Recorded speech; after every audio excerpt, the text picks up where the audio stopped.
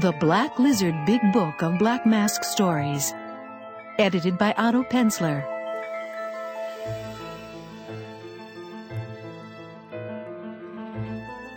Number 9.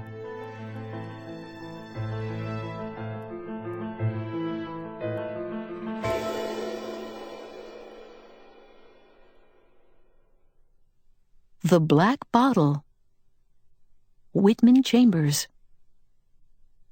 Whitman Chambers, 1896 to 1968, was born in Stockton, California, and went on to become a prolific pulp story writer, mystery novelist, and screenwriter. Chambers is a member of the hard-boiled, wisecracking school of fiction, and his tone lacked sufficient originality to withstand the passage of time. He is seldom read today, though he is the stylistic equal of some writers whose works have sporadically been reprinted. It is his work as a screenwriter and the mysteries that served as the source for still other films for which Chambers will undoubtedly be best remembered. Among his chief works for motion pictures are The Come On, 1956, based on his 1953 novel, which starred Anne Baxter as a manipulative woman who tries to convince a drifter, Sterling Hayden, to murder her husband. Chambers also wrote the screenplay for Manhandled, 1949, another film noir starring Sterling Hayden, in which small-time hood Dan Duryea victimizes Dorothy Lamour. In 1960, Chambers wrote the novelization. Also, his 1949 screenplay Special Agent features William Ide as an agent for the railroads who goes after two brothers, played by George Reeves, later famous as TV's Superman, and Paul Valentine, who pull a huge payroll heist. His The Campanile Murders, 1933, was filmed as Murder on the Campus, 1933. Murder for a Wanton, 1934, was filmed as Sinner Take All, 1936. And Once Too Often, 1938, was filmed as Blonde Ice, 1948. The Black Bottle, his only Black Mask story, was published in the April 1936 issue. The Black Bottle. 3 men, a girl, and the Black Bottle. Lieutenant Larry McMain came into the wardroom at 9. He dropped wearily into a chair, stretched his long legs with a sigh, and sat watching Doc Lucas, who was practicing alone at the billiard table. There was no other person in the room. It was one of those oppressively humid nights at the beginning of the rainy season, when a man's nerves are raw and there is no relief in sight from the maddening monotony of heat and dampness and deadly routine. It was a night when one thinks anything may happen, and yet knows that nothing will. Larry's face reflected the mood. "Been dining out?" Doc Lucas asked, swabbing his shiny bald head with a handkerchief. "With the Murdochs. Everybody gone to the dance in Cologne?" "Yes." Doc Lucas squinted down his cue, chuckling. "You should be there, Larry. You're not going to let Tommy Glade beat your time with the little Southern girl, are you?" McMain shrugged broad shoulders. "It's Tommy's last night in Panama. I hope he makes the most of it. He's going north on the S-96 with the 4th Division, you know." The pink-cheeked, round little doctor raised his cue and cocked a mild blue eye at the 3 balls. "Well, that's a break for you, isn't it?" "I wouldn't say so. Not so long as Benson Clark is on deck." "Benson Clark? He's the etymologist chap, isn't he? The one who's studying the San Blas Indians?" "He hasn't shown much interest in Indians lately," McMain said irritably. "He's dragging Billy Dean tonight." "Tommy Glade won't think much of that." "I don't think much of it myself," the lieutenant growled. "Clark's just a poser with money to spend, and why a girl like Billy Dean should fall for his line of—" He broke off as a crash of thunder shook the thin walls of the bachelor quarters. Rain pattered briefly on the roof. The moan of the surf pounding on the other side of the submarine base came whispering into the room. "I only hope," McMain muttered, That Tommy Glade doesn't take it into his head to tangle with Clark. That kid is too damn quick-tempered." "Yes," Doc agreed. "I heard him having it out with Pete Adams tonight." "With Pete?" McMain sat erect, eyeing the pudgy little man at the billiard table. "Good Lord, why did he jump on that inoffensive old fellow?" "Don't know, I'm sure. He had a hot argument with Pete in the pantry and then hustled off upshore." McMain frowned. "Odd thing for him to do. He's quick on the trigger, all right, but I never knew him to quarrel with a servant. And speaking of servants, how about joining me in a drink?" "An excellent idea." Doc Lucas racked his cue and waddled around the table. "I'll ring for Pete." He touched the button on the wall and then came over and sat down beside McMain. Short and pot-bellied, the 60-year-old medical officer was a sharp contrast to the tall, vigorous submarine commander who sat beside him. McMain leaned back in his chair and tried to relax. A long day in the sub's engine room had left him exhausted, his nerves on edge. He thought of Billy Dean, cool, fresh, and youthful, dancing the night away at the Strangers' Club. He thought of Benson Clark, handsome, wealthy, dangerous enough to be enchanting to a kid like Billy Dean. And he thought of Tommy Glade. It wasn't like Tommy to jump on poor Pete Adams, the old wardroom steward. Again thunder rolled, banging across the sub-base. McMain's head jerked. "You're the last man in the world," Doc remarked very casually. "I'd expect to develop nerves." McMain shrugged, grunted. "Until tonight, I never knew the meaning of nerves. But tonight, well, it's something I can't put a name to. A tension in the air. But where the devil is Pete? I'll ring again." Doc Lucas rose and stepped to the button. McMain glanced irritably towards the pantry and felt his hair stand on end. He was out of his chair in a flash. He caught Doc's arm, whirled him around. He pointed to a shining dark stain on the bare floor next to the pantry door. "Doc," he gasped, "that's blood." The doctor took a slow, deep breath and said calmly, "It certainly looks like blood, Larry." McMain strode to the pantry and pushed the door. It jammed against something. He threw his shoulder against it and hurled it wide. "Good Lord, Doc! Look!" Old Pete Adams lay sprawled face downward on the floor of the little cubby. The Negro's white uniform was soaked with blood, which had spread in a wide pool across the floor and under the wardroom door. Doc Lucas, businesslike and outwardly unmoved, bent down and turned the old man on his back. The eyes were wide open. The pupils rolled back until only the whites were visible. Set deeply in the black, contorted face, they were awesome and horrible.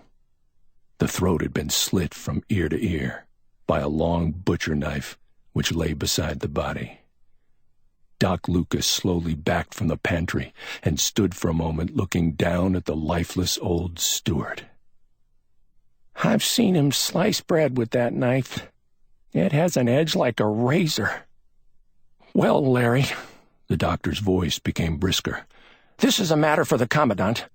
Close the pantry, will you?" McMain pulled the door shut and, turning, saw that Doc Lucas had sat down at the telephone stand. "Wait a minute, Doc," he blurted. "Look here. You mentioned an argument between Pete and Tommy Glade." Doc Lucas nodded placidly. "When was it?" McMain demanded. "Oh, perhaps half an hour ago." "What were they quarreling about?" "I don't know. I was on the other side of the room here practicing billiards." McMain's dark eyes were bleak.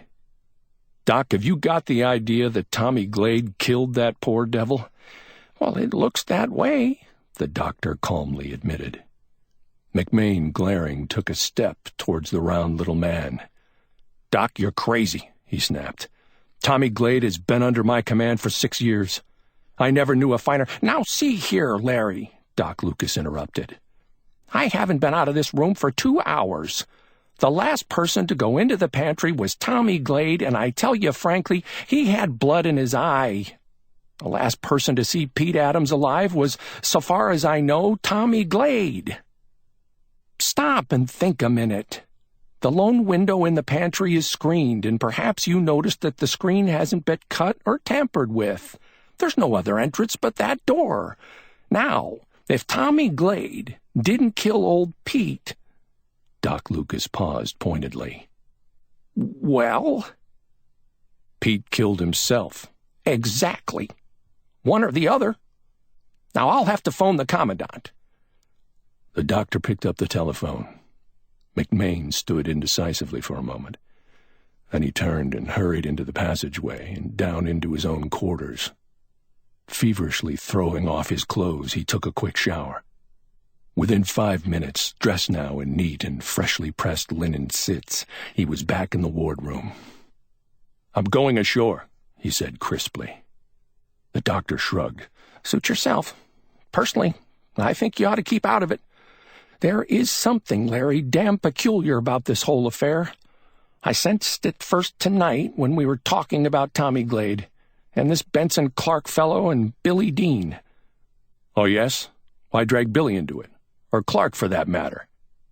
Doc Lucas smiled gently. "Or Tommy. Well, call it a hunch." McMain turned towards the outer door. Then he stopped again and faced the doctor. "What did you tell the old man?" "I didn't get him. He's at some fair in Balboa.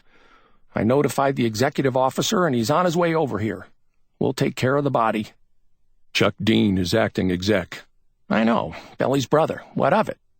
"Look here." McMain took a nervous step or two towards the doctor. "How about soft-pedaling this quarrel between Tommy Glade and Pete?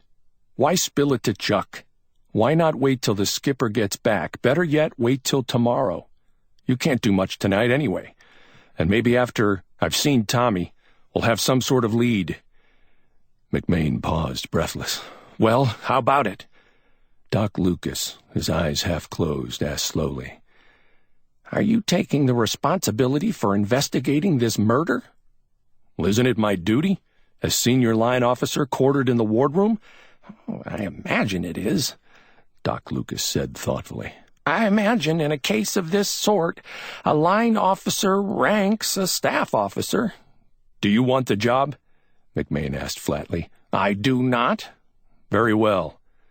Then leave it in my hands." McMain strode out of the wardroom into the humid, oppressive night. Walking around the building to the officer's garage where he kept his car, he regretted that he had been so downright short to Doc Lucas. He was too keyed up, however, to worry about it. Where would this thing lead? Tommy Glade implicated in the murder of an obscure wardroom servant. That was nonsense. Billy Dean involved and Benson Clark? Absurd. The only possible connection was in his own mind, in associating Glade with Billy and Clark. Chapter 2. McMain parked his car in the driveway in front of the Strangers Club and climbed the stairs to the hall on the second floor. A dance had just ended. He singled out Billy Dean and Benson Clark almost immediately. They were walking towards a table in the dimness of the far corner. Tommy Glade, the lieutenant reflected, would not be far away. McMain strolled over to their table. There were 3 empty glasses on it. 3. Where was Tommy Glade? "Good evening, Billy," he said. "How are you, Clark?" Billy's eyes lighted as she smiled at him. "Hello, Larry. You're looking warm. Been dancing?" Her low-pitched, lazy southern drawl was as calming and caressing as a cool breeze. "No, I just got here." Clark had risen, but he did not offer his hand. He was a tall, muscular man of 35. He carried himself, he moved with a studied grace and poise. His blond hair was brushed back from his high forehead in a nice wave. With his strong cleft chin, his regular features. He was just a bit too handsome to be human. "Good evening, McMain," he said crisply, and sat down again. Where, the lieutenant asked himself, was Clark's usual well-known courtesy? Even in the dim light, McMain could see that the man's face was sharply drawn, his eyes restless. Had he, too, developed nerves on this hot and humid night? Where was Tommy Glade? "Are you with a party?" Billy asked. "No, I'm on my own tonight." Billy looked at Clark, and the latter, with an almost imperceptible shrug, said gracelessly, "Sit down and have a drink with us, McMain." "Thanks, I will. Beer for me." He sat down, feeling uncomfortable over the way he had forced himself on them. Clark gave an order to the waiter. "Has Tommy Glade been around?" McMain asked casually. "Tommy was here when we got up to dance," Billy said. "I reckon he's around someplace, down at the bar, perhaps."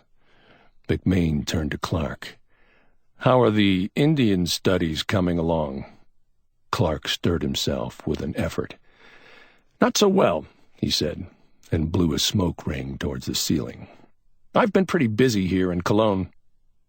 McMain looked at Billy Dean and saw that her eyes, usually placid, were dancing with excitement. "Are you holding something out on me, Billy?" The girl asked breathlessly. "Haven't you heard the rumors about Mr. Clark?" "Rumors about Mr. Clark?" McMain repeated. He had heard rumors, but they were hardly the kind to be discussed in mixed company. Billy leaned across the table. "Mr. Clark isn't an entomologist at all," she whispered. "He doesn't really give a darn about those Indians he visits down there in his yawl. Actually, he's a Secret Service operative." Clark's smile was patronizing. "According to rumor, my dear," he corrected. "Isn't it thrilling?" Billy asked. "Yes, very thrilling." It didn't sound thrilling at all to McMain. It sounded impossible. "Where do you suppose Tommy Glade is keeping himself?" "Are you riding herd on Tommy tonight?" Billy asked. "Because if you are, I reckon you'll have a job on your hands. He took 2 drinks with us and seemed quite tight." "If he's tight, it'll be the first time in the 6 years I've known him." "What a model young man," Clark said dryly. Billy Dean looked sharply at her escort. She frowned, and the color rose in her cheeks. The drinks arrived. They drank them in silence, under a pall of dissonance that was in sharp contrast to the gay chatter of the surrounding tables. The music started again, and McMain stood up. "Like to dance, Billy?" He was conscious that Clark sat glaring at him as he swung the girl out onto the floor. They danced for a moment, in silence. "Larry," the girl said abruptly. McMain looked down at the shining black head nestled against his shoulder. "Yes?" "What's wrong with Tommy tonight?" McMain's heart skipped a beat. "Nothing that I know of. Why?" "There's something wrong with him. I felt it." "Well, you said he was tight." "That was just talk," Billy said. "He wasn't tight. He was strange." "How do you mean, strange?" "Well, it's hard to explain exactly. You know how he's always joking and kidding? Well, tonight he acted as though he carried all the troubles of the world on his shoulders." "He's leaving for Boston tomorrow, and he doesn't want to go." "It isn't that. Tommy wouldn't whine over a transfer. It was something deeper." She leaned back and gazed up into his face with troubled gray eyes. "Larry, why are you looking for Tommy?" "I can't tell you," McMain said stubbornly. "Why can't you tell me? Is it so serious?" "It's damn serious, Billy." "But what—" They paused by common accord. There was a commotion down the hall, near the balcony which overlooked the bay. Everyone at the end of the floor had stopped dancing. McMain saw Cal Clemens, one of the supply officers from the base, bearing down on him. Cal's face was dead white, and he was shouting, Larry, come here, will you?" McMane's heart sank with a dread foreboding. "You'll have to excuse me, Billy," he said crisply. "Come, I'll take you back to your table." He took her arm and started rapidly with her across the hall. "You stay with Clark. I'll be back." He shoved her towards the table, turned and hurried over to Cal Clemens. "What's wrong, Cal?" "It's Tommy Glade." Cal's face was beaded with sweat. "What about him?" McMain snapped. "He's out there on the balcony," Cal said, "hanging over the rail." "Good Lord," McMain exclaimed in disgust. "Why all the fuss? Can't a man get drunk and—" "He isn't drunk, Larry," Cal gulped. He's dead." Chapter 3. By the time McMain got out to the balcony, someone had lifted Tommy Glade off the railing and laid him on his back. McMain dropped to his knees, jerked a flashlight from the hand of a frightened waiter, and shone the beam on Tommy's face. The ensign's mouth was contorted. His plump cheeks were blue, black, his eyes staring and glazed. McMain scanned the circle of men who had gathered on the balcony, barked hoarsely, "Who found him?" "I did, sir," the waiter said, speaking with the unexpected British accent of the Barbados Negro. "I seen him hanging over the rail. First I think he's sick, and I go over to him and give him an hand. But he ain't sick, sir. He's dead." McMain got to his feet. What an end for cheerful, happy-go-lucky Tommy Glade. Doubled over a railing on the balcony of the Strangers' Club, like any common drunk. Dying there, dying alone, and in agony. Cal Clemens elbowed his way to McMain's side. "What do you think, Larry? Did he have a bad heart?" "His heart was all right, but there doesn't seem to be a wound. Good Lord, man, what could have killed him? Only an autopsy will determine that." You think he killed himself?" Clemens asked. "Not in a million years. Tommy Glade was murdered." "Murdered? But—" "Now see here, Cal. I'm going back to the base. This thing happened in Panama, and the Cologne police will have to take over. Call them, will you?" "Okay, Larry." McMain pushed through the hushed throng and made his way onto the dance floor. The music had stopped now, and everyone was standing around, looking towards the balcony, talking in low tones. Clark and Billy Dean were not in the hall. McMain ran down the stairs 2 at a time, leaped into his car, and drove swiftly back to Coco Solo. At the entrance of the military reservation, where he pulled up at the sentry box, he asked, "Did Lieutenant Dean's sister just go by in a car?" "About 2 minutes ago, sir," the Marine sentry told him. "Who was with her?" "There was a tall guy, some civilian in the back seat, and a native chauffeur driving. It was a black cad touring car, sir." McMain put his car in gear and drove on to the wardroom, shut off his motor and lights, and went inside. Doc Lucas was gone. McMain glanced at the board beside the door and saw the doc's peg had been shoved into the sick bay hole. Emergency call, probably, and every other doctor on the base ashore. McMain walked over to the pantry and glanced inside. Pete Adams' body had been removed and the blood mopped up. He closed the door and walked down the corridor. Passing his own room, he went on to the end of the passage and paused before Tommy Glade's. The key, he noted, was on the outside of the door. McMain turned the knob and stepped inside. The odor of some exotic perfume, so strong as to be almost stifling, smote his nostrils as he groped for the light switch, found it, and snapped on the lights. He heard a gasp before he saw the slim girl in the pale green dress. She was standing on the other side of the room, one hand at her breast, the other resting on a square black bottle which stood on the table in the corner. She was breathing fast, and her gray eyes were frightened. "What the hell?" McMain cried. Billy dropped her gaze, but did not speak.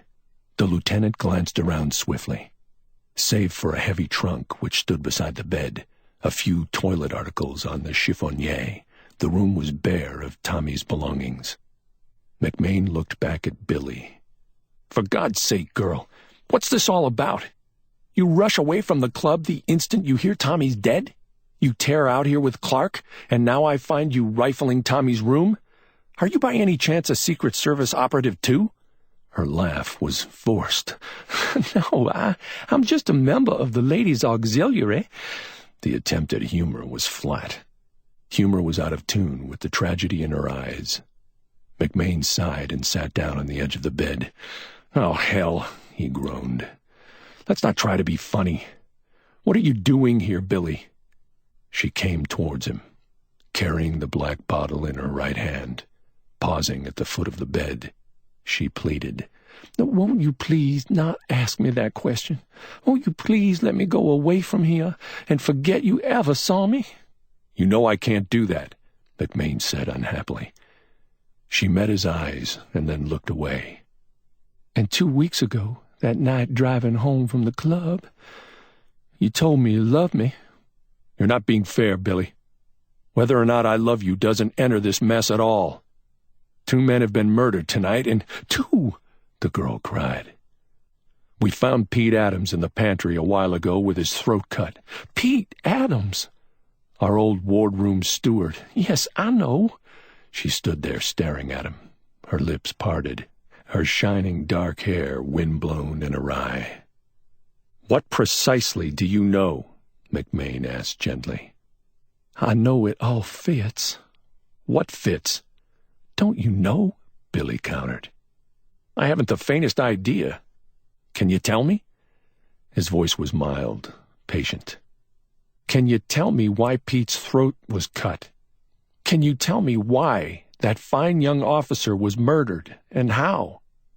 "Tommy," she said, her voice trembling, "killed himself."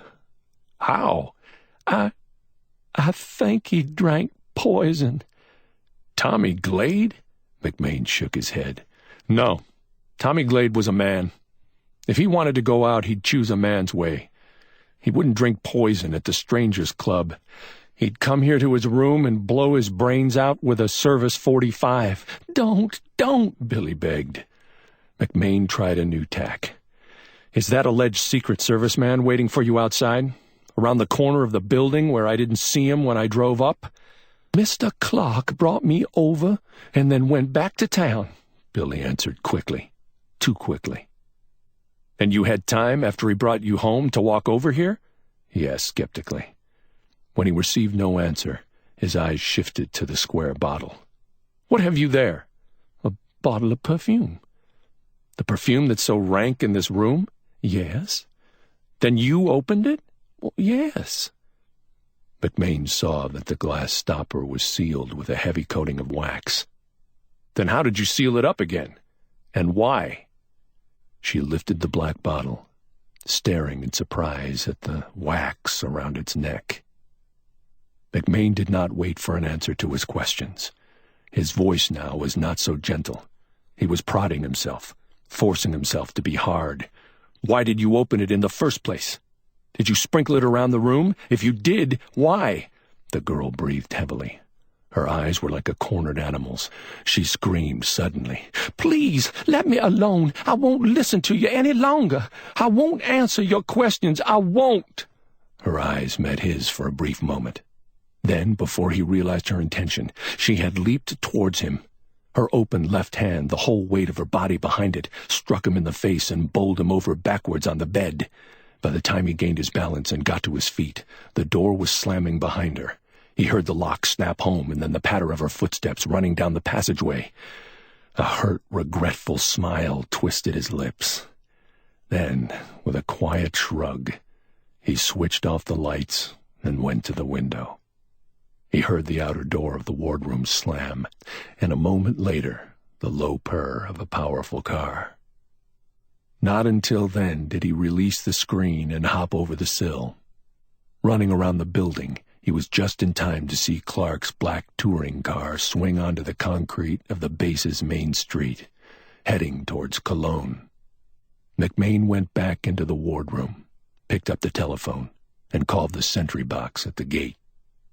"Lieutenant McMain speaking. That big cad with Miss Dean is on its way up. Stop it. Close your gates, and stop it if you have to use your rifle. Got that?" "I got it, sir." McMain put the telephone back on the stand. He was still smiling, that twisted, regretful smile, but with his lips alone. His dark eyes were hard. Chapter 4. McMain went out to his car and drove to the Dean's quarters. He found Chuck Dean, his wife, and the Myers in a bridge game. He greeted them, said briefly, "Sorry to break up your game, but I'll have to see you for a few minutes, Chuck." Chuck, a lanky, blond 6-footer, rose from the table. He got his cap and followed McMain out of the house, down the stairs and to the small roadster. "What is it all about, Larry? Pete Adams?" "That's the beginning of it," McMain acknowledged, and briefly sketched the night's events. "Good Lord, I can't understand it," Chuck Dean said dazedly at last. "Billy has always been adventurous, reckless, you might say, but getting involved in a thing like this? Why do you suppose she wanted that bottle of perfume? She must have got it for Clark, but why didn't he do his own dirty work?" "He'd need her with him to get onto the base after 9 o'clock. "But after he was here, why didn't he drop her at home and go back to the wardroom himself? Why did he have to drag her into this?" McMain said quietly, "Chuck, she was in it already." "My sister?" Chuck raged, and he caught himself, asked more calmly, "You say this fellow is a Secret Service man?" "Billy believes he is, and he doesn't deny it. Personally, I think he started the rumor himself as a blind." Chuck thought about that for a moment or two, while he nervously coiled and uncoiled his long legs. "And Tommy's room, you say, was rank with perfume?" "Terrible. And yet the cork wasn't out of the bottle." "Then where did the smell of perfume come from?" "I didn't take time to investigate." Chuck Dean sighed heavily. "Well, I reckon we better round up Billy and that Clark fellow and see what they have to say." "Right." McMain drove through the silent base and down the road to the sentry box. "Good Lord," Chuck Dean exclaimed. "Look at that gate." The double gate was a mass of twisted steel, folded outward. The Marine Guard came over, uncomfortably at attention. "I'm sorry, Mr. McMain. I stopped them and told them they couldn't go through. They argued a little, and then the driver threw his car into gear and blooey! Bang through the gate he went." "You're a hell of a sentry," McMain snorted. "Did you fire at the car?" "No, sir. I was afraid I might hit Miss Dean, and I didn't like to take the chance, sir, just because of an elopement." "Elopement?" "Sure. Didn't you know, sir? They were eloping. Miss Dean and the big guy. He told me."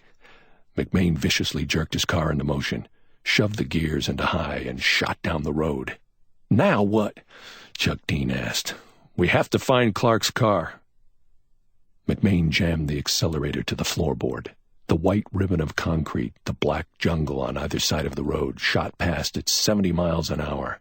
Suddenly, Chuck Dean cried, "Hold her, Larry!" McMain came down on his brake. "What was it?" "Body, looked like. Back there beside the road. No, a man. Reckon you better come about, fella." McMain cramped his wheel and swung the car around with its tires screaming. "Good God! This gets worse all the time. Where'd you see that body? Which side of the road?" "My side coming in, your side now. Wait, there it is. See it?" McMain drew up at the edge of the concrete. The body of a man, crumpled as though it had been hurled from an automobile, lay in the lush grass which bordered the highway.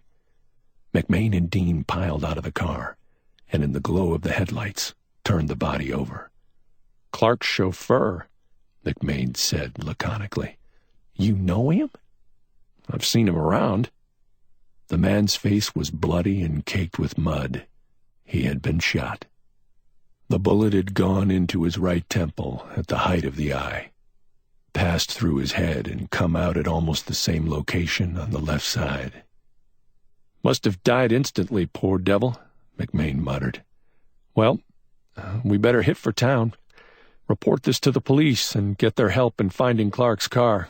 Come on."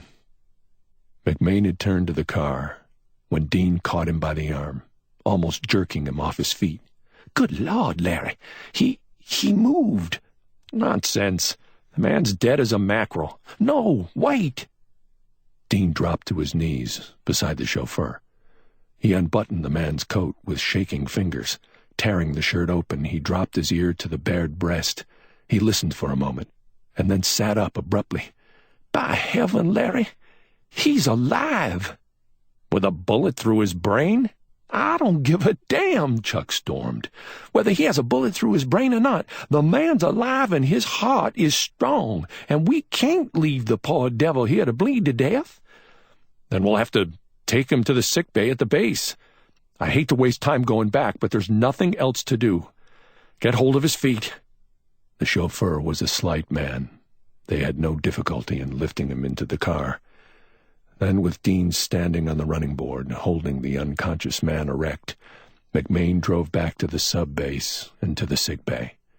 There they found Doc Lucas, who, taking one look at the man, said crisply, "It's a miracle, but not without precedent. Carry him into the operating room." McMain and Dean carried him in and left him there. They were in too much of a hurry to make explanations, and the doctor, for a time, was too busy to listen to them. At police headquarters in Cologne, a large and dingy room through which passed the cosmopolitan port's nightly stream of drunks and brawlers, they found the desk sergeant. McMain introduced Clark and himself. "Anything new on that death at the Strangers Club?"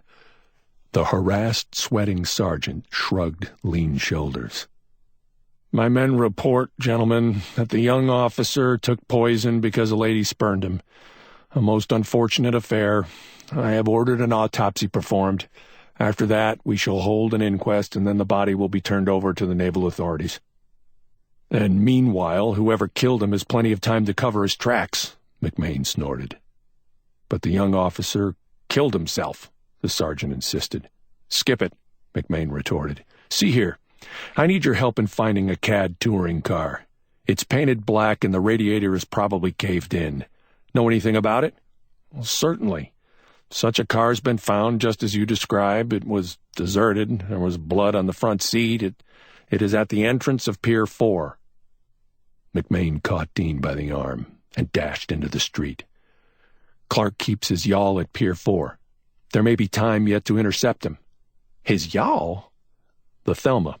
The boat he uses to cruise the San Blas Islands. I should have thought of it before, but I never figured he was set for such a fast getaway." They found the damaged car at the entrance of Pier 4. The Thelma, Clark's trim, white 50-footer, was gone. "He must have had her all ready to shove off," McMain said helplessly. "And that trip we made back to the sick bay gave him the time he needed to get away." The two men turned, and heavy-footed, walked slowly back to the car. Misery and bewilderment had acted like a poison on McMain's brain. He had stopped thinking, but he couldn't stop the round of questions that kept turning over and over in his mind. What was the meaning of all this insanity? Why had old Pete been murdered? Why had Tommy Glade been killed? What was in the black bottle? Why did Clark shoot his chauffeur? Where did Billy tie into the picture? "It's a hell of a puzzle," he remarked finally, with a slow and regretful shake of his head. "And I'm afraid the end, Chuck, won't be pleasant. A woman you know doesn't go kiting around the country with a man burglarizing rooms for him unless—" "Yes?" Chuck prompted dully. "Unless she wants to do those things," McMain finished with an effort. "When you consider the foray those two have been on, you've got to admit coercion was out of the question." Chuck's lips were twisted. Sad-eyed, he nodded in silence. Chapter 5. Chuck, Dean, and McMain drove back to the submarine base in the drenching rain. "Clark's chauffeur may be able to tell us something," Larry remarked after a while, and added hopelessly, "If he ever regains consciousness. But not even he, probably, will be able to tell us why Billy is messed up in it." McMain slowed for the turn at the entrance of the military reservation. He began quietly. "If she's in love with Clark, but she's not in love with Clark," Chuck declared. "She's told you?" McMain asked. "A dozen times. She doesn't love Clark. She didn't love Tommy Glade. She loves you. And if you hadn't been such a sap, you'd have known it and asked her to marry you months ago. Oh, don't stop making excuses. I understand your position. You were afraid she'd turn you down, and because of your silly pride, you wouldn't give her a chance." McMain drew up before the sick bay, and Dean ran inside. He came back in a moment, reporting that Doc Lucas had finished there and gone to the wardroom. They drove to the bachelor quarters and found Doc in his room getting ready for bed. "Is that fellow going to live?" McMain asked without preamble. Doc, a bit ludicrous in his undershirt and shorts, nodded and said, "Without a doubt." "With a bullet through his brain?" "The bullet didn't touch the brain. It passed through the retrobulbar space, which is an area of fatty tissue behind the eyeballs. If a bullet goes through it without touching the optic nerves, the patient usually suffers no permanent ill effects." "Has this fellow regained consciousness yet?" "More or less. He's still groggy." "Can he talk?" "He can, but I won't let you two men put him through any third degree. He's lost a lot of blood and must have absolute rest. Who the devil is he, anyway?" "Benson Clark's chauffeur," McMain replied. Doc Lucas regarded the two men with narrowed eyes. "What's happened?" "Plenty. Tommy Glade killed himself, or was murdered, at the Strangers Club." Doc looked at Chuck Dean. "Not over," Chuck said unhappily. "I reckon Billy is mixed up in it. Tell him, Larry." McMain sketched briefly the night's happenings. "Strange about that perfume," the doctor mused when McMain had finished. "Tommy Glade bought one of those square black bottles this afternoon to take to his sister up north, and he happened to mention to me that old Pete Adams had given him a bottle of the same perfume to mail when he got to New York to Pete's daughter in Harlem." McMain sat down on the edge of the bed and lit a cigarette. "I'm beginning to see a few things," he said thoughtfully. "You know, the good-hearted naval officer who smuggles dutiable goods into the States in order to do some friend a favor is pretty much of a damn fool.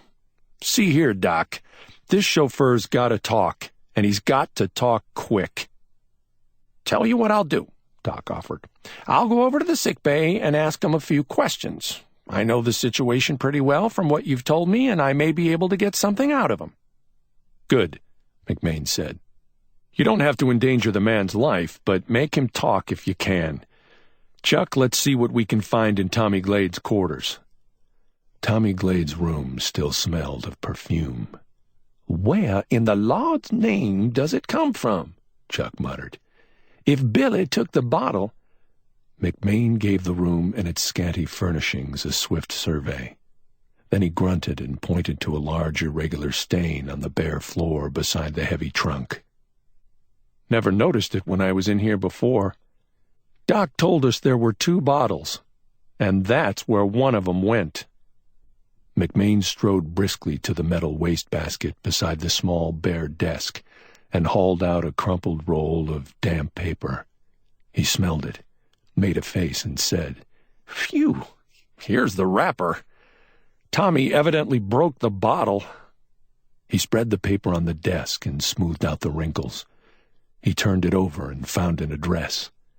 The ink had run badly, but he and Dean could decipher a box number, a station number, and New York, NY. "The bottle which Pete Adams gave Tommy," McMain asserted, "was wrapped in this paper. You know, Chuck, there is no USA in the address. That means Pete expected Tommy to mail it after he got up north, without the formality of a customs examination. Mailing it in the States would have saved Pete $4 or $5 duty. Chuck took off his cap and scratched his head. He looked tired and baffled and disheartened. But where are the pieces of the bottle? McMain started through the chiffonier. From the back of the bottom drawer, he dragged forth a small parcel wrapped carelessly in newspaper. He took it to the desk and opened it, revealing a double handful of broken black glass. The pieces of the bottle, Dean exclaimed. Now why did he save pieces of— Good Lord, look! McMain gasped. He pointed a shaking finger at a gleaming object that plainly was not glass. A diamond, Chuck Dean said in a dazed whisper. McMain cried, "Why, there's dozens of them!" He pawed through the pile of glass, spreading it over the newspaper. "And look at that! A ruby! And that green one there! It's an emerald!" For the space of half a minute, the two officers pawed over the jumble of glass and precious stones. "See here, Chuck," McMain said at last. "These stones represent a small fortune." "Oh, yes, I reckon they do. And Tommy Glade was supposed to smuggle them into the States. Damn it, Larry, I can't understand how a fine young man like Tommy Glade could have been messing in a smuggling plot." McMain groaned. "Oh, you damn fool, don't be so dumb," he raged. "Don't you get the picture? Tommy was the innocent go-between." "Well," Chuck stammered, I can't see." McMain caught him by the shoulder, shook him angrily. "Tommy, I tell you, was not in on this plot. Pete Adams gave him the bottle of perfume and asked him as a favor to take it into the States for him." "I get that part of it," Chuck Dean nodded morosely. "And somebody," McMain rushed on, "has been using us to smuggle gems into the States. Pete Adams was their agent. Loyal, obliging old Pete, whom nobody would ever suspect and for whom everybody was willing to do a favor. And that somebody you just mentioned—" "One guess, Chuck," McMain snarled. "Benson Clark." "It's a cinch. Look here." McMain's voice was brusque. "Tommy in some way broke that bottle. He was always awkward. He was always stumbling around and knocking things over. There's his trunk.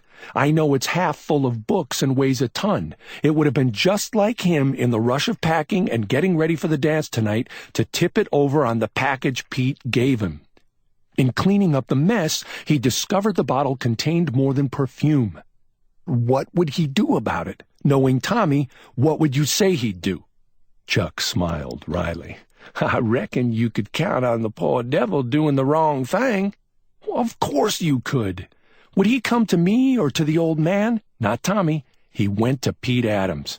He forced Pete to tell him where the bottle came from, and then Tommy, full of the romance of adventure, went out to do some sleuthing on his own hook. Thought it would be a grand idea to run down single-handed a gang of gem smugglers. And Clark got wind," Dean began. "More likely," McCain broke in. "Pete Adams warned Clark by telephone, and Clark was all set to handle Tommy when Tommy got to the dance. He slipped something in his drink. He murdered him." Chuck Dean gave vent to his futile rage with a string of good Carolinian profanity. Then he asked, "But who do you reckon murdered Pete?" "Pete wasn't murdered," McMain declared shortly. "Think a minute, Chuck. Pete was 60 years old and not too strong.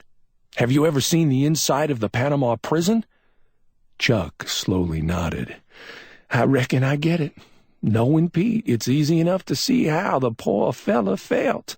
He thought he was trapped. He didn't see any way out. He was an old man. So he cut his throat rather than face a term in prison."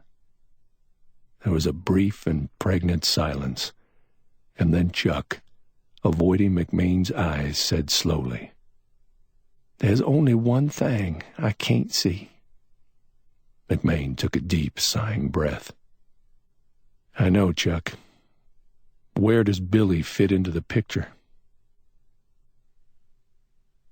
Chapter 6. The wind now was steady and high. moaning dismally around the building. Rain pounded on the roof in a relentless deluge. Tommy's little room was like a steam bath, and sweat dripped from McMane's face as he gathered up the gems and pieces of glass. He rolled them tightly in the newspaper and went out with Dean to the wardroom. There they met Doc Lucas coming back from the sick bay. "Would he talk?" McMane asked quickly. "Yes, he talked. What have you there, Larry?" "A small fortune in unset gems."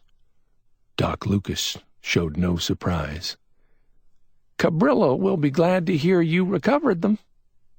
"Cabrillo? Who the devil's Cabrillo?" "Clark's chauffeur.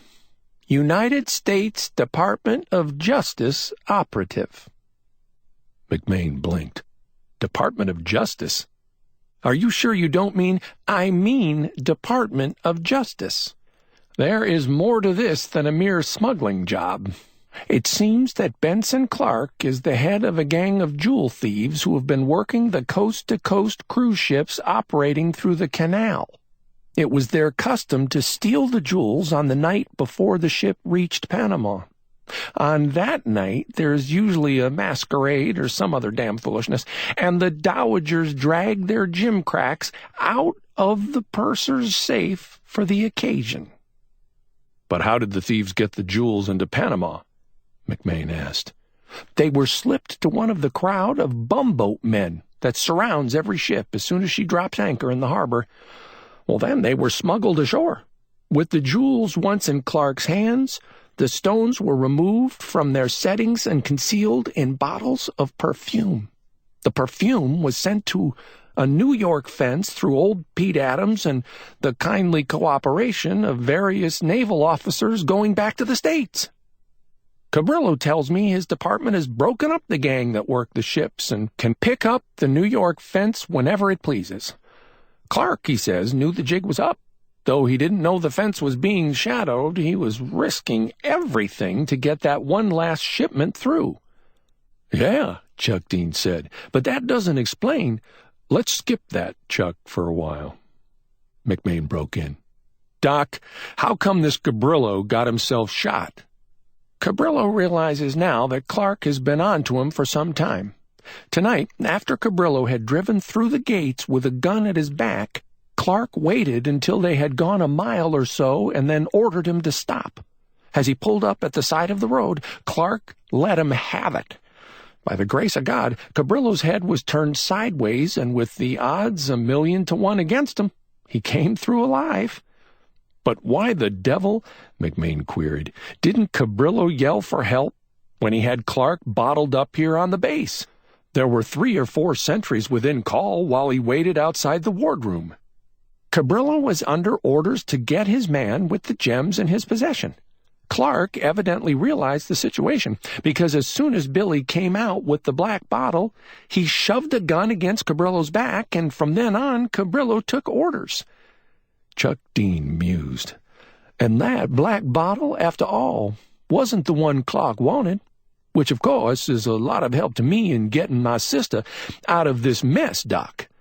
What does this Secret Service fella say about Billy?" "Well, he didn't say anything about Billy," Doc replied. "Incidentally, Cabrillo had me phone his chief, man by the name of Bridges, over in Balboa. The wheels of justice, of the Department of Justice anyway, are already turning." As a matter of fact, the Secret Service man was already on his way over, although McMane and Dean did not know this and spent half the night in impotent fretting. At 1 o'clock that morning, a plane roared in from Balboa. 10 minutes later, the 2 officers were in the commandant's office, where they were tersely introduced to Thomas Bridges, chief operative in the Canal Zone for the Department of Justice. The federal man was about 40, a slight, pink-cheeked little person with graying hair and hard, direct, ice-blue eyes. The commandant said briefly, "I have gone over the situation with Bridges, McMane, and I want to compliment you on the excellent work you have done so far. From now on, however, you and Dean will take orders from him. The Whipple has steamed up, and you will go aboard her immediately. She will head east towards the San Blas coast." "We are almost certain," Bridges explained in his precise, mild voice, "that Clark has headed for the San Blas Islands. He knows that country, and it offers his best chance for a getaway, either into Colombia or overland through Darien." "Darien!" Chuck Dean exclaimed. "Surely that damnable coward wouldn't drag a woman into Darien." Bridges smiled gently. "That damnable coward, as you call him, is a bold and resourceful young man whose life is at stake." His smile faded as he added, "And I don't imagine the young woman will have to be dragged." Chuck's fists clenched, and his face went white as he glared at the little federal operative. "You are not inferring, are you, sir, that my sister is a member of this ring of thieves?" "I have found no evidence pointing to that conclusion," Bridges said, "until tonight." Chuck's jaw set. "And I assure you, sir, that her actions tonight will be honorably explained in due time." "I sincerely hope so, Lieutenant Dean." The federal man's blue eyes were coolly skeptical. The commandant said quickly, "By daylight, the Whipple should be off Parvenir, the most westerly of the islands. I doubt if Clark's yawl in this storm can make half that run. You'll probably intercept him before he gets into the islands. Weather permitting, I shall send out all available planes in the morning. They will have no difficulty in picking up the yawl, and they will keep in touch with you and direct you by radio. The rest will be up to you. That will be all?" "Very good, sir." McMain saluted and walked out of the office in silence. He was vaguely aware that Bridges and Chuck Dean had fallen in beside him, but he did not speak. What if the Thelma reached Parvenir and dodged into the islands before daylight? It was a run of only 70 miles, and Clark, getting away about 11, had 7 hours of darkness. The Thelma should be fast with the wind on her beam, and Clark would drive her. He thought of the San Blas archipelago, that amazing chain of more than 4,000 islands and keys stretching along 150 miles of coast, all the way from Parvenir to the Gulf of Darien. The Whipple drew too much water to navigate even the deepest of the narrow channels which wound through the group. And behind that long necklace of green islands, protected by myriad uncharted coral reefs, was Darien. Not a huge area, Darien, perhaps 50 miles wide and 3 times as long, and yet for its size one of the wildest, most unexplored, most dangerous sections of the world. A land of high mountain and bottomless swamp, of heat and venomous insects and fever. Not many white men had gone into Darien and come out alive. McMain thought of these things, and he thought of a girl in a pale green silk dress and high-heeled sandals plodding through the swamps behind handsome Benson Clark. Chapter 7. It was still dark at 6 o'clock the following morning when McMain climbed the ladder to the bridge of the Whipple. The destroyer, barely making steerage way, was rolling heavily to a beam sea. A fresh breeze from the northeast sang through the rigging, and a steady deluge of rain thrummed the steel decks. Holding to the handrail, McMain groped his way forward and finally made out Ken Scott, the destroyer's captain, in the port wing. "Morning, Larry," the commander greeted him cheerfully. "Morning, Ken. What's your position?" "We're about 5 miles due north of Parvenir. I don't dare run in any closer." McMain peered over the weather cloth into the gray murk. Dawn was trying, with difficulty, to break. "Been here long?" "Since 5. "No sight of the Thelma on the rundown?" "Lord, no. It was as thick as the inside of your hat all the way. Nice going for the yawl, though. Steady wind and just the kind of a sea she'd like." "Think she beat us down?" McMain asked. "No, We probably passed her along the way. Clark would cut the corners a lot closer than I could. He's probably standing into Parvenir right now, McMain growled. How's the barometer? Falling slowly, Ken Scott said, but very, very steadily. McMain grunted. A hell of a chance we've got. 1 in 1,000. The old man won't send out any planes to help us either. They wouldn't be of any use if he did. It's a tough situation if you ask me, and damn little we can do about it.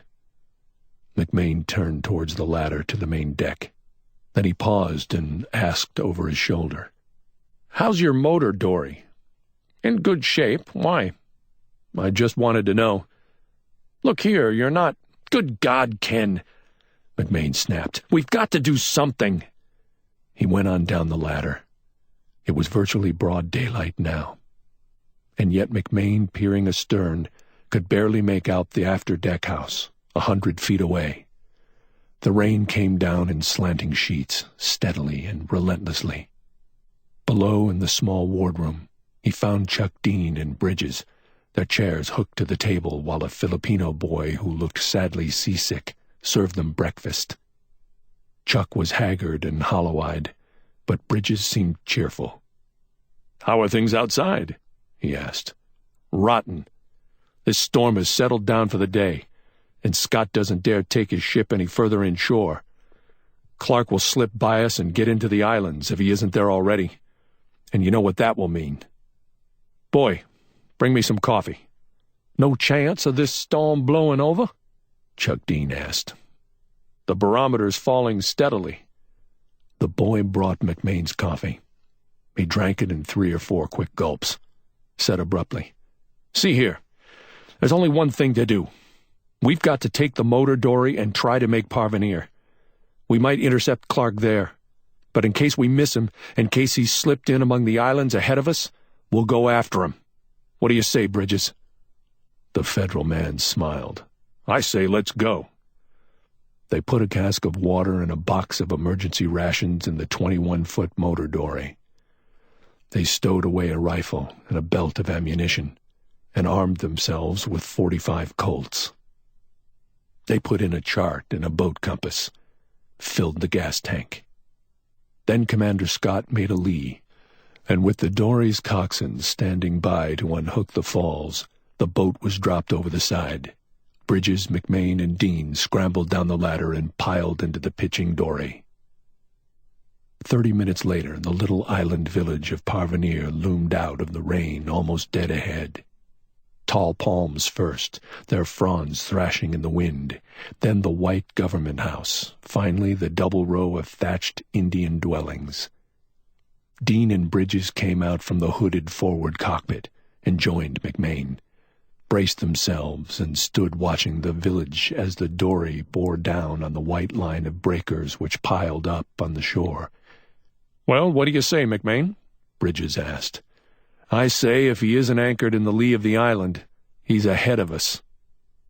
Bridges turned to the coxswain, who crouched in his oilskins in the after cockpit.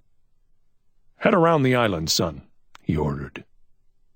A few Indians, short men with broad shoulders, narrow hips, and thin legs, came out of their huts and stolidly watched the dory go by. On the lee side of the island there was no sign of the yawl. Nothing but a half-dozen native cayucos pulled up on the beach. "The next village is Carty," McMain said briefly, "and from there it's only a short way over to the mainland." "How far away is Carty?" 10 miles across the Gulf of San Blas in an airline, nearer 15 or 20 by the channel." "You think he'd head that way?" "He's got to head that way. There's only the one channel until he gets further east, in the neighborhood of Nargana. Then Carty it is." The coxswain, at McMain's order, cut his engine to half speed, and they cruised along watching for the settlement. They made it out finally, a long line of native dwellings stretching along the beach and anchored offshore, a gray and weathered submarine chaser which was used as a trading station. "Pull over to the chaser, coxswain," McMain ordered. As they drew alongside the ancient sub-chaser, An old man came out of the cabin and stood staring at the dory. McMain threw him the painter. He caught it, expertly, made it fast, and shouted cheerily, "Come aboard, friends!" "Haven't time," McMain replied. "We're looking for the Thelma. Has she been by here?" "The Thelma, huh? What's Ben Clark been doing besides marrying a right nice little woman?" Chuck Dean gulped, but McMain said quickly, "Clark is wanted in Cologne for murder." "Murder, huh?" The old trader never batted an eye. "Well, I ain't surprised. I never did like that young feller. He's too damn pretty." "Hell," Bridges spoke up. "Has Clark been along this way?" "Huh? Well, sure he has, about an hour ago. Him and his wife stopped in and bought some supplies off me. Then he went ashore there and got a cayuco. He tied it astern of the yawl and headed east. He's probably making for Sidra. That's a big island due east of here, about 10 mile. "Thank you, and much obliged," McMain said. "Cast us off, will you?" The old trader untied the painter.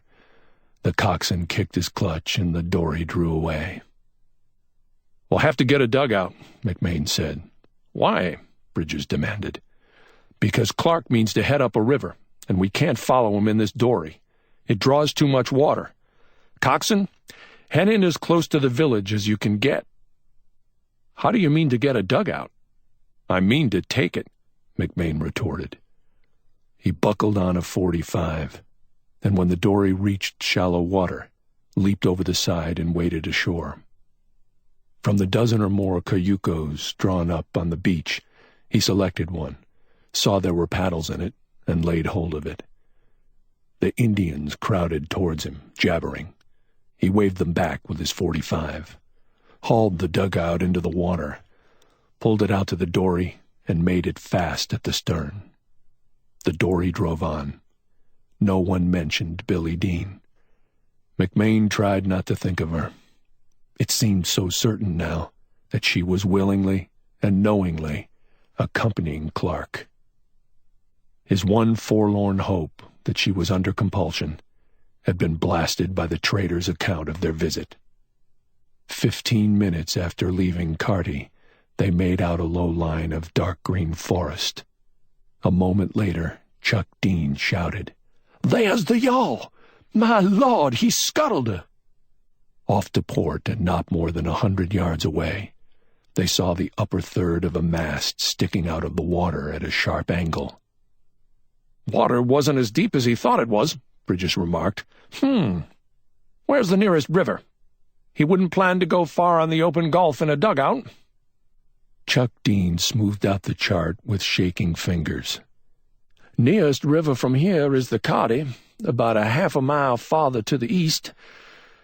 That must be the one. Cut over to port, coxswain, and head along the shore. Well, boys, it won't be long now." Chapter 8. Heading east, they came shortly to an area of muddy water, which told them they were at the mouth of the Carty. They found a break in the dense jungle which lined the shore and headed into it. The river here was a good 200 yards wide, and the current barely noticeable. "Here's where we'll pick up on him," Chuck Dean said tensely. "He can't make time in that cayuco." Half an hour later, they ran without warning onto their first sandbar. "All out but the coxswain," McMain cried. The 3 men leaped into the knee-deep water and hauled the dory astern until she was clear. "Reckon we better take to the dugout?" Chuck Dean asked. "Not yet," McMain returned. "Try it to port, coxswain. The channel seems to be that way." During the next half hour, while the river grew steadily more narrow and shallow, they went aground 3 times. McMain finally gave up. "We can't waste any more time with the dory, coxswain. Stay here till we come back." The boy's jaw dropped. How long might that be, sir?" "It might be all winter," McMain snapped, "but it will probably be less than 24 hours. You have emergency rations. Put out a light tonight as soon as it's dark, and keep your eye peeled for us." As they stowed a box of rations and the rifle in the dugout, McMain said briefly, We have 8 hours of daylight left. Once it's dark, we can consider that he has slipped us for good." They wasted no more time in talk. They got into the narrow dugout, took up their paddles, and bent their backs to the task ahead. Within 5 minutes they had settled into a smooth, rhythmic pace that shot them swiftly up the swollen river. Within a half a mile after leaving the dory, the three men were hauling their dugout over a short and rocky rapid. Above the rapid, they found a quarter-mile stretch of river, which ran deep and swift. It was all they could do to make headway against it. And then Bridges, in the bow, raised his paddle and pointed to a sandbar in the middle of the river. They all saw the footprints there, the large prints of a man and the small prints of a woman. No one said anything, but McMain hitched his .45 forward. The three men toiled onward, doggedly in silence, paddling the deep stretches, dragging the frail dugout through or around the rapids. They worked feverishly, rain and sweat streaming from their faces. And then abruptly, unexpectedly, the chase was over. They rounded a bend, paddling in deep water. They saw Clark and Billy Dean standing beside their canoe at the foot of a rapid less than 30 feet away. McMain's hand leaped to his Colt. Bridges reached for the rifle, but Benson Clark waved his empty hands and called with a laugh, "Put your guns away, gentlemen. I know when I'm licked." McMain's hand did not leave his automatic. He sensed there was something wrong with the picture. It wasn't normal for a man in Clark's position to give in without a struggle. The Federal man must have felt the same way about the situation, for he kept his rifle ready and did not again pick up his paddle. Only Chuck Dean, with a stricken, hurt look in his eyes, kept paddling towards the other cayuco. Benson Clark said, "I see you don't believe me." He turned to Billy Dean, who in a torn yellow slicker a dozen sizes too large for her, stood knee-deep in the water.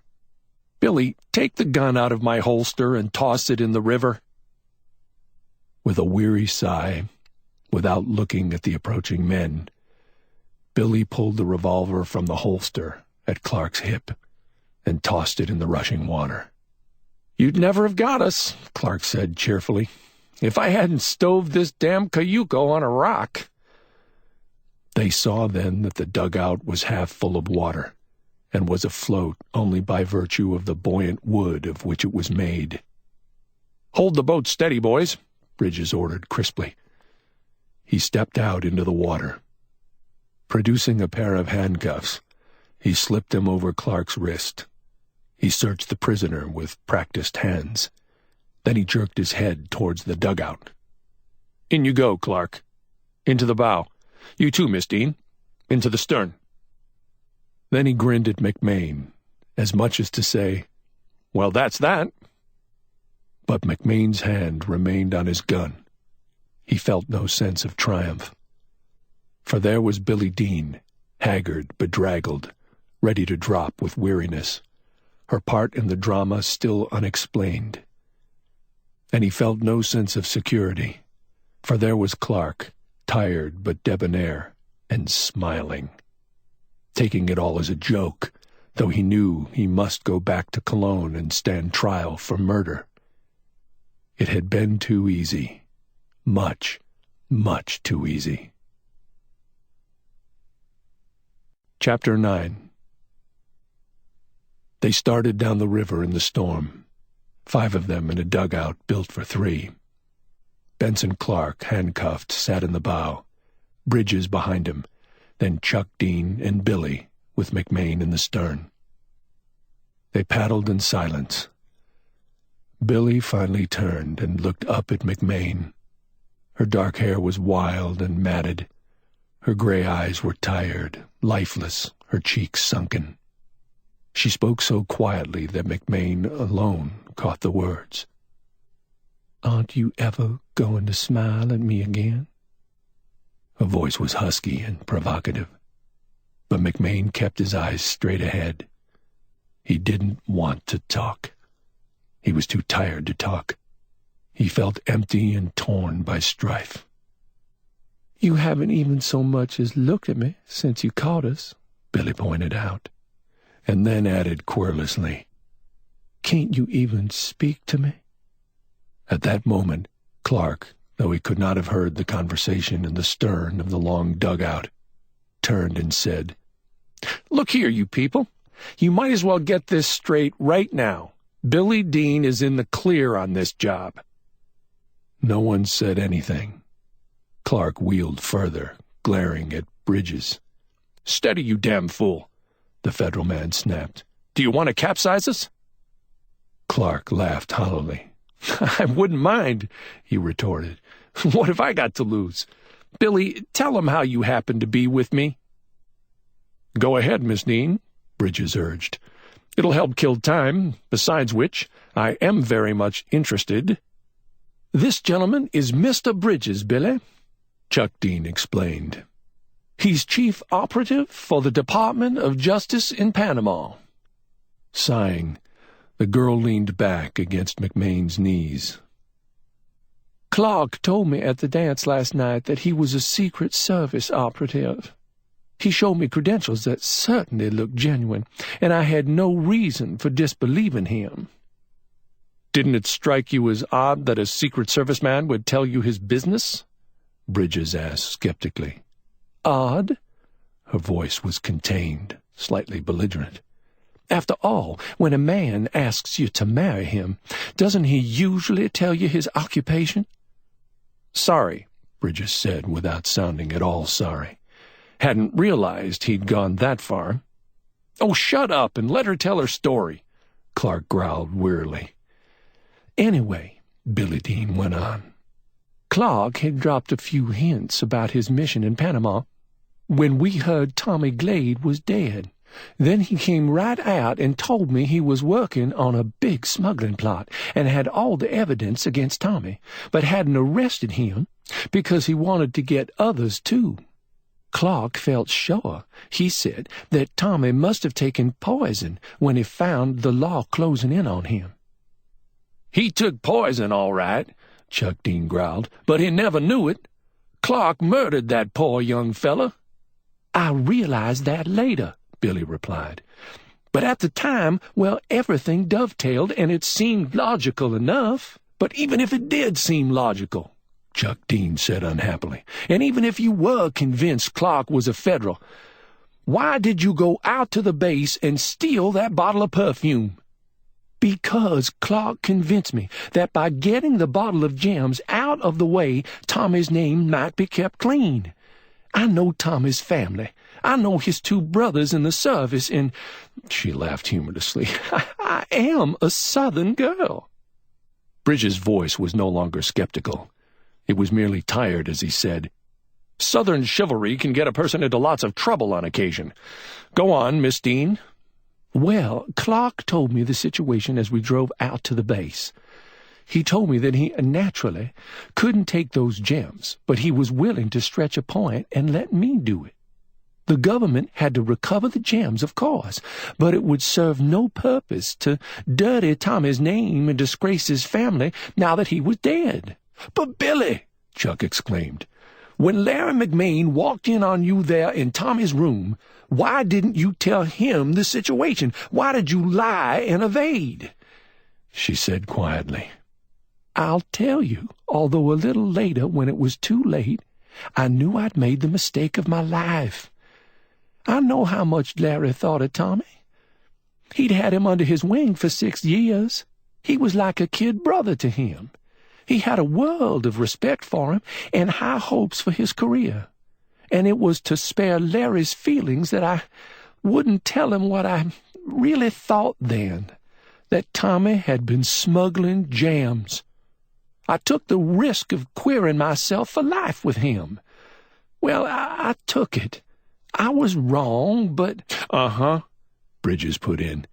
And perhaps it was all for the best anyway. We might never have caught him if it hadn't been for you, Miss Dean. After a few moments, Billy said quietly, I didn't realize the true situation until Clark shot his chauffeur. And it dawned on me like a flash, just what I've been doing, just what it was all about." "And yet," her brother said in a stricken voice, "you went on with Clark. You let him take you aboard his boat. You fled into the jungle with him. Did you ever ride along with a gun prodding you in the ribs?" the girl flashed. "God knows," Clark said, still markedly cheerful. "I hate to drag her along at the point of a gun, but what could I do? I couldn't turn her loose, not until we crossed Darien and I was in a position to make a clean break. Then I planned to turn her over to some friendly natives who'd get her back to Panama." Chuck Dean growled something deep in his throat and jabbed his paddle viciously into the water.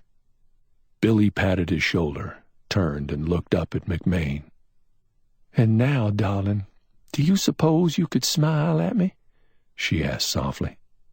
"Because you're going to marry me, you know, and it would be simply awful to go through life with a husband who never smiled. You are going to marry me, aren't you? Because if—" "Steady!" Bridges shouted. "There's whitewater ahead." Benson Clark rose to his knees in the bow. "Look here, Bridges. I don't like the idea of heading into that rapid with my hands cuffed. I'm a lousy swimmer, and this dugout is overloaded. If it capsized, I'd go to the bottom like a rock." "That'd be too damn bad," Chuck Dean jeered. "I'd feel right sorry if you got drowned." Clark ignored the sally. "You men are all armed. I haven't a weapon of any kind. You certainly can't be afraid of me. If I wanted to fight, I'd have done it up the river. I gave in without any resistance because I figured I can beat this rap. For God's sakes, Bridges, take off these cuffs." A warning bell was ringing far in the back of McMain's mind. But Billy Dean was leaning back against his knees, and McMain's heart was so full of happiness he barely heard it. He did not protest when Bridges laid his paddle across the gunwale, took out a key, and silently unlocked the handcuffs. "Thanks," Clark said. "You're a right guy, Bridges, even if you are a dick." He faced forward again. They ran the short rapid without difficulty and came out near the right bank of the river, which was fully 100 yards wide. Here the water ran deep and black and swift. Benson Clark looked over his shoulder. Something in his eyes caught McMain's attention, and the lieutenant's heart started suddenly to pound. He dug his paddle in the water, shot the frail craft shoreward with all his strength. Clark, leering at the men behind him, cried, "I may be a sucker, but not so much of a sucker as you damned fools think." He caught the gunwales with both hands. He threw all the weight on his left arm and jerked upward with his right. The cayuco tilted and went over. McMain heard Billy screaming as the warm black water closed above her head. He knew Billy was a poor swimmer, and he realized, as the swirling currents tugged at him, that only a good swimmer could get out of this mess without help. Fighting to the surface, he shook the water out of his eyes and took in the situation. Bridges had struck out for the near shore, swimming awkwardly but adequately.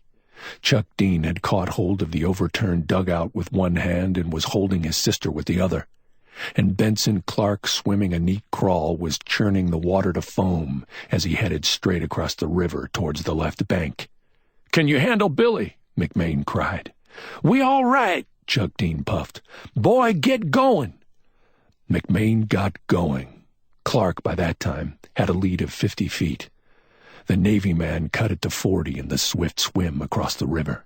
He saw Clark gain the bank, slip in the muddy slime, and fall. The man was up in an instant. Catching hold of a trailing branch, he hauled himself up to firm ground. Then McMain's hands struck muddy bottom. He lurched erect in knee-deep water, steadied himself. Clark was leaping away into the jungle like a frightened deer. It dawned upon McMain in a split second that Clark was escaping into the jungle on a trail he knew. The man was 30 feet away, charging into the bush. McMain realized that in another second or two he'd be out of sight. He clawed at his holster and found it empty. His gun had slipped out when he was hurled into the river. Splashing through the shallows, McMain caught a branch and swung himself up the slippery riverbank. He found the trail, a dark tunnel plunging straight into the thick forest. McMain raced on, stumbling over protruding roots, catching his arms and head in trailing lianas, sinking at times almost knee-deep in mud. The sound of Clark's steps and his flounderings among the vines drew no closer. The lieutenant lowered his head. With his arms close to his sides, his fists in front of his face to protect his eyes from the brush, he shot forward. He did not know how far he went, nor how long. But at last, when his breath came in sobbing gasps and his heart was beating like a riveting machine, he hurtled out of the bush into the dull gray light of a small clearing. And there, not 20 paces away, was Benson Clark. The man stood in a half-crouch, panting, waiting. McMain dropped into a walk as he saw a knife gleaming in Clark's hand, and yet he did not stop. Fighting for breath, he moved relentlessly towards the fugitive. "Go back, you damn fool," Clark snarled. "Do you want me to have to kill you?" McMain plodded forward. "I'll take a chance." "You can't stop me," Clark snapped. "Nobody can stop me. If you want me to slit your throat first, come and get it." The distance between the two men lessened until they were no more than 3 paces apart. Then Clark, nervous, screaming a curse that echoed through the forest, lunged at McMain. As the lieutenant had hoped and counted on, Clark misjudged his distance. McMain saw the knife coming. He knew what he must do, and he had time to do it. Fancy footwork in that jungle slime was impossible. McMain threw his body to the left, falling on his knees with his right leg straight. He felt a blow against his right calf, and realized with a thrill even before he heard the crash of Clark's body that his tactics had been successful. He was on his feet in a flash, whirling to where Clark had fallen headlong. He leaped on him, caught his out-thrust right arm at the wrist. He whipped it backward and over viciously. The knife fell out of the hand, and all at once, as Clark screamed in agony, the bone snapped and the arm went limp. McMain caught up the knife and rose. Clark did not stir. Flat on his face in the mud, his right arm twisted grotesquely across his back, he lay motionless. McMain waited a moment, catching his breath. Still, Clark did not move. "Fainted," the lieutenant muttered, and dropped to his knees. He tossed the knife into the jungle and reached out to roll Clark onto his back.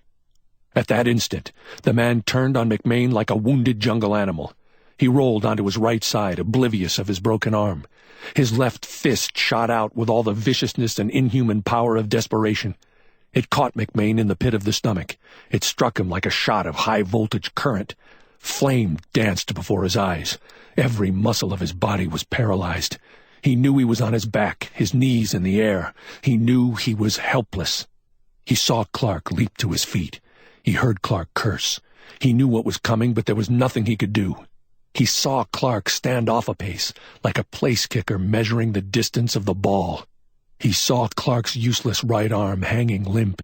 He saw the insane gleam of desperation and of murder in his eyes. Then he saw Clark's right foot go back and then start towards his head. Time slowed and all motion became slow motion. It seemed seconds that he lay there while Clark's foot grew steadily larger.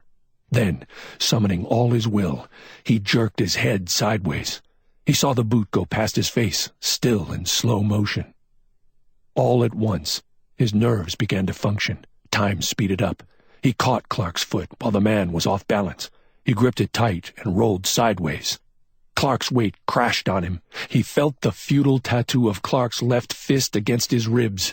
Still holding the foot, ignoring the other's blows, he lurched to his knees and finally worked himself to his feet. He stood there, legs wide, Clark's ankle under his right arm. "I can break this leg as easily as I broke your arm. Well, how about it?"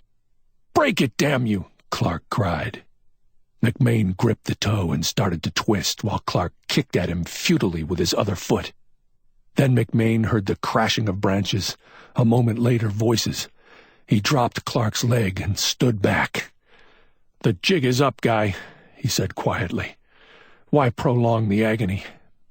Bridges and Chuck Dean came tumbling into the clearing. "Got him, eh?" Chuck Dean cheered. "Nice going, fella." McMain grunted. "The next time you search a man, Bridges, look in his shoes. He had a knife." "Good Lord! Did he get you?" "No, by the grace of God, I got him." McMain turned wearily towards the river. "Where's Billy?" "She's somewhere behind us. We got the Cayuco righted and came after you." Billy appeared at that moment, her yellow slicker hanging in ribbons, her hair awry, her face scratched and bleeding. "Larry, are you all right?" she cried as she ran towards him. "I guess I'll do, now." He grinned and put his arm around her. She didn't draw away. She snuggled closer. "Me too, Larry, if I can stay this way." Arm in arm they walked back to the river, slipping between the branches and creepers, plowing through the mud. It would have been much easier if they had gone single file, sanely. Somehow they didn't seem to think of that. The Corpse Didn't Kick. Milton K. Ozaki. Milton K. Ozaki, 1913 to 1989, was born in Racine, Wisconsin, and lived much of his life in Kenosha, setting many of his books in Stillwell, a faintly disguised version of that city. His other books were set in Chicago, where he also lived for many years. Born of a Japanese father and Caucasian mother, he is probably the first American mystery writer of Japanese heritage. He lost a leg in a childhood accident, yet worked as a journalist, tax accountant, and owner of a beauty parlor on Chicago's Gold Coast, though he claimed he mostly earned his living by playing bridge for money. His books were written in the smart aleck school of private eye or cop novel prevalent in the 1940s and 1950s. His first two books were set in Chicago and featured Professor Androcles Caldwell, head of the psychology department of North University, his young assistant Bendy Brinks, and Lieutenant Percy Phelan of Homicide, who worked together in The Cuckoo Clock, 1946, A Friend in Need, 1947, and a bit later, The Dummy Murder Case, 1951. More than half of Ozaki's 25 novels were written under the pseudonym Robert O. Saber, a pun on his name, as Zaki in Japanese can be translated as Saber. Several featuring Private Eye Carl Good. Fast-paced and frequently sexy, the novels were also often humorous, though not always intentionally, as his mixed metaphors and peculiar similes were the subject of several pages in Bill Pranzini's Son of a Gun in Cheek, 1987, an affectionate study of mystery fiction's worst writing. The Corpse Didn't Kick was published in the November 1949 issue. The Corpse Didn't Kick. Slay. Happy Henry put his wife in a triangle to prove he was on the square. Henry Ebbett had spent weeks perfecting his plan. He had considered it from every possible angle, and there was absolutely no flaw in it. It was complicated, of course, but the reward was worth all the trouble and patience required. Everything fitted together beautifully, and the timing was perfect. It was too bad he had to kill Joe Carson, but Joe was the keystone of the whole idea. There had to be a fall guy, or Henry hadn't a hope of getting away with the money. So Joe was the fall guy. It was as simple as that. Henry soaped his hands carefully and rinsed them under the faucet. Removing his horn-rimmed glasses for a moment, he polished them thoughtfully, then replaced them on his small, pudgy nose. They gave him an owlish look, but without them he would hardly have been able to see himself in the mirror over the wash-basin. Contact lenses, that's what I'll get, he thought fleetingly. In some other town I'll get rid of these glasses and make a fresh start. A man can do anything with $20,000. The thought of the money brought a smile to his lips. He had the money, all of it, and no one would ever figure out where it had gone. For weeks he'd been purchasing traveler's checks at various banks under a fictitious name. They were waiting for him in a distant city, mailed there in care of general delivery. When everything was settled here, he'd pick them up and cash them at his convenience.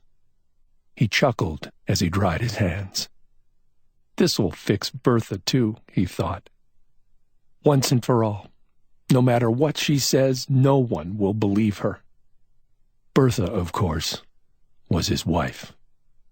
He walked from the bathroom to the bedroom, then went slowly into the living room, pausing in the doorway like a stage designer inspecting a new arrangement. The lamp, the table, the chair, everything was perfect, even to the convenient ashtray, the bottle of bourbon, and the highball glass. Joe liked his bourbon with plain water. The glass and fixings were there, utterly devoid of fingerprints, waiting for him. Impatient now that the critical moment was almost upon him, Henry walked to the window and looked down the deserted street. The cold had taken a sudden drop, and the weather was freezing, but fortunately, there hadn't been much snow. He wouldn't have to worry about footprints on the carpets, the back stairs, or the rear sidewalk. No one had seen him come in. No one knew he was here, except Joe Carson. Inside the room, the steam radiator hissed cheerfully, spreading its warmth. Henry was anemic, and he liked it warm. If Bertha was here, he thought, she'd have the heat turned off and the window open. Involuntarily, he shivered at the idea. As long as I pay the rent, I'm entitled to heat. This is the way I like it, and this is the way it's going to be from now on. As though in answer to his wish that Joe hurry up, a tall man in a heavy brown overcoat turned the corner and, his face lowered into the cold wind, made his way slowly toward the building. Henry nodded approvingly. Joe was on time. Everything was working out exactly as he had planned. A moment later, the downstairs door banged, and Joe's heavy feet ascended the stairs. Henry's heart did an excited little dance as he waited for Joe to reach the landing. Then, moving soundlessly across the room, he unlocked the door and opened it. The smile he managed was perfect, pleasant, friendly, a little abstracted. "Hi, Joe. Pretty cold, huh?" "Sure is." Joe came into the room, puffing a little, and slapping his hands together. "That wind must have come straight from Alaska. You've got it nice and warm in here, though. Throw your coat on the couch, Joe. Make yourself at home." Unconsciously, Henry kept his voice low, moving softly about the room in his old felt slippers so Mrs. Pettigrew downstairs wouldn't hear 2 pairs of feet above her. She undoubtedly was sitting out in front on her glass-enclosed porch, watching the goings and comings of her neighbors. But there was no sense taking chances. Henry liked things to be perfect. Waving Joe toward the chair beside the table, Henry said, "Pour yourself a drink, Joe. I knew you'd be needing one, so I got the fixings ready." "Thanks, Henry." Joe sighed and stretched his legs comfortably. "Bertha get to the train all right?" "You know Bertha. Always ready and always on time. This is the first time she's been away in a coon's age." "Uh-huh. You're a lucky guy, Henry, having a wife like Bertha." "Oh, don't I know it?" Once again, Henry surveyed the room. No, everything was perfect. The stage was set for death. With a confident smile, he went quietly into the bedroom and put on his overcoat, muffler, and hat. He buttoned the coat, drew on a pair of light flannel gloves, then went to his dresser and, removing 2 guns from a drawer, slid them into his coat pocket. The revolver on the right, the automatic on the left. Bending carefully, he picked up a pair of black Oxfords from the floor and tucked them under his arm. When he walked into the living room, Joe was smoking a cigarette and sipping a highball. He raised one eyebrow in surprise as he saw Henry dressed to go out. "Hey, Going someplace?" he asked. He set down his drink and started to get up, but Henry waved him back. "Need a few things from the grocery," Henry explained briefly. "And I want to drop these shoes at the repair shop before it closes. Won't take a minute. Sit still and make like a guest, Joe." "Glad to go for you, Henry, if I wouldn't think of it." Henry wondered if Joe would notice he was wearing his felt slippers. Even if he did notice, of course, it wouldn't make any difference. But Joe wouldn't notice, and he didn't. As smoothly as an actor going through a well-practiced role, Henry walked to the door, snapped his fingers to show he remembered something, and came back. With one gloved hand, he picked up the telephone and dialed Mrs. Pettigrew's number.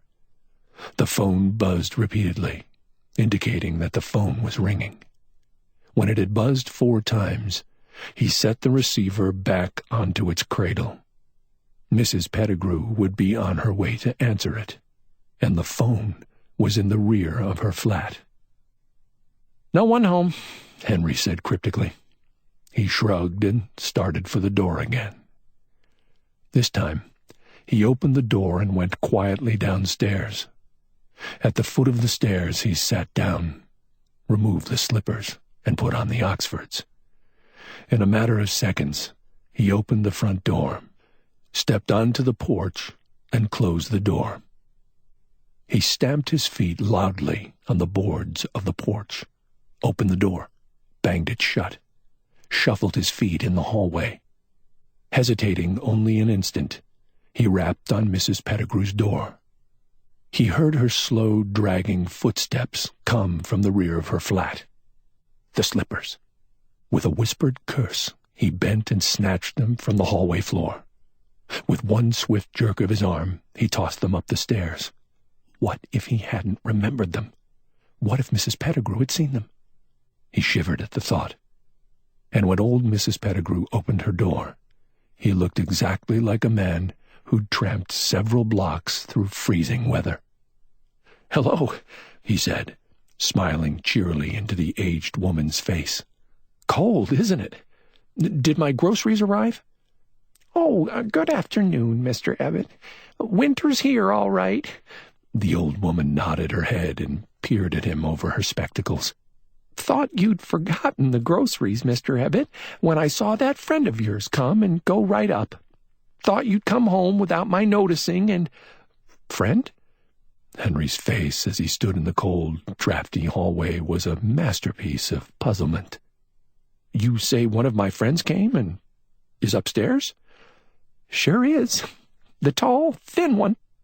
Works the same place you do, I believe." "Joe Carson?" Henry shook his head. "Didn't know he was coming." Bending quickly, he picked up the large bag of groceries sitting just inside the door. He grunted as he lifted the bag. The flour was heavier than he'd expected. "Well, thanks for taking care of these for me, Mrs. Pettigrew. I'll go right up. Perhaps Bertha returned and—" "No, she ain't been back," the old lady assured him. "I been watching for her." "Oh," he mumbled a few words, then shook his head worriedly and started up the stairs like a weary little man whose wife had unaccountably left him and who now had to cook his own dinner. When he heard her door close, he sighed with relief. At the top of the stairs, he shifted the weight of the bag onto his left arm and put his right hand into his coat pocket. A curious thrill trembled the length of his arm as his fingers closed about the hard steel of the revolver, and he stood there a moment, breathing heavily. This was power. This was the moment he'd been waiting for. Death for Joe, but freedom and ease for him. When he pushed the door open, Joe was sprawled comfortably in the chair, with a half-finished cigarette drooping between his lips. He straightened sluggishly as Henry came into the room. Henry said, "Take this bag a minute, will you, Joe?" Joe was almost on his feet when the gun in Henry's hand exploded. A surprised expression crossed his face. The gun crashed again, and without a sound, Joe collapsed. Swiftly, Henry set the bag on a chair, crossed the room, got the automatic out of his pocket, and pressed it into Joe's right hand. He grunted, straining mightily as he forced Joe's body and arm up to the correct height. With his finger over Joe's, he pointed the automatic at the bag and pumped 2 bullets into it. And then, for good measure, another one into the wall, toward the bedroom doorway and about the level of his own head. That done, he pushed Joe away, recovered his slippers from the hallway, and deliberately sent the lamp crashing to the floor. Everything was crystal clear in his mind. He moved swiftly and surely, setting the stage. First, the groceries. He lifted the bag, from which a trickle of flour was already coming, and let some of the flour stream onto his coat. Then he dropped the bag onto the floor. The bag burst, and a can of corn fell to the floor, to be followed an instant later by a bottle of ketchup.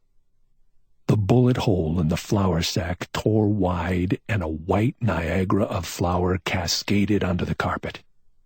He overturned the chair on which the bag had rested. Next, the bedroom.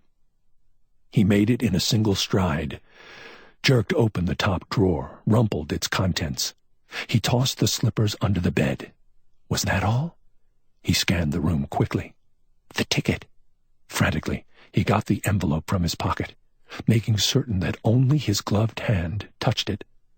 Carefully, he slid it into Joe's breast pocket. As a final touch, he got one of the extra door keys from Bertha's dresser and laid it on the table beside Joe's highball glass. The whole thing, from the first crash of the revolver to the final planting of the key, had taken merely seconds. Yet already Mrs. Pettigrew was screaming in the hallway, "Mr. Abbott! Mr. Abbott!" He'd done it. Henry sucked his lungs full of air and walked to the telephone. He dialed a number and stood there, a slight smile on his round face, as he waited for the connection to be made. A metallic voice came over the wire. "Police headquarters." Henry swallowed carefully and stared owlishly at the wall through his horn-rimmed glasses. Making his voice tremble, he said, "Please come to 107 Pine Grove Avenue. I've shot a man. He tried to kill me." The police lieutenant was a heavy-set, dour-faced man in a rumpled blue serge suit. He eyed the body unhappily, almost as though he resented its presence, then looked at Henry. "Well, let's hear the story," he said heavily. "He was here, waiting for me," Henry told him, remembering to shiver realistically. "I picked up a bag of groceries downstairs, then came right up. He was sort of crouched there in front of the chair, as though he'd heard me and was getting up. And as soon as I stepped into the room, he began shooting.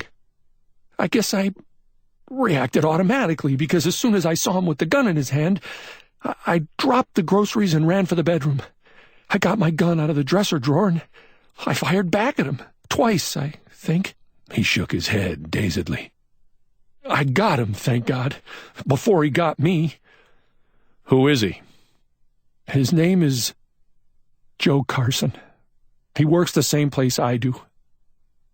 "Any idea why he wanted to kill you?"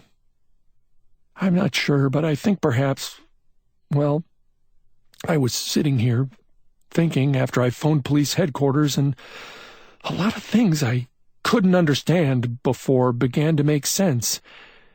My wife didn't come home last night, and now with Joe trying to kill me, it seems as if maybe—" "Triangle, eh?" Henry nodded weakly and bent his head. The lieutenant shook his head sympathetically and gestured to the other officers in the doorway. "Well, get to work, boys," he said gruffly. "The usual photos, diagram, and so on. Keep a sharp eye out for prints." He walked over to the body, glanced shrewdly at Henry. "You touch anything?" "No, sir." Henry's face became a picture of horror at the thought.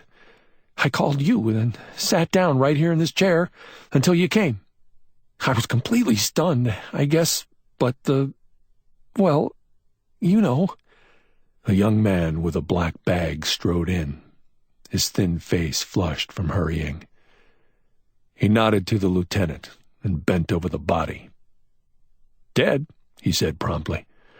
"One bullet passed between 4th and 5th ribs, not long ago either." As he got up, he loosened his heavy overcoat and added, "Lord, it's hot in here."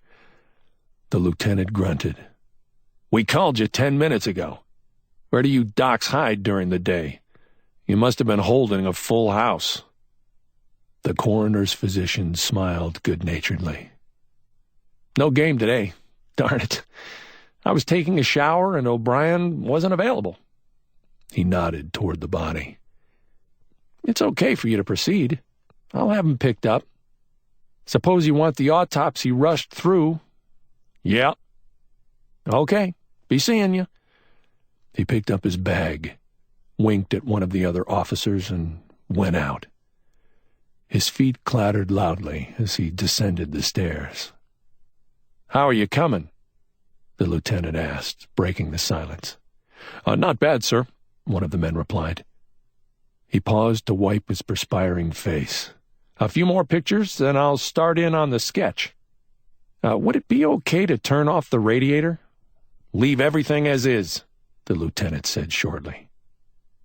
Walking slowly about the room, he peered at the bottle of bourbon, the highball glass, the ashtray, and the key on the table. Turning, he pushed his hands in his pockets and stared at the opposite wall. His eyes found the bullet hole, and evincing no surprise, he went over and examined it casually.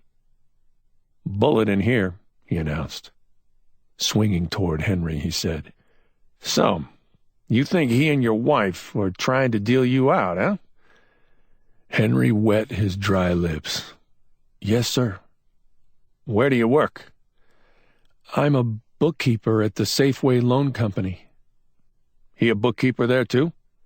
The lieutenant nodded toward the body. "No, he was a cashier." The lieutenant shrugged and walked over to the bookcase in the corner. He scanned the titles, peered at the dust on top of the case, came back. As though he had all the time in the world, he stood and watched one of the officers pick the two guns up upon rods which he inserted down their barrels. "Might have a look in his pockets, Pete," he suggested mildly. Sure, Lieutenant." The officer deposited the guns in a cardboard box and carefully set the box on the couch. He knelt beside Joe's body then and slid his fingers into the pockets, expertly removing the contents. "Coat, right pocket, nothing," he droned mechanically. "Left pocket, 2 theater ticket stubs dated November 7th. Outside pocket, 1 clean white handkerchief, no initial. Inside pocket, a notebook, a bank book, an envelope, and—" "Anything in the envelope?" the lieutenant asked. Silence for a moment. Yes, sir. There's a one-way ticket to Hot Springs, Arkansas." The lieutenant's eyebrows flicked upward. He extended his hand. "Let's see." Frowning, he examined the ticket, then handed it back. "Be careful of that envelope," he warned. "There may be some prints on it." "Yes, sir." The officer nodded and went back to his search. "Trousers, right pocket, $1.30 in change. Left pocket, $46 in bills." With a soft grunt, he rolled the body over. "Right rear, a soiled white handkerchief and a key ring with 6 keys. Left rear, a card case containing a few receipts for payments on a suit and several identification cards." The lieutenant pursed his lips, nodded, and studied the neat piles of objects on the floor. He picked up the notebook, turned its pages carelessly, dropped it on the floor again. "Make a list, Pete," he said. He started pacing around the room again, stopped at the table, picked up the key which lay there. He walked to the door with it, pushed it into the keyhole, turned it. The lock snapped back. With a pleased expression on his face, he tossed the key to the officer named Pete. "Be sure to label this. No prints, of course." More to himself than anyone in the room, he added, "They shouldn't be allowed to put that fancy engraving on keys." He looked at Henry suddenly. "Know anybody in Hot Springs?" "No, sir." "Your wife got friends or relatives there?" "Well, I don't really know, sir. I don't think so. She did mention it once, but only to say that it'd be a nice place to go for a vacation someday." "Where was Carson from?" "Some town in Wisconsin, I think." Apparently satisfied, the lieutenant turned away. "How you coming?" he asked. "Any prints?" "Yeah, quite a few." The officer with the short, curly brown hair stood up and wiped his forehead with a handkerchief. "There's a good set on the glass in the bottle." "Hey, what do you know?" another officer exclaimed suddenly. "Look at this." He held up a lead slug. "It was in the flour, Lieutenant. Why, if it hadn't been for that bag, it'd have killed him, sure." Henry's eyes widened. "Good Lord!" he gasped. "Why, he almost—" He quivered so realistically that his glasses came very near to sliding off his nose. "Very nice," the lieutenant commented. "In which arm were you carrying the bag?" "My left, like this." Henry bent his arm so the lieutenant could see how he'd carried the heavy bag of groceries. The lieutenant nodded, studied the pile of spilled cans and flour, then announced, "I'm going down to talk to the old lady. Wait here until I get back." At the door he added, "Give the bathroom and bedroom a going over too, boys." He was gone 15 minutes, during which time an ambulance arrived. 2 men climbed the stairs with a wicker basket, and the body of Joe Carson was removed, leaving only a chalked outline to show where his corpse had lain. Henry sat hunched in his chair through all this, his eyes following the careful, methodical work of the officers as they took measurements, labeled and packed items in boxes, and dusted powder over various surfaces. From time to time, the faintest suggestion of a smile touched his lips, fleetingly, as he saw them checking the details which he had anticipated. He had nothing to worry about. He'd read and studied dozens of detective stories, and he knew what they were looking for. But let them look. He had thought of everything. When the lieutenant returned, he glanced around the room and gestured impatiently. "Hurry up, boys. I'm taking Mr. Ebbett to the station. When you finish, seal the door and report to my office." Riding downtown in the squad car, the lieutenant explained, "It looks open and shut to me, Mr. Ebbett, but we have a certain routine we have to go through. I'm taking you to the station, where you'll be formally booked on a charge of murder. There'll be a coroner's inquest tomorrow morning, and then following that, a hearing in felony court. If your story checks, you'll be released by the court. But of course, I have to get a detailed signed statement from you." Henry hadn't expected to be charged with murder. Somehow, he'd thought the police, knowing he was innocent, would simply take his statement and let him go.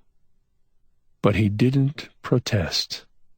He nodded quietly and looked sad, like a man utterly crushed by the fact that his wife had deserted him and that his best friend had plotted his murder. At police headquarters, he was most cooperative. He gave the lieutenant a detailed statement, signed it, and let them take his fingerprints. The coroner's inquest was called the following morning at 9 o'clock, but at Lieutenant Barr's request, it was adjourned for 2 days to permit the police time to locate Bertha Ebbett. In the meantime, a score of detectives attached to the homicide detail began checking Henry Ebbett's statement. They found it to be surprisingly exact. In fact, in combing the city, they learned details which Henry, though he had planned them, had not been able to mention. They learned, for instance, that Joe Carson's accounts at the Safeway Loan Company were short. A hasty audit, made overnight by a crew of accountants, established that over a period of months a sum exceeding $20,000 had been cleverly embezzled. Many of the records were in the neat handwriting of Henry Ebbett, but that was to be expected. Ebbett was only a bookkeeper. Joe Carson, on the other hand, had been a cashier and had had direct charge of the money. What had happened to the money? The Safeway Loan Company, fortunately, was protected by insurance. Insurance investigators pored over the records and delved into Carson's habits, hobbies, and bank account. But there was nothing to suggest that Carson had ever possessed more than $450 at one time. One of the investigators, a radical, thought of Ebbett and made a thorough inquiry regarding him. But Ebbett, it developed, was even more spotless than Carson. Ebbett didn't drink, didn't smoke, didn't gamble, and had never been known to pause to look at a well-turned ankle. His bank account was small. He possessed no jewelry, had indulged in no luxuries of any kind. Obviously, Carson had stolen the money as well as poor Mr. Henry Ebbett's wife.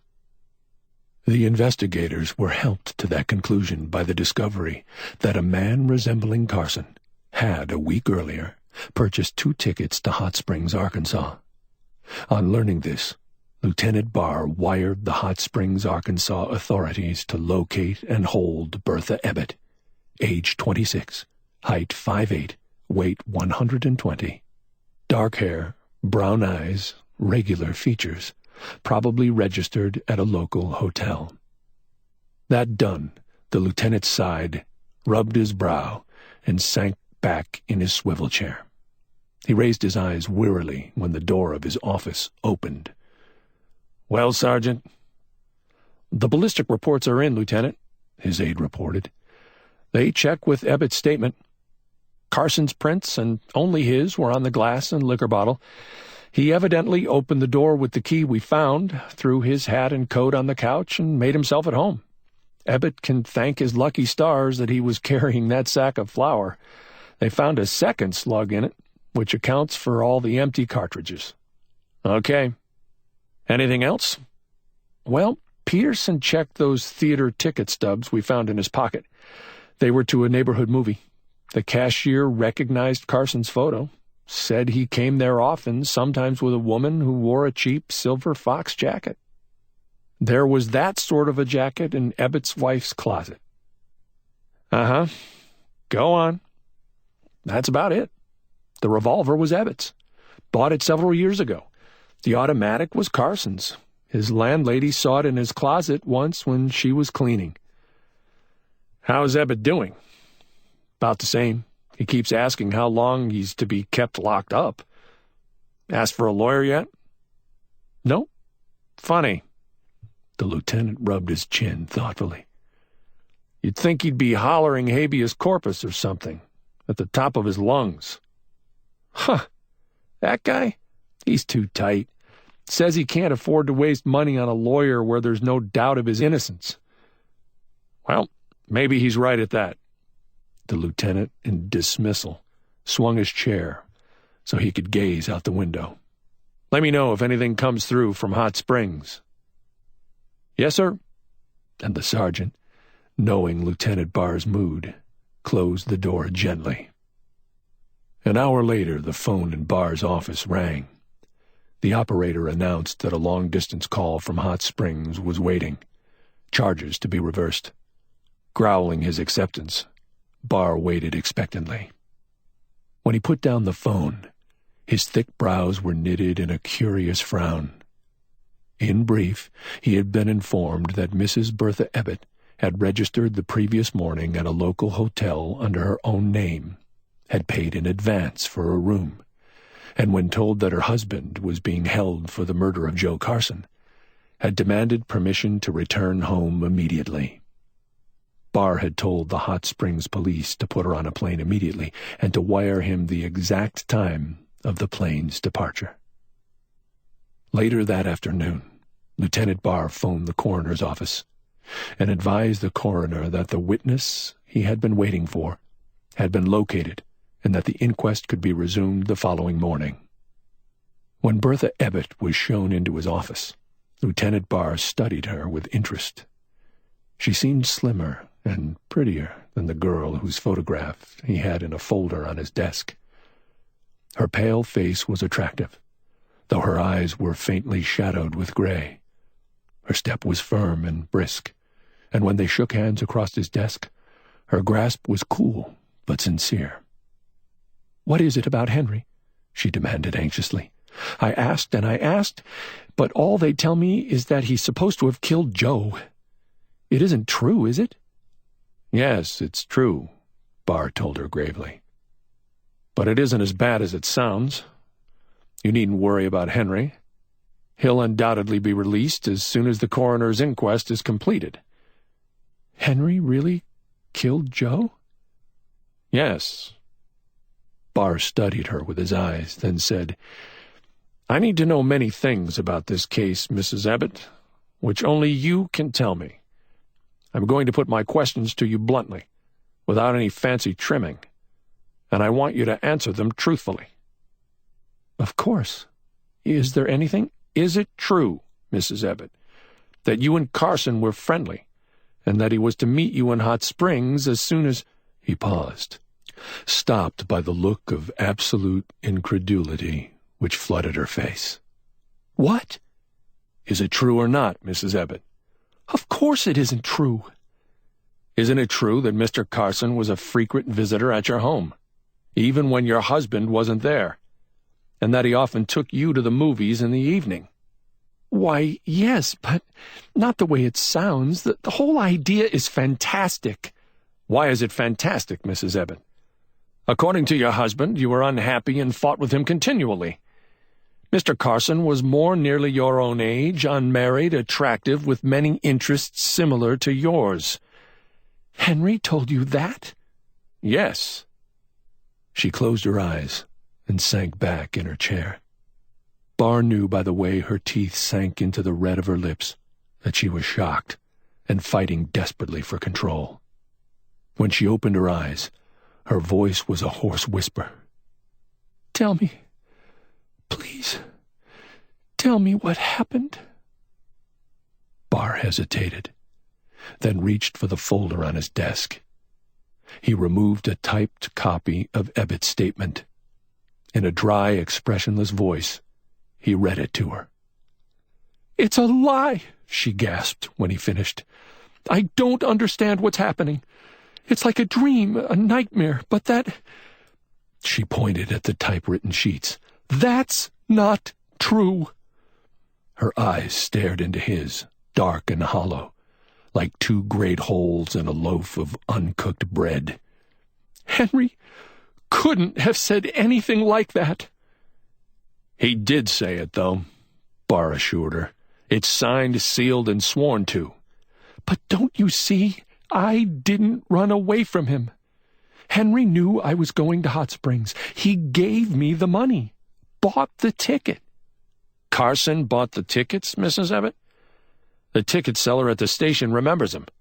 He bought 2 one-way tickets to Hot Springs last week." "But—" She shook her head helplessly. "Then he bought them because Henry asked him to.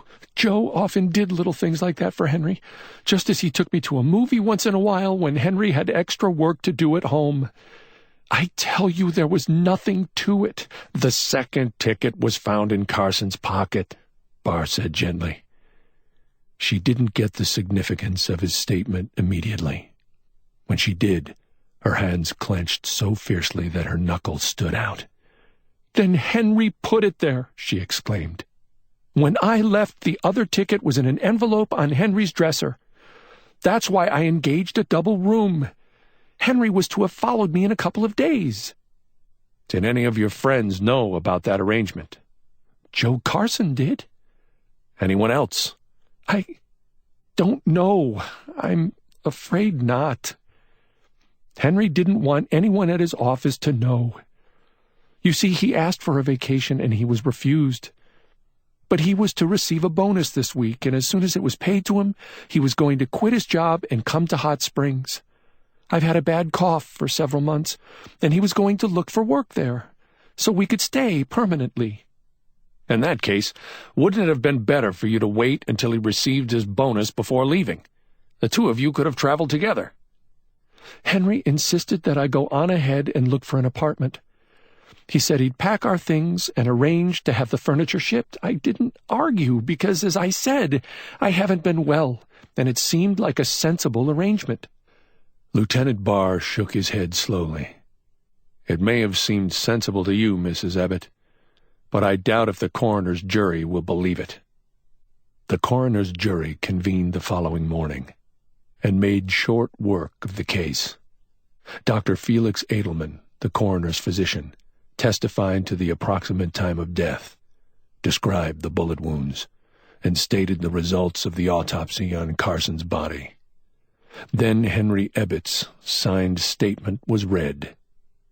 Experts testified that the bullets found in Carson's body were from a revolver admittedly owned by Ebbett, and that 3 bullets, fired from an automatic pistol, registered in Carson's name and found in his hand, had been located in the apartment. 2 in the sack of flour which Ebbett had been carrying, and 1 in the wall adjoining the bedroom. Their angles of entrance and trajectory had been established and were in agreement with Ebbett's statement. The experts further testified that Carson's and only Carson's fingerprints had been found on the highball glass, the bottle of liquor, and ashtray.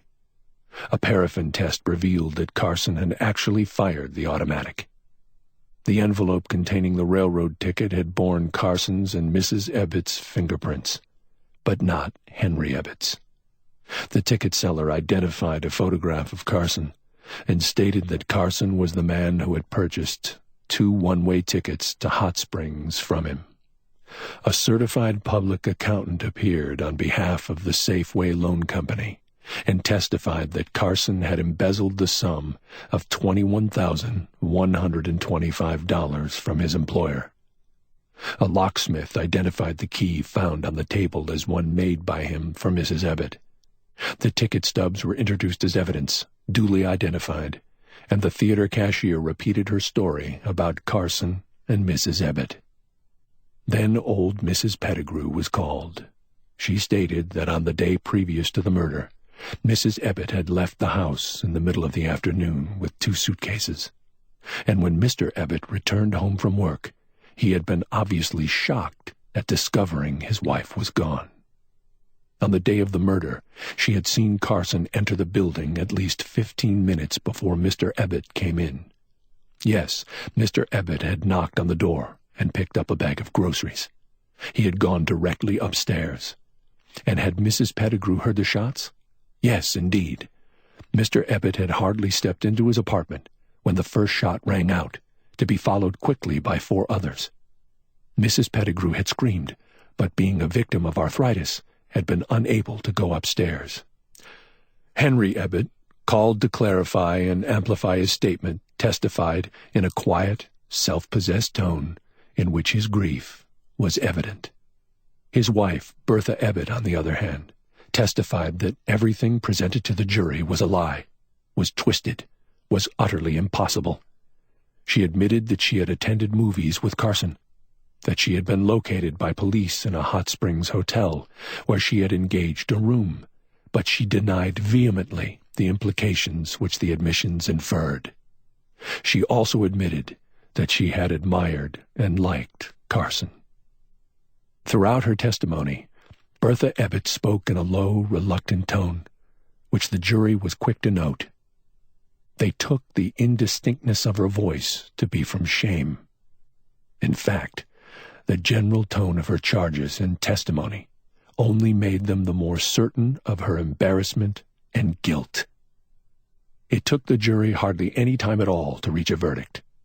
Justifiable homicide, with a recommendation that Mrs. Bertha Ebbett be referred to the grand jury for possible indictment as accessory before the fact to an attempted homicide. 10 minutes after the jury's verdict was rendered, Lieutenant Barr and Sergeant Jablonski entered a lunchroom across the street from police headquarters. They sat at the counter and ordered coffee. "You taking Ebbett up to felony court this afternoon?" Jablonski asked after a while. "I suppose so," Barr admitted. "You don't seem too happy about it." Barr took a sip from his steaming cup, then set it down on the counter. He grimaced, as though the coffee had left a bad taste in his mouth. "Frankly, between you and me, I'm not." "You think Ebbett could have framed it?" "I don't know," Barr said heavily. "Ebbett is intelligent. Seems to me, if his wife had been playing around with Carson, he'd have known about it and been prepared. I'm not saying she didn't, because it's hard to tell a thing like that about a woman, but I'm not saying she did either. She says she didn't, and she certainly was shocked when I suggested the setup to her. But the evidence is all the other way. But I will say this. Ebbett is nobody's fool. He wasn't as surprised as he said he was." "But if Ebbett framed the murder, then he framed the embezzlement, too. And where's the dough?" "Let the insurance investigators worry about that. I'm a homicide man, and I hate being outsmarted. If Ebbett is working a frame, I want to get him. Yeah." "The thing is," Barr said slowly, "the whole darned thing seems to have gone off like clockwork. I've studied it from every angle, and it must have happened exactly like he said it did. That old woman, having seen him coming home after Carson, is the sticker. She saw him go up, then heard the shots fired. At that, I don't see how Carson missed plugging him. I'd have emptied my gun into Ebbett before he got to that bedroom. One shot would have been enough," the sergeant pointed out. "If it hadn't been for that sack of flour, Carson still had to make a getaway. Maybe he didn't want to fire any more than necessary." "Maybe," Barr agreed. "You don't think so?" "I think Ebbett had to move darned fast. Faster than a man surprised could ordinarily move. He had to see Carson, size up the situation, and get started for the bedroom almost before the first shot was fired. The evidence all says that that's what happened, but somehow it doesn't sound reasonable." They sat there, sipping their coffee, and looking out the lunchroom windows into the street. A car drove past, its radiator billowing steam. "Really cold today again," Jablonski commented. "0 at least." "Uh-huh." A man came in from the street and slammed the door. He wore a pair of rimless glasses on his sharp beak of a nose, and a red woolen muffler about his neck almost concealed his chin. He stopped just inside the door, stomped his cold feet, and began to grope in a pocket of his coat for a handkerchief. Barr's cup hit the counter with a loud thud. "Good Lord!" "Huh?" Jablonski looked up. "Get Ebbett and take him to that apartment of his," Barr ordered. "Don't tell him anything except that we want to check a few details before ordering his release. Take a couple of the boys with you." Barr hesitated, then added grimly, "I'll take the other squad car and pick up his wife. I have an idea she'll enjoy being in on this." Bertha Ebbett stared stonily at her husband, but Henry refused to look at her. He sat in a chair near the telephone, his small eyes studying a wall through his thick, horn-rimmed glasses. Lieutenant Barr appeared very much at ease. With his long legs stretched before him, he sat slumped in the chair Carson had occupied beside the table. "This probably seems peculiar to you, Mr. Ebbett," Barr said conversationally. "But now that the coroner's jury has exonerated you, it's my responsibility to take you before the felony court for a hearing. That may only take a few minutes, but sometimes the judge asks for details, and I like to have everything in apple pie order before proceeding, understand?" "Of course, Lieutenant. If it's anything that isn't in my statement, I'll—" "Just a detail, Mr. Ebbett. You said that on the day of the shooting, you spent most of the afternoon calling at the railroad stations, airport, and bus depots, trying to trace your wife. Yes, sir, I did. I went. Barr waved one hand airily. Yes, we checked on that, and you really did. But we forgot one thing. When you started back home, you came by streetcar and got off on the corner of Farwell and Elson. You walked from that corner to this building, a distance of 3 blocks. That's correct. How long did it take you to walk that distance? Why, for an instant, Henry's eyes flickered. I don't know exactly. Not more than a minute or 2. Is that important? It may be. It may not, Barr said succinctly. But I want to check on it, just to make sure. Jablonski, suppose you take Mr. Ebbett to the corner of Farwell and Elson in the squad car and put him on the corner. Note the time he starts walking back, then drive slowly along beside him. You, Mr. Ebbett, I want you to walk at about the same speed you did the other day. When you reach this building, knock on Mrs. Pettigrew's door, say a few words, and then come right upstairs. Maybe you'd better pretend you've got a bag of groceries in your arm, too. But I don't understand, Henry said. What possible bearing can that have on— It's just a detail, like I told you, Barr informed him gruffly. Remember, walk at about the same speed you did the other day. For the first time, a worried frown creased Henry's forehead, but he went out with Sergeant Jablonski. And a moment later, those sitting in the small apartment heard the engine of the squad car roar into action. Minutes ticked by, the silence broken only by the quiet hissing of the steam radiator in the corner. Barr sat with his head leaning comfortably against the back of his chair. Once Bertha Ebbett moved restlessly and glanced at the window. She got up and started toward it. Without opening his eyes, Barr said, "Better leave the window alone, Mrs. Ebbett." Her lips trembled, but she went back to her chair and sank into it with a helpless little sigh. More minutes passed. Then they heard the sound of the downstairs door opening. Henry's rap on Mrs. Pettigrew's door was loud and distinct. "Just wanted to tell you I was back, Mrs. Pettigrew," he was saying. "Thank you very much for speaking up for me at the inquest." Then they heard Henry's feet on the tread. The apartment door began to swing open. Barr leaned forward intently. Bertha Ebbett stifled a scream. For as Henry came into the warm room, he stopped and stood utterly still before them, blinded by the vapor which immediately condensed on the lenses of his thick, horn-rimmed glasses. Try the Girl. Raymond Chandler. Raymond Thornton Chandler, 1888 to 1959, was born in Chicago, then taken to England as a child, and became a British citizen in 1907, but returned to America in 1912 and eventually regained his American citizenship in 1956.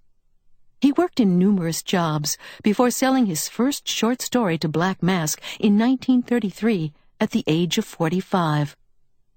Although he is regarded today as perhaps the greatest private eye writer who ever lived, his pulp stories brought him little fame and not much financial benefit. The detectives in those stories bore different names: Carmody, Dalmas, Mallory, Malvern, and an unnamed protagonist. But they were essentially interchangeable with his most famous hero, Philip Marlowe. After he achieved success with the publication of his first novel, The Big Sleep, 1939, the stories were collected in several volumes, and the protagonists' names were all changed to Marlowe. Chandler produced only 7 novels in his career, 6 of which were filmed. The 7th, Playback, is markedly inferior to the others. Farewell, My Lovely, filmed as Murder, My Sweet, 1944, starred Dick Powell as Marlowe. It was followed by The Big Sleep, 1946, with Humphrey Bogart. Lady in the Lake, 1947, with Robert Montgomery. The High Window, 1947, filmed as The Brasher Doubloon with George Montgomery. The Little Sister, 1969, filmed as Marlowe with James Garner. And The Long Goodbye, 1973, with Elliot Gould in a memorable masterstroke of miscasting. Try the Girl, Chandler's last Black Mask story, was published in January 1937. Try the Girl. The big guy wasn't any of my business. He never was, then or later, least of all then. I was over on Central, which is the Harlem of Los Angeles, on one of the mixed blocks, where there were still both white and colored establishments. I was looking for a little Greek barber named Tom Eliaitis, whose wife wanted him to come home and was willing to spend a little money to find him. It was a peaceful job. Tom Eliaitis was not a crook. I saw the big guy standing in front of Shamey's, an all-colored drink-and-dice second floor, not too savory. He was looking up at the broken stencils in the electric sign with a sort of rapt expression, like a hunky immigrant looking at the Statue of Liberty, like a man who had waited a long time and come a long way. He wasn't just big. He was a giant. He looked 7 feet high, and he wore the loudest clothes I ever saw on a really big man. Pleated maroon pants, a rough grayish coat with white billiard balls for buttons, brown suede shoes with explosions in white kid on them, a brown shirt, a yellow tie, a large red carnation, and a front door handkerchief the color of the Irish flag. It was neatly arranged in 3 points under the red carnation. On Central Avenue, not the quietest dressed street in the world, with that size and that makeup, he looked about as unobtrusive as a tarantula on a slice of angel food. He went over and swung back the doors into Shamey's. The doors didn't stop swinging before they exploded outward again. What sailed out and landed in the gutter and made a high, keening noise like a wounded rat was a slick-haired colored youth in a pinchback suit. A brown, the color of coffee with rather thin cream in it. His face, I mean. It still wasn't any of my business. I watched the colored boy creep away along the walls. Nothing more happened. So, I made my mistake. I moved along the sidewalk until I could push the swing door myself. Just enough to look in. Just too much. A hand I could have sat in took hold of my shoulder and hurt and lifted me through the doors and up 3 steps. A deep, soft voice said in my ear easily, "Smoke's in here, pal. Can you tie that?" I tried for a little elbow room to get to my sap. I wasn't wearing a gun. The little Greek barber business hadn't seemed to be that sort of job. He took hold of my shoulder again. "It's that kind of place," I said quickly. "Don't say that, pal. Beulah used to work here. Little Beulah. Go on up and see for yourself." He lifted me up 3 more steps. "I'm feeling good," he said. "I wouldn't want anybody to bother me. Let's you and me go on up and maybe nibble a drink." "They won't serve you," I said. "I ain't seen Beulah in 8 years, pal," he said softly, tearing my shoulder to pieces without noticing what he was doing. "She ain't even wrote in 6. But she'll have a reason. She used to work here. Let's you and me go on up." "All right," I said. "I'll go up with you. Just let me walk. Don't carry me. I'm fine. Carmody's the name. I'm all grown up. I go to the bathroom alone and everything. Just don't carry me." "Little Beulah used to work here," he said softly. He wasn't listening to me. We went on up. He let me walk. A crap table was in the far corner beyond the bar, and scattered tables and a few customers were here and there. The whiny voices chanting around the crap table stopped instantly. Eyes looked at us in that dead, alien silence of another race. A large Negro was leaning against the bar in shirt sleeves with pink garters on his arms. an ex-pug who had been hit by everything but a concrete bridge. He pried himself loose from the bar edge and came towards us in a loose fighter's crouch. He put a large brown hand against the big man's gaudy chest. It looked like a stud there. "No white folks, brother. Just for the colored people. I's sorry." "Where's Beulah?" the big man asked in his deep, soft voice that went with his big white face and his depthless black eyes. The Negro didn't quite laugh.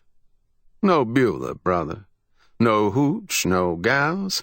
Just the scram, brother. Just the scram." "Kinda take your goddamn mitt off me," the big man said. The bouncer made a mistake, too. He hit him. I saw his shoulder drop, his body swing behind the punch. It was a good, clean punch. The big man didn't even try to block it. He shook his head and took hold of the bouncer by the throat. He was quick for his size. The bouncer tried to knee him. The big man turned him and bent him, took hold of the back of his belt. That broke. So the big man just put his huge hand flat against the bouncer's spine and threw him, clear across the narrow room. The bouncer hit the wall on the far side with a crash that must have been heard in Denver. Then he slid softly down the wall and lay there, motionless. "Yeah," the big man said. "let's you and me nibble one."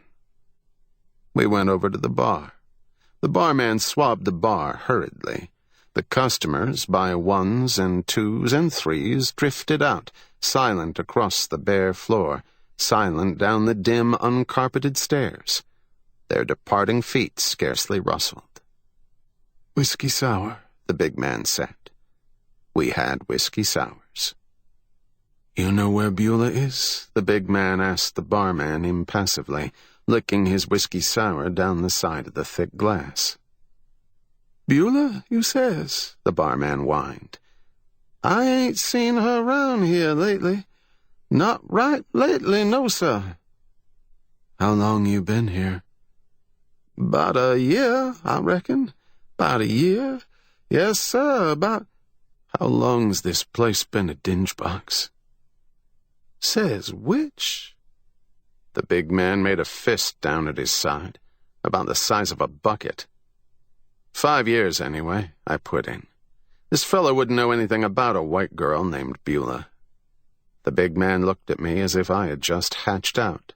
His whiskey sour didn't seem to improve his temper. "Who the hell asked you to stick your face in?" I smiled. I made it a big, friendly smile.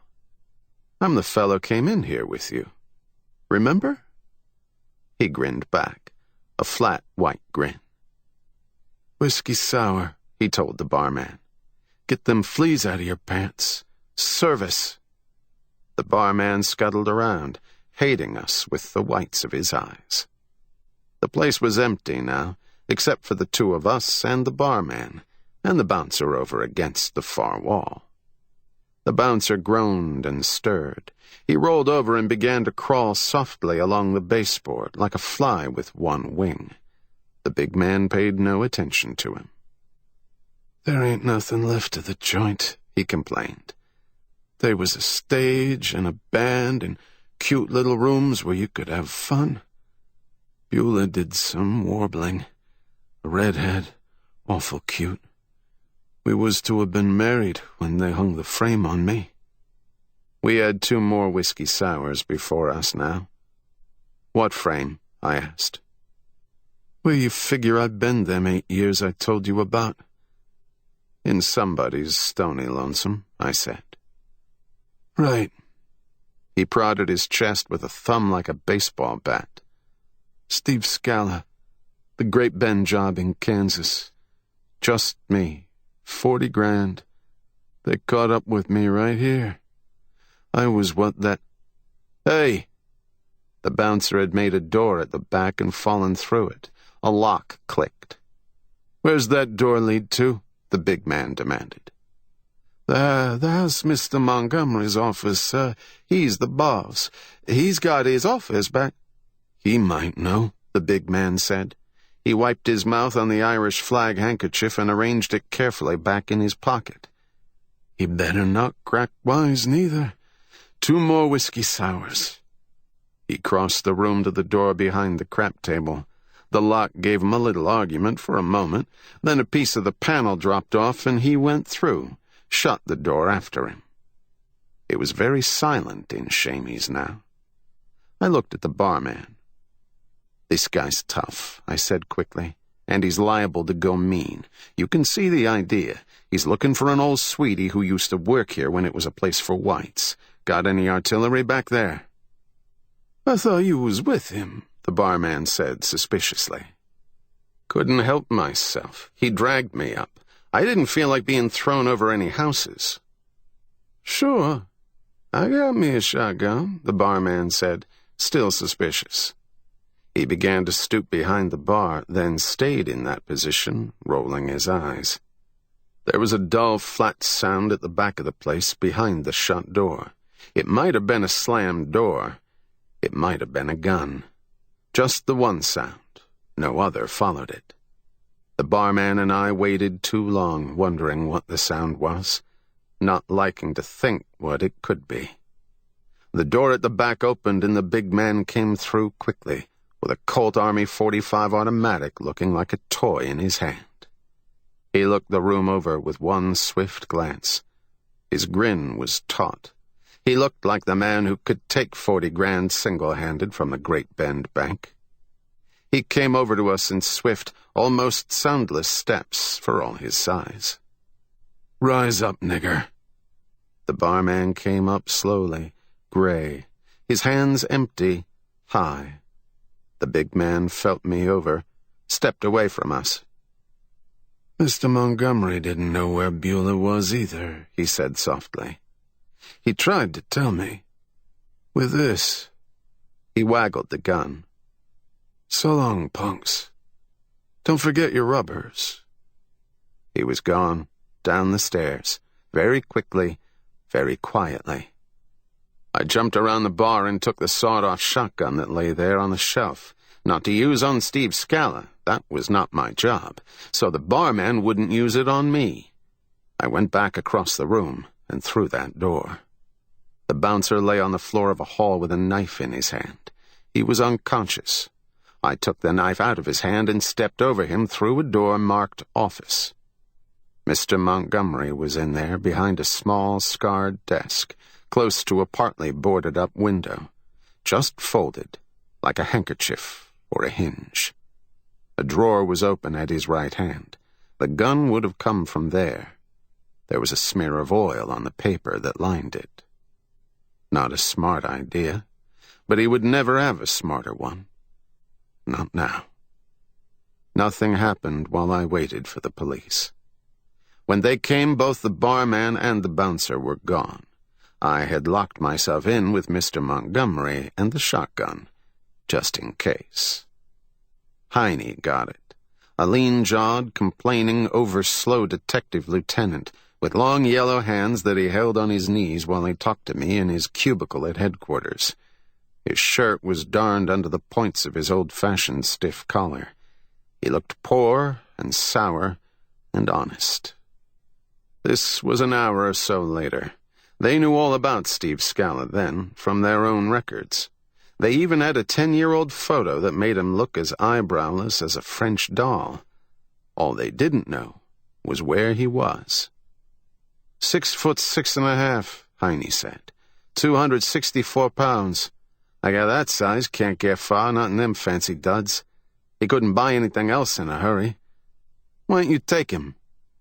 I handed the photo back and laughed. Heine pointed one of his long yellow fingers at me bitterly. Carmody, a tough Seamus, huh? 6 feet a man and a jaw you could break rocks on. Why don't you take him? I'm getting a little gray at the temples, I said. And I didn't have a gun. He had. I wasn't on a gun-toting job over there. Scala just picked me up. I'm kind of cute sometimes. Heine glared at me. All right, I said. Why argue? I've seen the guy. He could wear an elephant in his vest pocket, and I didn't know he'd killed anybody. You'll get him all right. Yeah, Heine said. Easy. but I just don't like to waste my time on these shine killings. No pics, no space, not even 3 lines in the want ad section. Heck, there was 5 smokes, 5, mind you, carved Harlem sunsets all over each other over on East 84 one time. All dead. Cold meat. And the newshawks wouldn't even go out there. Pick him up nice, I said, or he'll knock off a brace of Prowleys for you. Then you'll get space. And I wouldn't have the case then, neither, Heine cheered. Well, the hell with him. I got him on the air. Ain't nothing else to do but just sit. Try the girl, I said. Beulah. Scala will. That's what he's after. That's what started it all.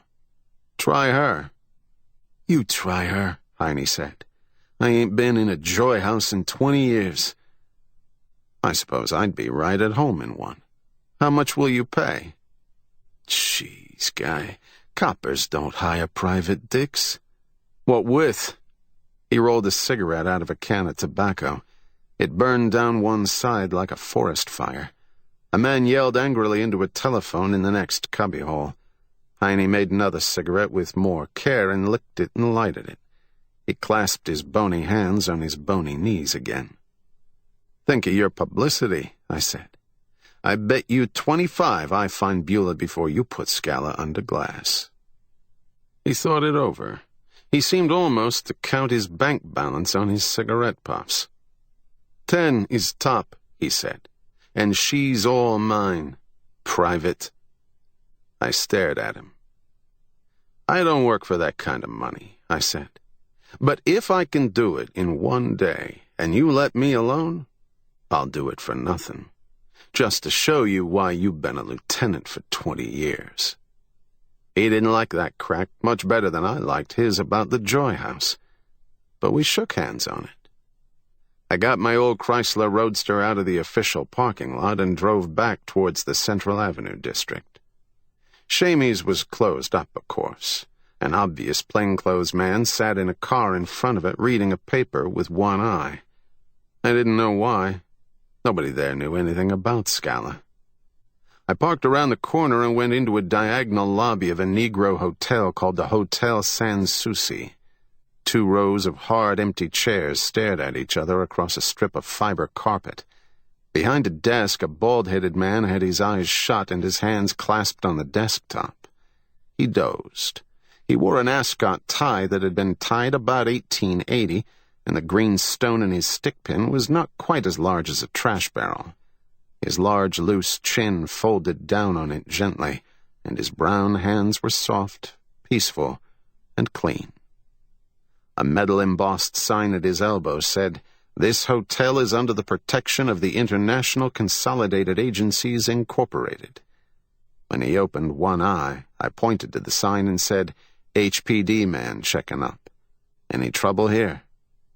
HPD means Hotel Protective Department, which is the part of a large agency that looks after check bouncers and people who move out by the back stairs, leaving second-hand suitcases full of bricks.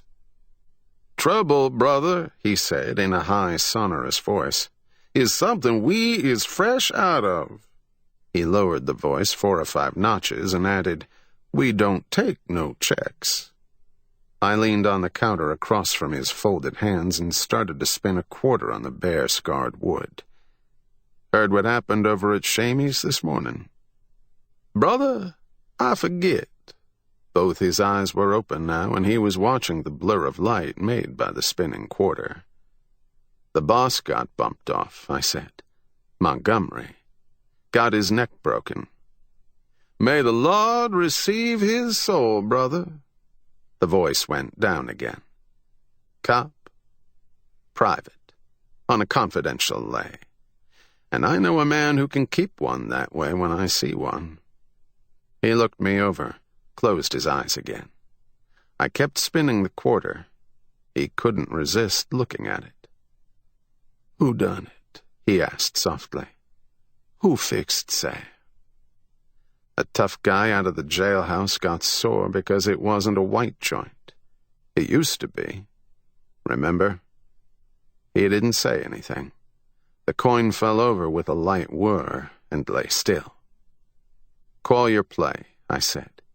I'll read you a chapter of the Bible or buy you a drink. Either one.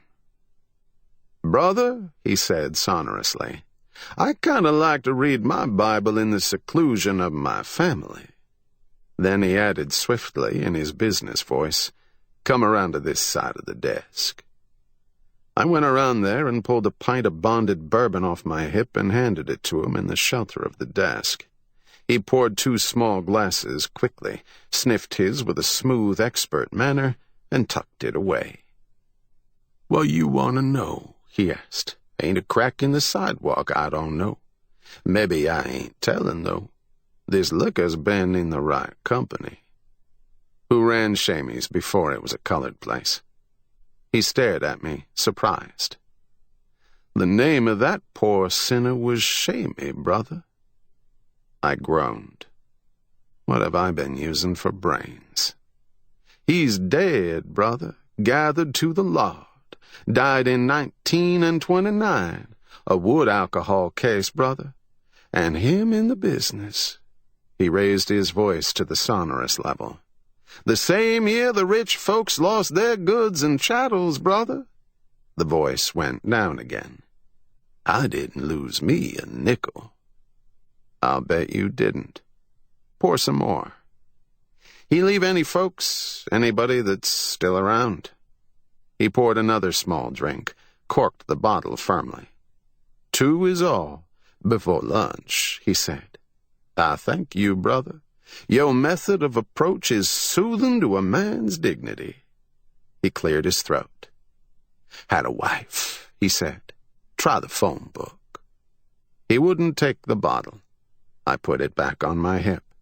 He shook hands with me, folded his on the desk once more, and closed his eyes. The incident, for him, was over. There was only one Shamey in the phone book, Violet Lou Shamey, 1644 West 54th Place. I spent a nickel in a booth. After a long time, a dopey voice said, Well, what is it? Are you the Mrs. Shamey whose husband once ran a place on Central Avenue? A place of entertainment? Well, what? My goodness sakes alive! My husband's been gone these 7 years. Who did you say he was? Detective Carmody. I'll be right out. It's important. Who did you say?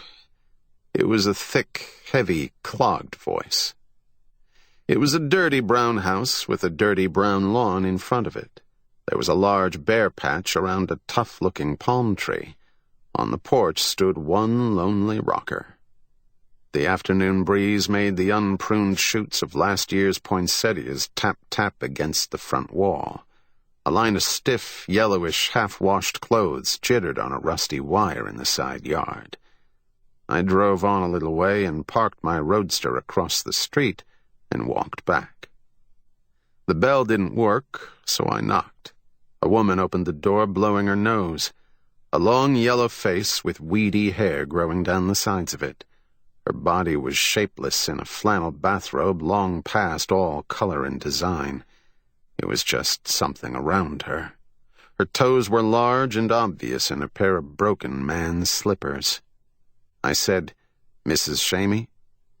You Yeah, I just called you. She gestured me in wearily. I ain't had time to get cleaned up yet, she whined. We sat down in a couple of dingy mission rockers and looked at each other across a living room in which everything was junk except a small new radio droning away behind its dimly lighted panel. All the company I got, she said. Then she tittered. Bert ain't done nothing, has he? I don't get cops calling on me much. Bert Shamey, mister. My husband. She tittered again and flopped her feet up and down. In her titter was a loose, alcoholic overtone. It seemed I was not to get away from it that day. A joke, mister, she said. He's dead. I hope to Christ there's enough cheap blondes where he is. He never got enough of them here. I was thinking more about a redhead, I said. I guess he'd use one of those, too. Her eyes, it seemed to me, were not so loose now. I don't call to mind. Any special one? Yeah, a girl named Beulah. I don't know her last name. She worked at the club on Central. I'm trying to trace her for her folks. It's a colored place now, and of course the people there never heard of her.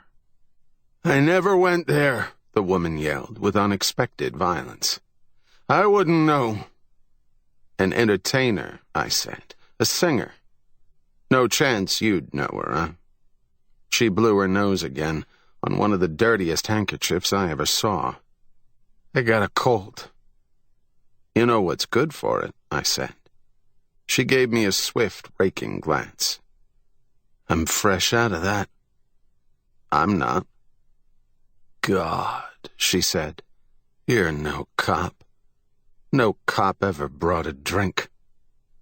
I brought out my pint of bourbon and balanced it on my knee. It was almost full still. The clerk at the Hotel Sans Souci was no reservoir. The woman's seaweed-colored eyes jumped at the bottle. Her tongue coiled around her lips. Man, that's liquor, she sighed. I don't care who you are. Hold it careful, mister. She heaved up and waddled out of the room and came back with 2 thick, smeared glasses. No fixins, she said. Just what you brought. She held the glasses out. I poured her a slug that would have made me float over a wall. A smaller one for me.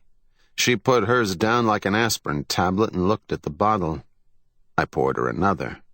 She took that over to her chair. Her eyes had turned 2 shades browner. This stuff dies painless with me, she said.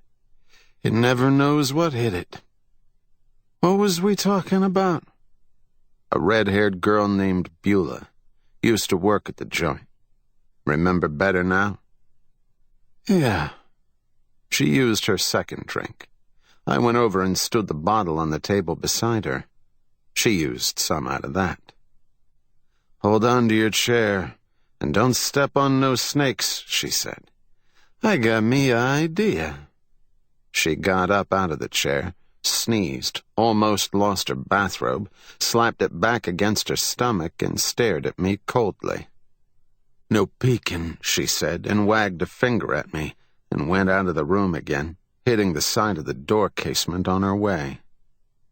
From the back of the house presently there were various types of crashes. A chair seemed to be kicked over. A bureau drawer was pulled out too far and smashed to the floor. There was fumbling and thudding and loud language. After a while, then, there was the slow click of a lock and what seemed to be the screech of a trunk top going up. More fumbling and banging things around. A tray landed on the floor, I thought, then a chortle of satisfaction. She came back into the room holding a package tied with faded pink tape. She threw it in my lap. Look 'em over, Lou. Photos. Newspaper stills. Not that them tramps ever gotten no newspapers except by way of the police blotter. They're people from the joint. By God, they're all that left me. Them and his old clothes. She sat down and reached for the whiskey again. I untied the tape and looked through a bunch of shiny photos of people in professional poses. Not all of them were women.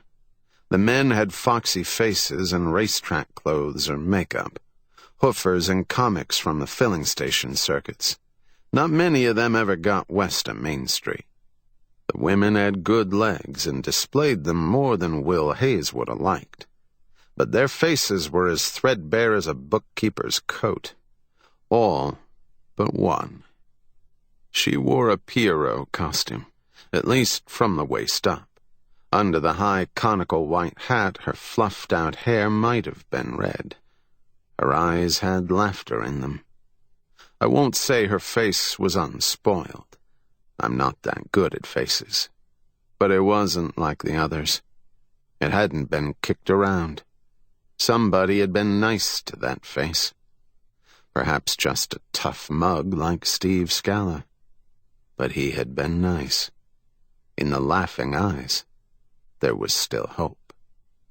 I threw the others aside and carried this one over to the sprawled, glassy-eyed woman in the chair. I poked it under her nose. "This one," I said. "Who is she? What happened to her?" She stared at it fuzzily, then chuckled. "That's Steve Scala's girl, Lou. Heck, I forgot her name." "Beulah," I said. "Beulah's her name." She watched me under her tawny, mangled eyebrows. She wasn't so drunk. "Yeah?" she said. "Yeah?" "Who's Steve Scala?" I rapped. "Bouncer down at the joint, Lou." She giggled again. "He's in the pen." "Oh, no, he isn't," I said. "He's in town. He's out. I know him. He just got in." Her face went to pieces like a clay pigeon. Instantly I knew who had turned Scala up to the local law. I laughed. I couldn't miss. Because she knew. If she hadn't known, she wouldn't have bothered to be cagey about Beulah. She couldn't have forgotten Beulah. Nobody could. Her eyes went far back into her head. We stared into each other's faces. Then her hand snatched at the photo. I stepped back and tucked it away in an inside pocket. "Have another drink," I said. I handed her the bottle. She took it, lingered over it, gurgled it slowly down her throat, staring at the faded carpet. "Yeah," she said whisperingly. "I turned him in, but he never knew. Money in the bank he was. Money in the bank." "Give me the girl," I said, "and Scala knows nothing from me." "She's here," the woman said. "She's in radio. I heard her once on KLBL. She's changed her name, though. I don't know." I had another hunch. "You do know," I said. "You're bleeding her still. Shamey left you nothing. What do you live on? You're bleeding her because she pulled herself up in the world, from people like you and Scala. That's it, isn't it?" "Money in the bank," she croaked. $100 a month. Reg'lar as rent.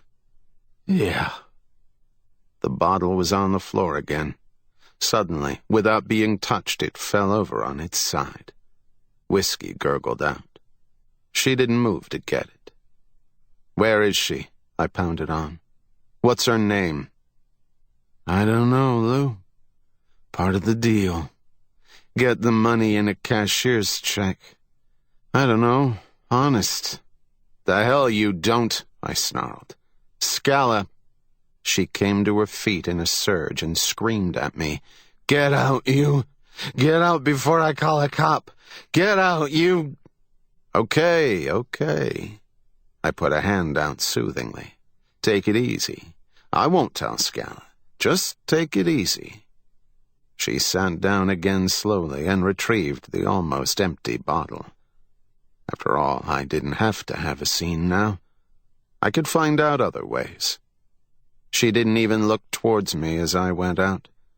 I went out into the crisp fall sunlight and got into my car. I was a nice boy, trying to get along. Yes, I was a swell guy. I liked knowing myself. I was the kind of guy who chiseled a sodden old wreck out of her life's secrets to win a $10 bet. I drove down to the neighborhood drugstore and shut myself in its phone booth to call Heine. "Listen," I told him, "the widow of the man that ran Shamey's when Scala worked there is still alive. Scala might call to see her, if he thinks he dares." I gave him the address. He said sourly, "We almost got him. A prowl car was talking to a 7th Street conductor at the end of the line. He mentioned a guy that size and with them clothes. He got off at 3rd and Alexandria, the conductor says. What he'll do is break into some big house where the folks is away.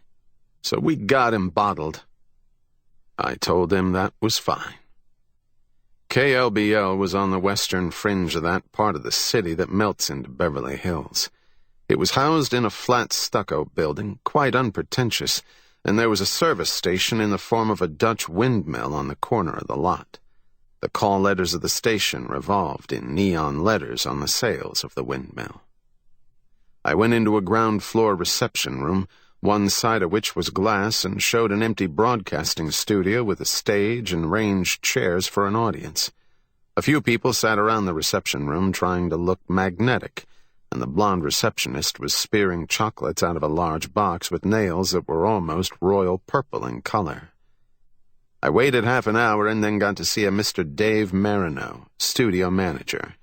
The station manager and the day program manager were both too busy to see me. Marino had a small soundproofed office behind the organ. It was papered with signed photographs. Marino was a handsome, tall man, somewhat in the Levantine style, with red lips a little too full, a tiny silky mustache, large limpid brown eyes, shiny black hair that might or might not have been marcelled, and long, pale, nicotined fingers. He read my card while I tried to find my Pierrot girl on his wall, and didn't. "A private detective, eh? What can we do for you?" I took my Pierrot out and placed it down on his beautiful brown blotter. It was fun watching him stare at it. All sorts of minute things happened to his face, none of which he wanted known. The sum total of them was that he knew the face and that it meant something to him. He looked up at me with a bargaining expression. "Not very recent," he said, "but nice. I don't know whether we could use it or not. Legs, aren't they?" "It's at least 8 years old," I said. "What would you use it for?" "Publicity, of course. We get one in the radio column about every second month. We're a small station still." "Why?" "You mean you don't know who it is?" "I know who she was," I said. "Vivian Baring, of course. Star of our Jumbo Candy Bar program. Don't you know it? A tri-weekly serial, half an hour." "Never heard of it," I said. "A radio serial is my idea of the square root of nothing." He leaned back and lit a cigarette, although one was burning on the edge of his glass-lined tray. "All right," he said sarcastically. "Stop being fulsome and get to business. What is it you want?" "I'd like her address." "I can't give you that, of course, and you won't find it in any phone book or directory. I'm sorry." He started to gather papers together and then saw the second cigarette, and that made him feel like a sap. So he leaned back again. "I'm in a spot," I said. "I have to find the girl, quickly. And I don't want to look like a blackmailer." He licked his very full and very red lips. Somehow I got the idea he was pleased at something. He said softly, "You mean you know something that might hurt Miss Baring, and incidentally the program? You can always replace a star in radio, can't you?" He licked his lips some more. Then his mouth tried to get tough. "I seem to smell something nasty," he said. "It's your mustache burning," I said. It wasn't the best gag in the world, but it broke the ice. He laughed. Then he did wing-overs with his hands. He leaned forward and got as confidential as a tipster. "We're going at this wrong," he said, obviously. "You're probably on the level. You look it. So let me make my play." He grabbed a leather-bound pad and scribbled on it, tore the leaf off and passed it across. I read, 1737 North Flores Avenue. "That's her address," he said. "I won't give the phone number without her okay. Now, treat me like a gentleman. That is, if it concerns the station." I tucked his paper into my pocket and thought it over.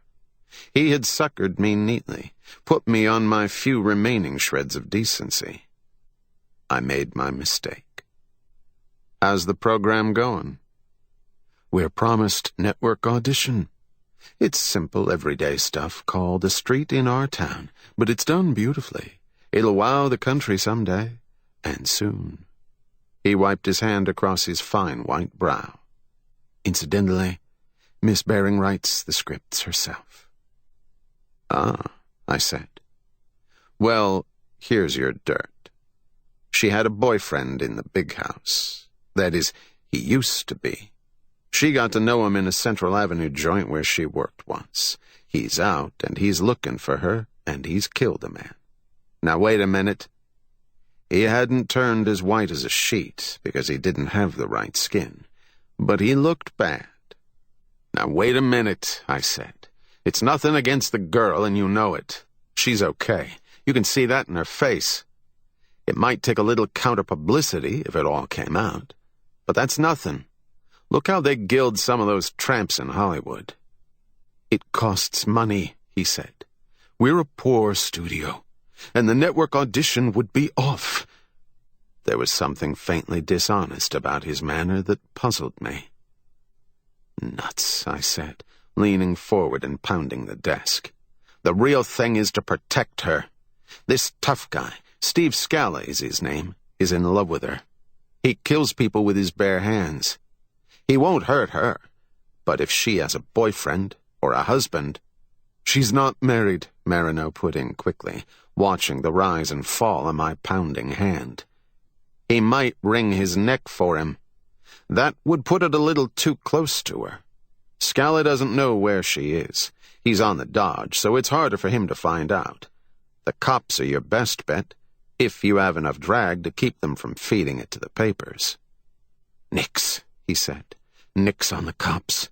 You want the job, don't you? When do you need her here again? Tomorrow night. She's not on tonight. I'll hide her for you until then, I said, if you want me to.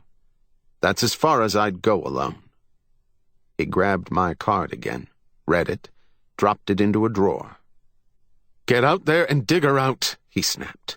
If she's not home, stick till she is. I'll get a conference upstairs, and then we'll see. Hurry it!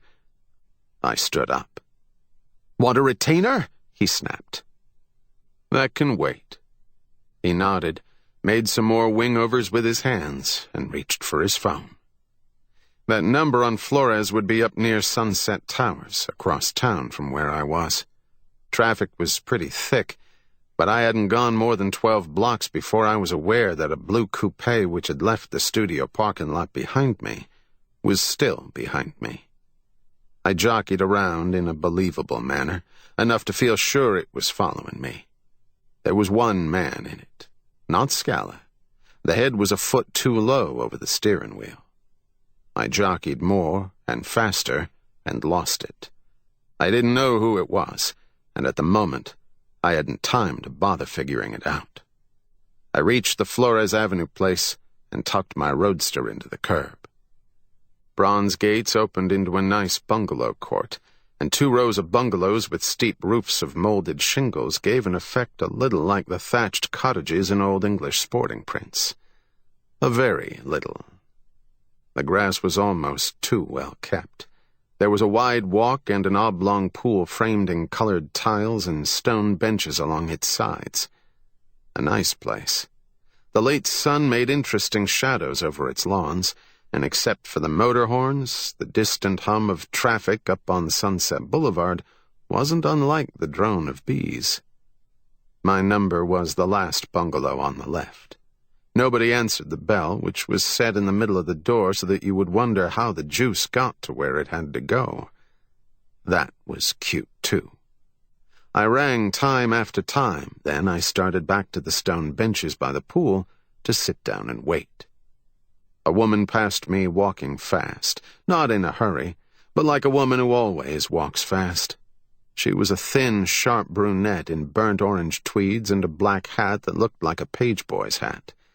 It looked like the devil with the burnt orange tweeds. She had a nose that would be in things, and tight lips, and she swung a key container. She went up to my door, unlocked it, went in. She didn't look like Beulah. I went back and pushed the bell again. The door opened at once.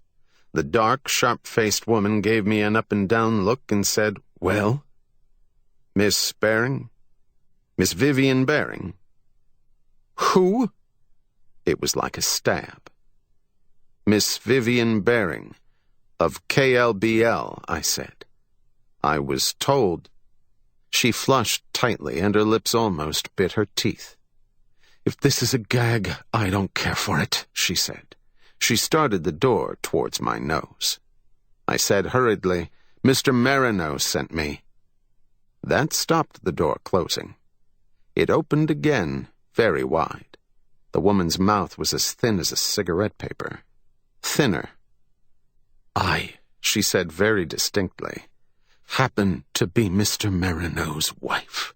This happens to be Mr. Marino's residence. I wasn't aware that this... "Miss Vivian Baring," I said. But it wasn't uncertainty about the name that had stopped her. It was plain, cold fury. "That this Miss Baring," she went on, exactly as though I had not said a word, "had moved in here.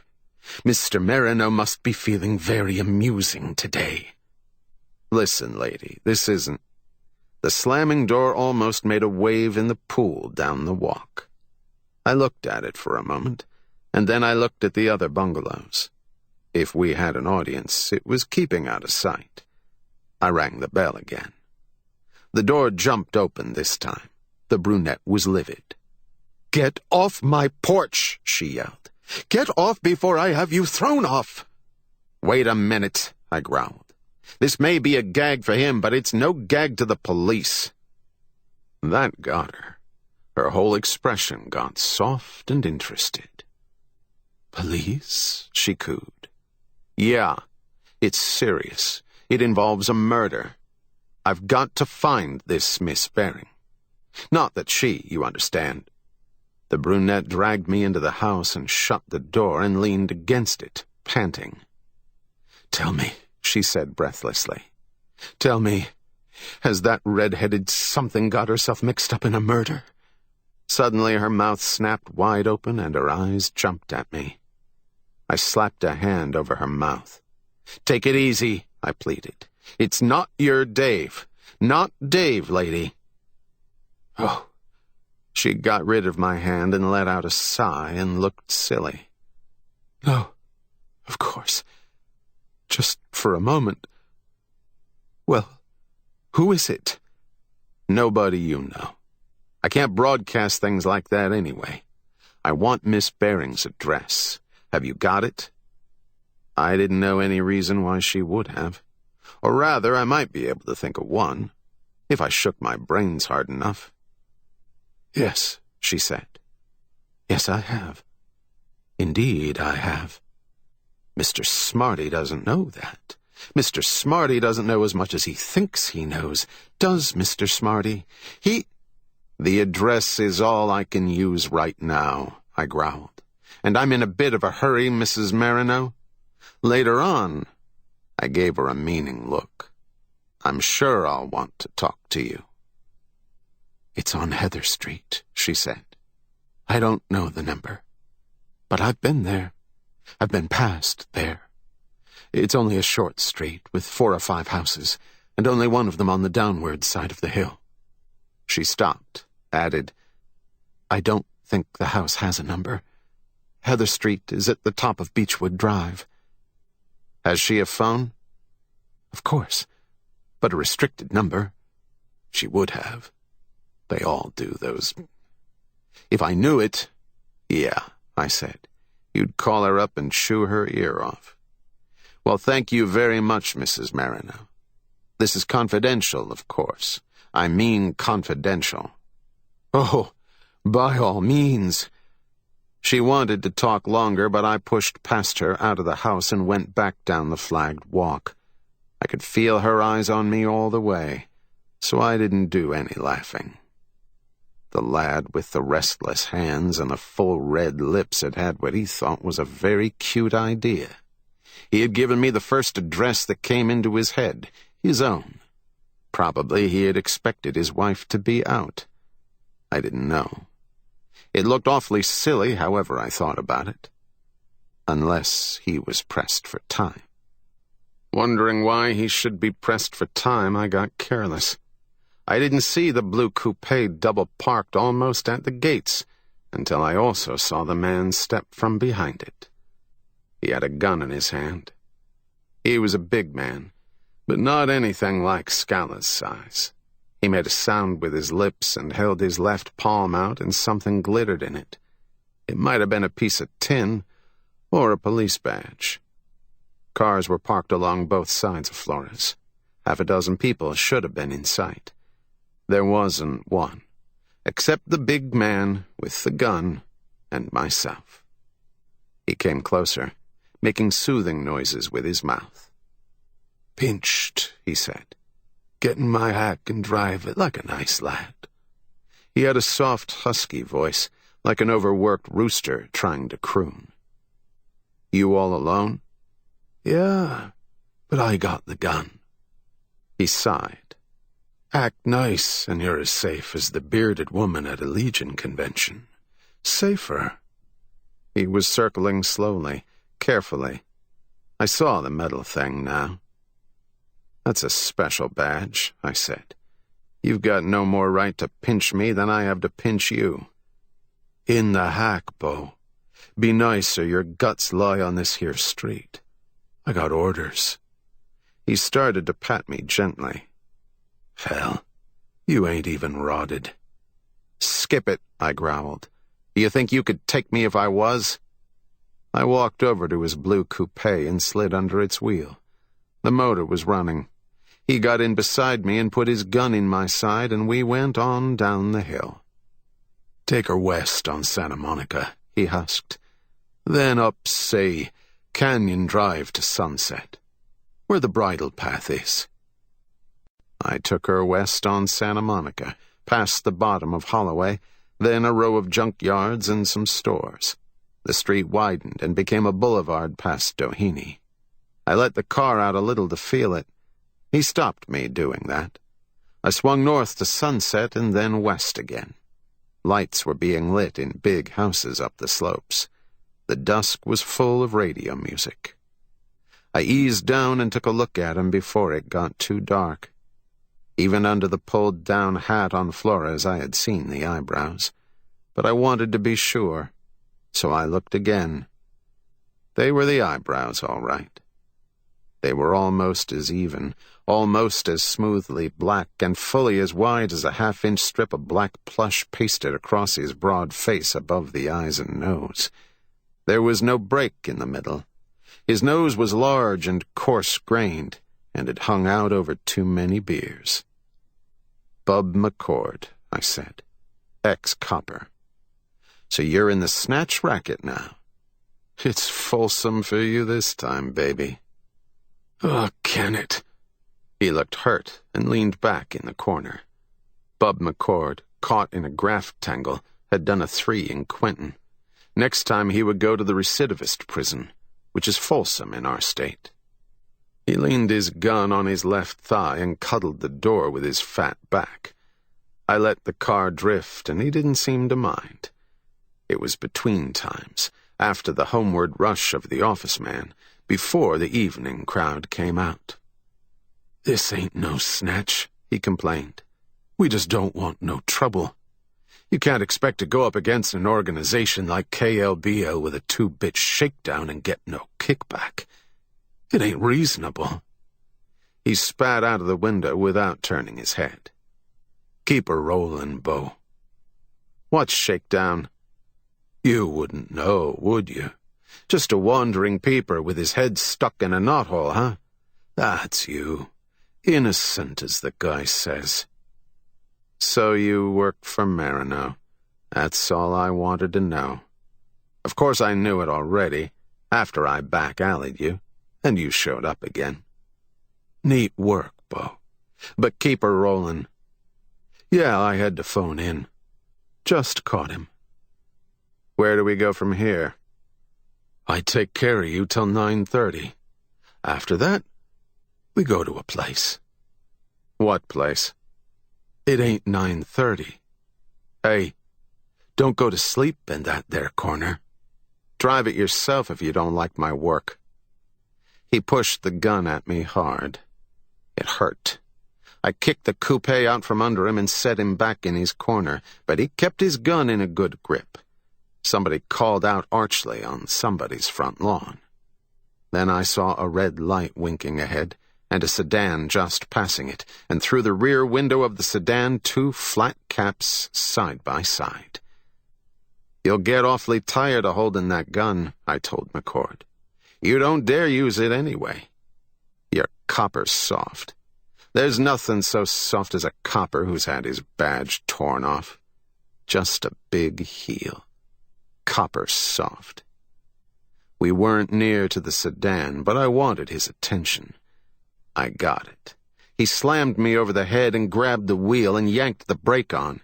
We ground to a stop. I shook my head woozily. By the time I came out of it, he was away from me again, in his corner. "Next time," he said thinly, for all his huskiness, "I put you to sleep in the rumble. Just try it, Bo. Just try it. Now roll, and keep the wisecracks down in your belly." I drove ahead, between the hedge that bordered the bridle path and the wide parkway beyond the curbing. The cops in the sedan tooled on gently, drowsing, listening with half an ear to their radio, talking of this and that. I could almost hear them in my mind, the sort of thing they would be saying. "Besides," McCord growled, "I don't need no gun to handle you. I never see the guy I couldn't handle without no gun." "I saw one this morning," I said. I started to tell him about Steve Scala. Another red stoplight showed. The sedan ahead seemed loath to leave it. McCord lit a cigarette with his left hand, bending his head a little. I kept telling him about Scala and the bouncer at Shamey's. Then I tramped on the throttle. The little car shot ahead without a quiver. McCord started to swing his gun at me. I yanked the wheel hard to the right and yelled, "Hold tight! It's a crash!" We hit the prowl car almost on the left rear fender. It waltzed around on one wheel, apparently, and loud language came out of it. It slewed, rubber screamed, metal made a grinding sound, the left taillight splintered, and probably the gas tank bulged. The little coupe sat back on its heels and quivered like a scared rabbit. McCord could have cut me in half. His gun muzzle was inches from my ribs. But he wasn't a hard guy, really. He was just a broken cop who had done time and got himself a cheap job after it and was on an assignment he didn't understand. He tore the right-hand door open and jumped out of the car. One of the cops was out by this time on my side. I ducked down under the wheel. A flashbeam burned across the top of my hat. It didn't work. Steps came near, and the flash jumped into my face. "Come on out of that," a voice snarled. "What the hell you think this is? A racetrack?" I got out sheepishly. McCord was crouched somewhere behind the coupe, out of sight. "Let me smell your breath." I let him smell my breath. "Whiskey," he said. "I thought so. Walk, baby, walk." He prodded me with the flashlight. I walked. The other cop was trying to jerk his sedan loose from the coupe. He was swearing, but he was busy with his own troubles. "You don't walk like no drunk," the cop said. "What's the matter? No brakes?" The other cop had got the bumpers free and was climbing back under his wheel. I took my hat off and bent my head. "Just an argument," I said. I got hit. It made me woozy for a minute. McCord made a mistake. He started running when he heard that. He vaulted across the parkway, jumped the wall, and crouched. His footsteps thudded on turf. That was my cue. "Hold up," I snapped at the cop who was questioning me. "I was afraid to tell you." "Jeez, the howling," he yelled and tore a gun out of his holster. "Why don't you say so?" He jumped for the wall. "Circle the heap. We want that guy," he yelled at the man in the sedan. He was over the wall. Grunts, more feet pounding on the turf. A car stopped half a block away and a man started to get out of it but kept his foot on the running board. I could barely see him behind his dimmed headlights. The cop in the prowl car charged at the hedge that bordered the bridle path, backed furiously, swung around, and was off with screaming siren. I jumped into McCord's coupe and jerked the starter.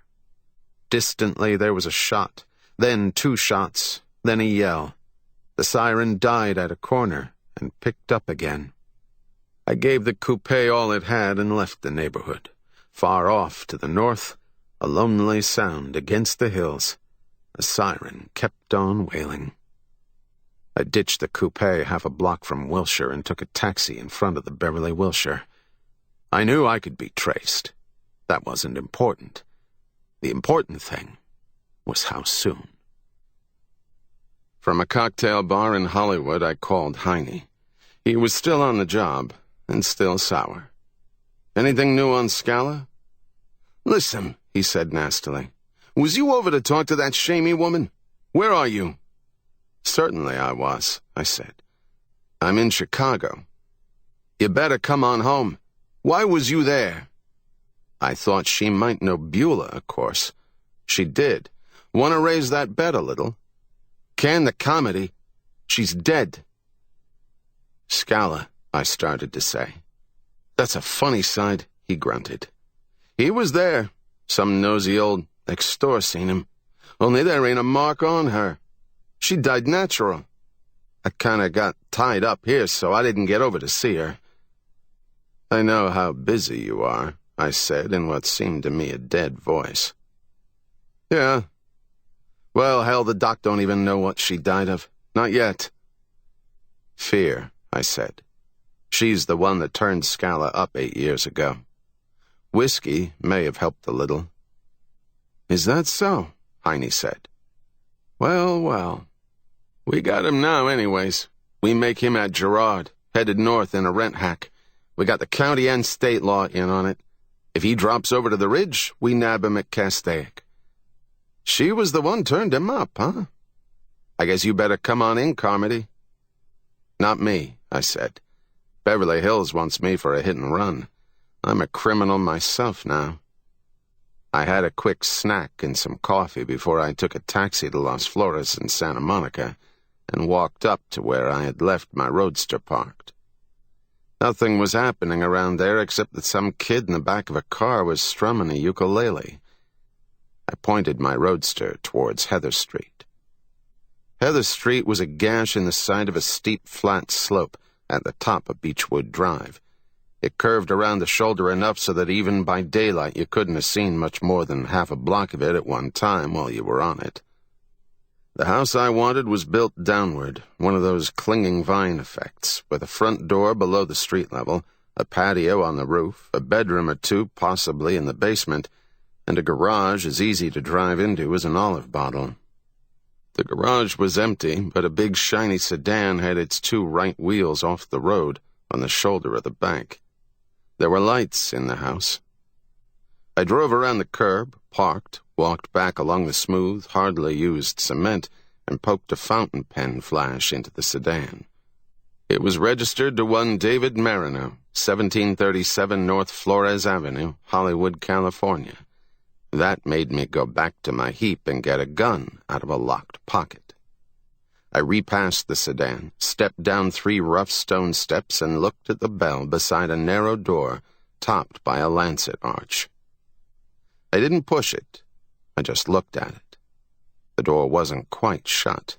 A fairly wide crack of dim light edged around its panel.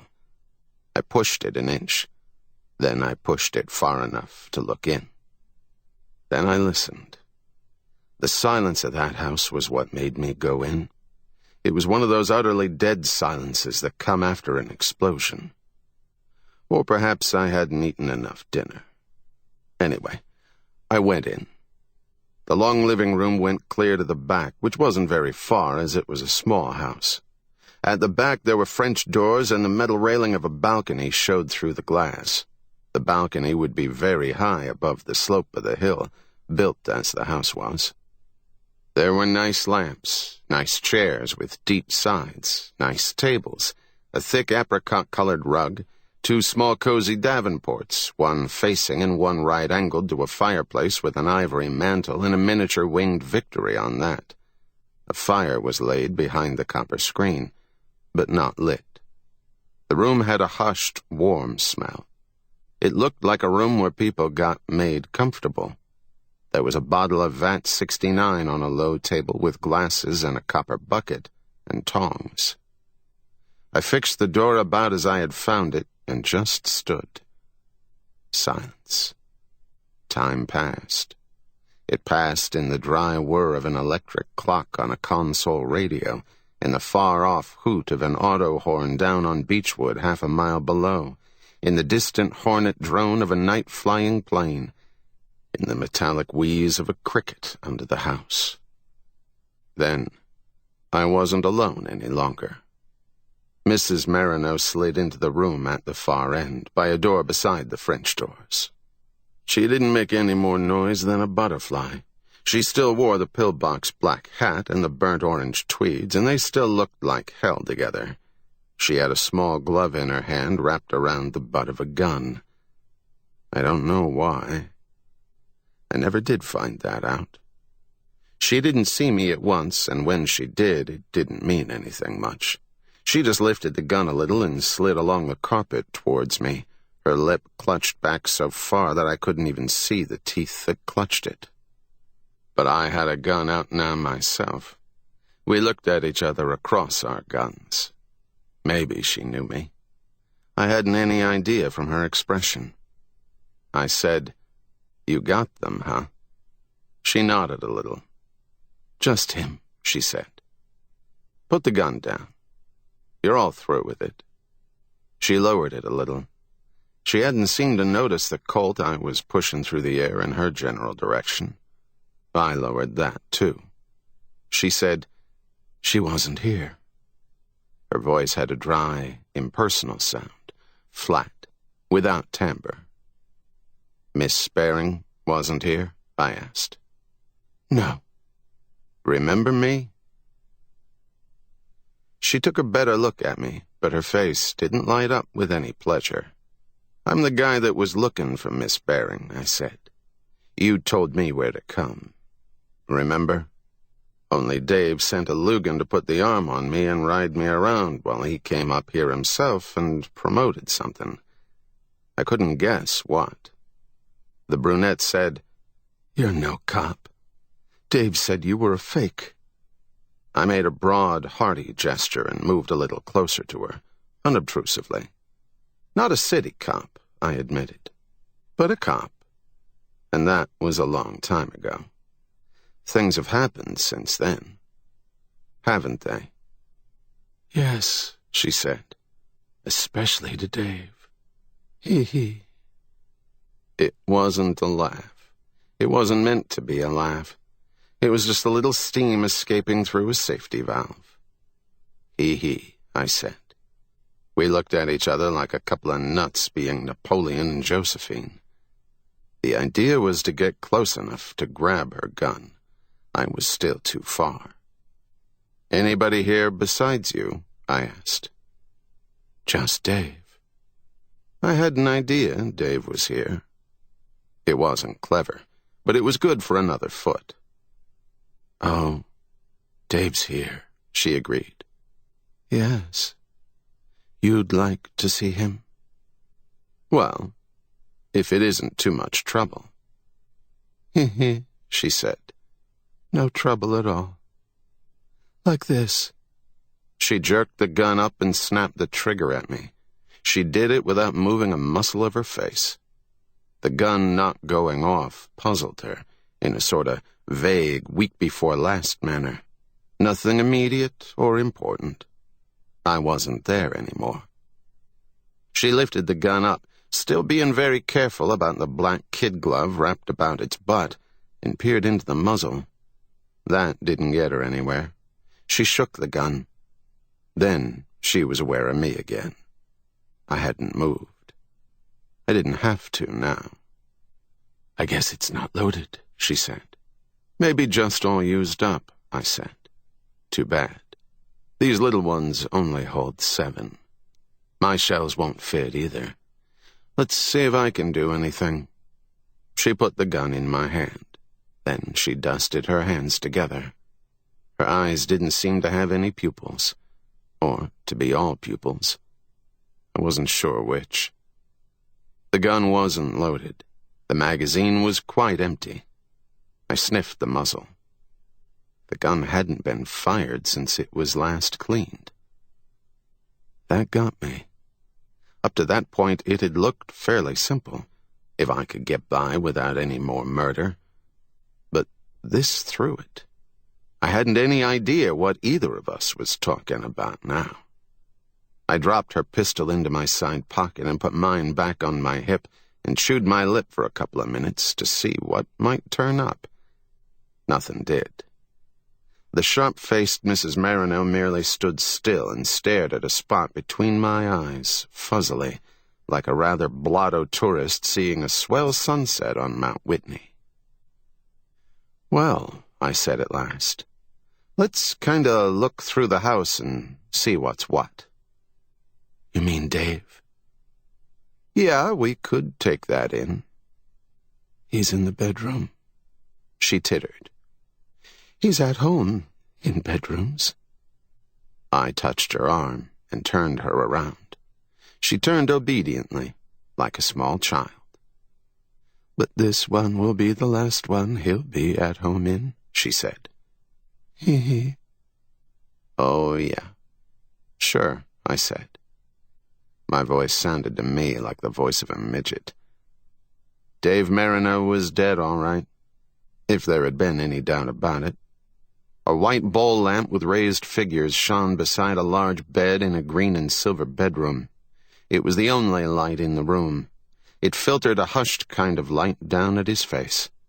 He hadn't been dead long enough to get the corpse look. He lay sprawled casually on the bed, a little sideways, as though he had been standing in front of it when he was shot. One arm was flung out as loose as a strand of kelp, and the other was under him. His open eyes were flat and shiny and almost seemed to hold a self-satisfied expression. His mouth was open a little, and the lamplight glistened on the edges of his upper teeth. I didn't see the wound at all at first. It was high up, on the right side of his head, in the temple, but back rather far, almost far enough to drive the petrosal bone through the brain.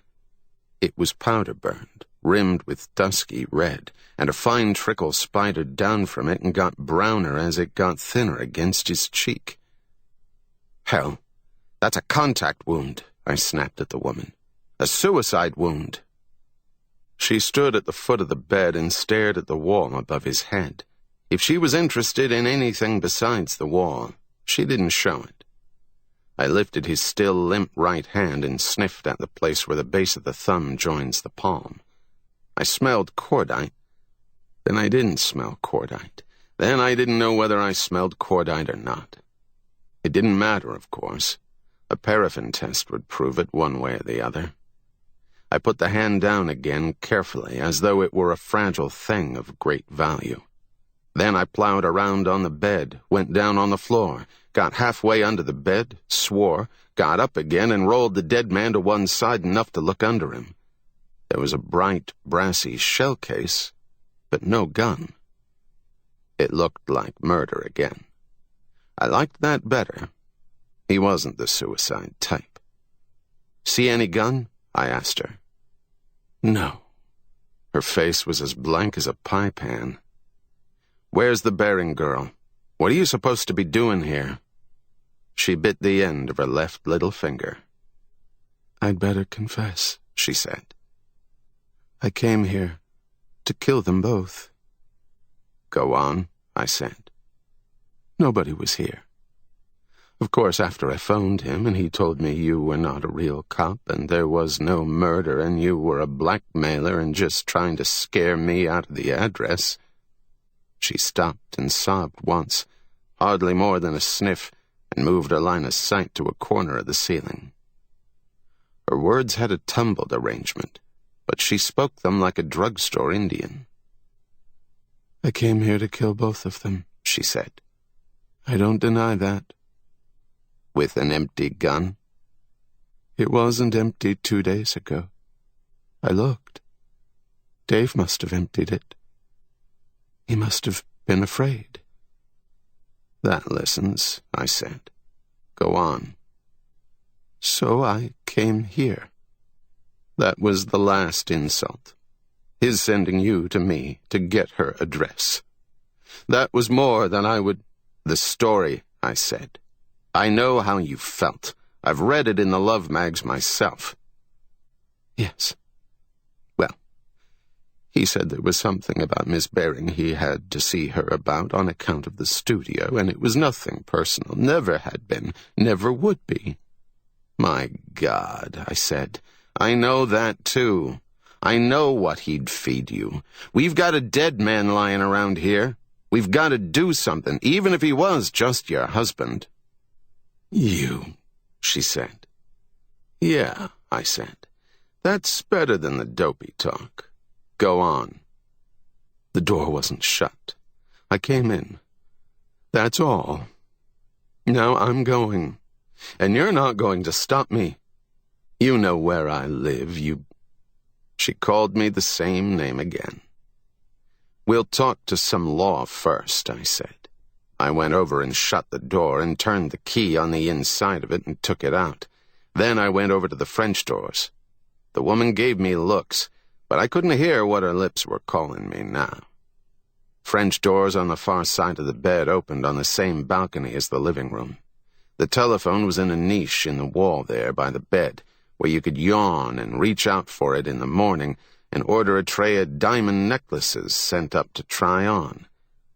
I sat down on the side of the bed and reached for the phone, and a muffled voice came to me through the glass and said, "Hold it, pal. Just hold it." Even muffled by the glass, it was a deep, soft voice. I had heard it before. It was Scala's voice. I was in line with the lamp. The lamp was right behind me. I dived off the bed onto the floor, clawing at my hip. A shot roared and glass sprinkled the back of my neck.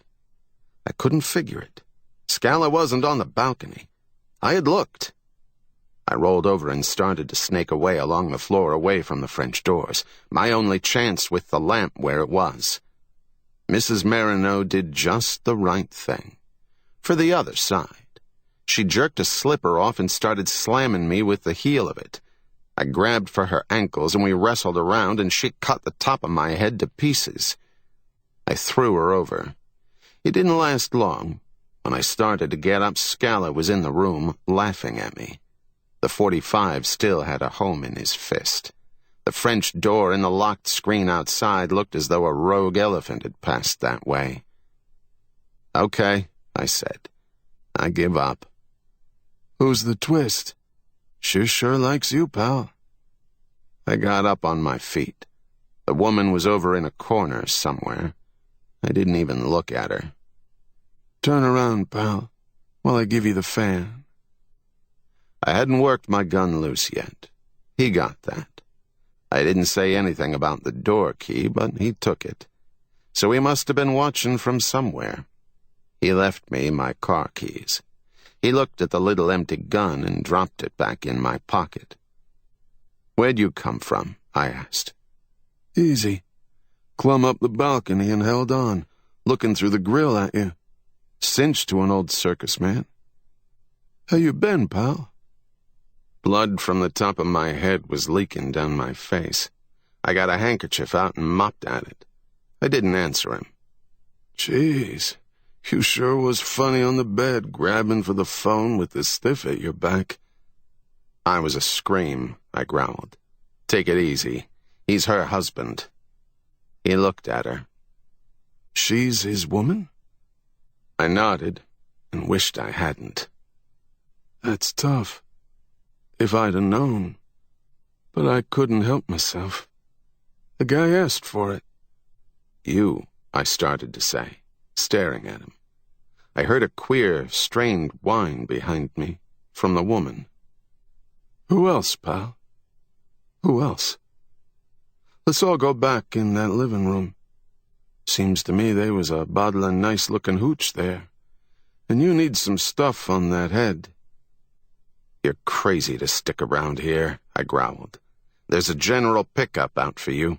The only way out of this canyon is back down Beechwood or over the hills, on foot."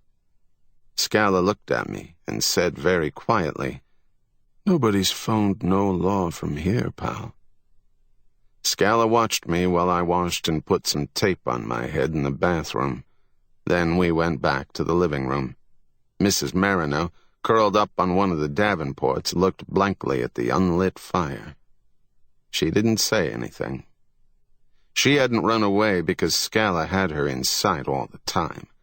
She acted resigned, indifferent, as if she didn't care what happened now. I poured 3 drinks from the VAT 69 bottle, handed one to the brunette. She held her hand out for the glass, half smiled at me, crumpled off the Davenport to the floor, with the smile still on her face. I put the glass down, lifted her, and put her back on the Davenport with her head low. Scala stared at her. She was out cold, as white as paper.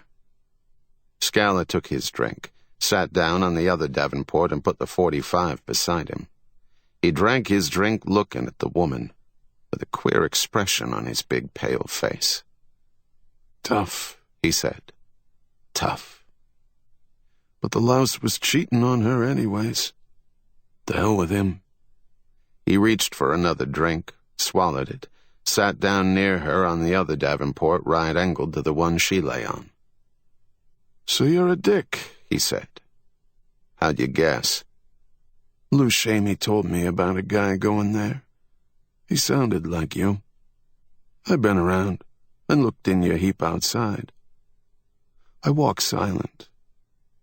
"Well, what now?" I asked. He looked more enormous than ever in the room in his sports clothes. The clothes of a smart aleck kid. I wondered how long it had taken him to get them together. They couldn't have been ready-made. He was much too big for that. His feet were spread wide on the apricot rug. He looked down sadly at the white kid explosions on the suede. They were the worst-looking shoes I ever saw.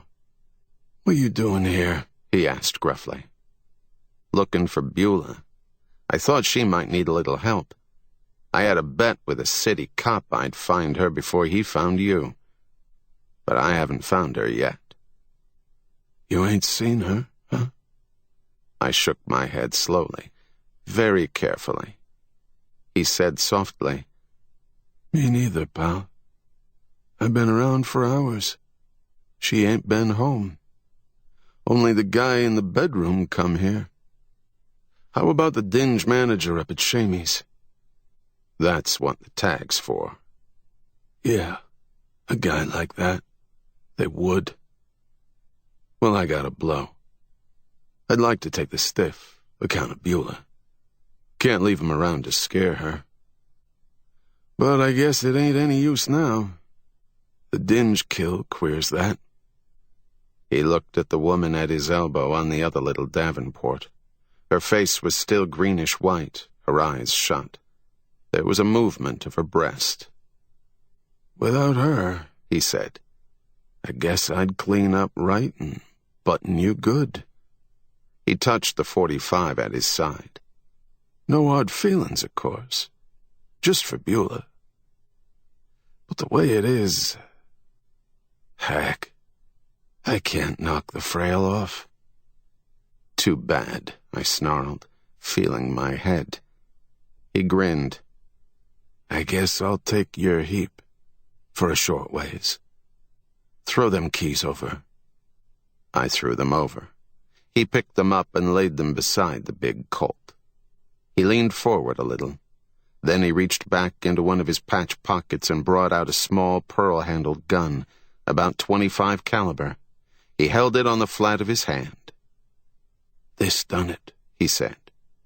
"I left a rent hack I had on the street below and come up the bank and around the house. I hear the bell ring. This guy is at the front door.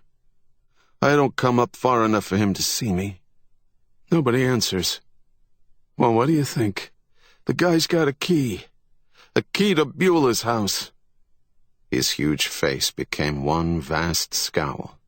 The woman on the Davenport was breathing a little more deeply, and I thought I saw one of her eyelids twitch. "What the hell?" I said. "He could get that a dozen ways. He's a boss at KLBO where she works. He could get at her bag, take an impression. Hell, she didn't have to give it to him." "That's right, pal." He beamed. "Of course, she didn't have to give it to the—" "Okay. He went in, and I made it fast after him, but he had the door shut. I opened it my way. After that, it didn't shut so good, you might have noticed. He was in the middle of this here room over there by a desk. He's been here before, all right, though." The scowl came back again, although not quite so black. "Because he slipped a hand into the desk drawer and come up with this." He danced the pearl-handled thing on his enormous palm. Mrs. Marino's face now had distinct lines of tensity. "So I start for him. He lets one go. A miss. He's scared and runs into the bedroom. Me after. He lets go again. Another miss. You'll find them slugs in the wall somewheres." "I'll make a point of it," I said. "Yeah. Then I got him. Well, hell, the guy's only a punk in a white muffler. If she's washed up with me, okay. I want it from her, see?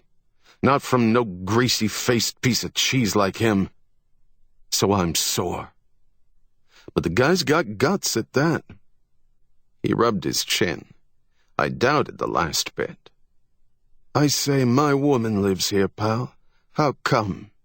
He says, come back tomorrow. This here is my night." Scalise spread his free left hand in a large gesture. "After that, nature's gotta take its course, ain't it? I pull his arms and legs off. Only while I'm doing it, the damn little gat pops off and he's as limp as... He glanced at the woman and didn't finish what he was going to say. "Yeah, he was dead." One of the woman's eyelids flickered again. I said, "Then?" "I scrammed. A guy does. But I come back. I got to thinking it's tough on Beulah, with that stiff on her bed. So I'll just go back and ferry him out to the desert and then crawl in a hole for a while. Then this frail comes along and spoils that part." The woman must have been shamming for quite a long time. She must have been moving her legs and feet and turning her body a fraction of an inch at a time to get in the right position, to get leverage against the back of the Davenport. The pearl-handled gun still lay on Scalise's flat hand when she moved. She shot off the Davenport in a flat dive, gathering herself in the air like an acrobat. She brushed his knees and picked the gun off his hand as neatly as a chipmunk peels a nut. He stood up and swore as she rolled against his legs. The big Colt was at his side, but he didn't touch it or reach for it. He stooped to take hold of the woman, with his big hands empty. She laughed just before she shot him. She shot him 4 times in the lower belly. Then the hammer clicked. She threw the gun at his face and rolled away from him. He stepped over her without touching her. His big, pale face was quite empty for a moment. Then it settled into stiff lines of torture, lines that seemed to have been there always. He walked erectly along the rug towards the front door. I jumped for the big Colt and got it, to keep it from the woman. At the 4th step he took, blood showed on the yellowish nap of the rug. After that, it showed at every step he took. He reached the door and put his big hand flat against the wood and leaned there for a moment. Then he shook his head and turned back. His hand left a bloody smear on the door from where he had been holding his belly. He sat down in the first chair he came to and leaned forward and held himself tightly with his hands. The blood came between his fingers slowly, like water from an overflowing basin. "Them little slugs," he said, "hurt just like the big ones. Down below, anyways."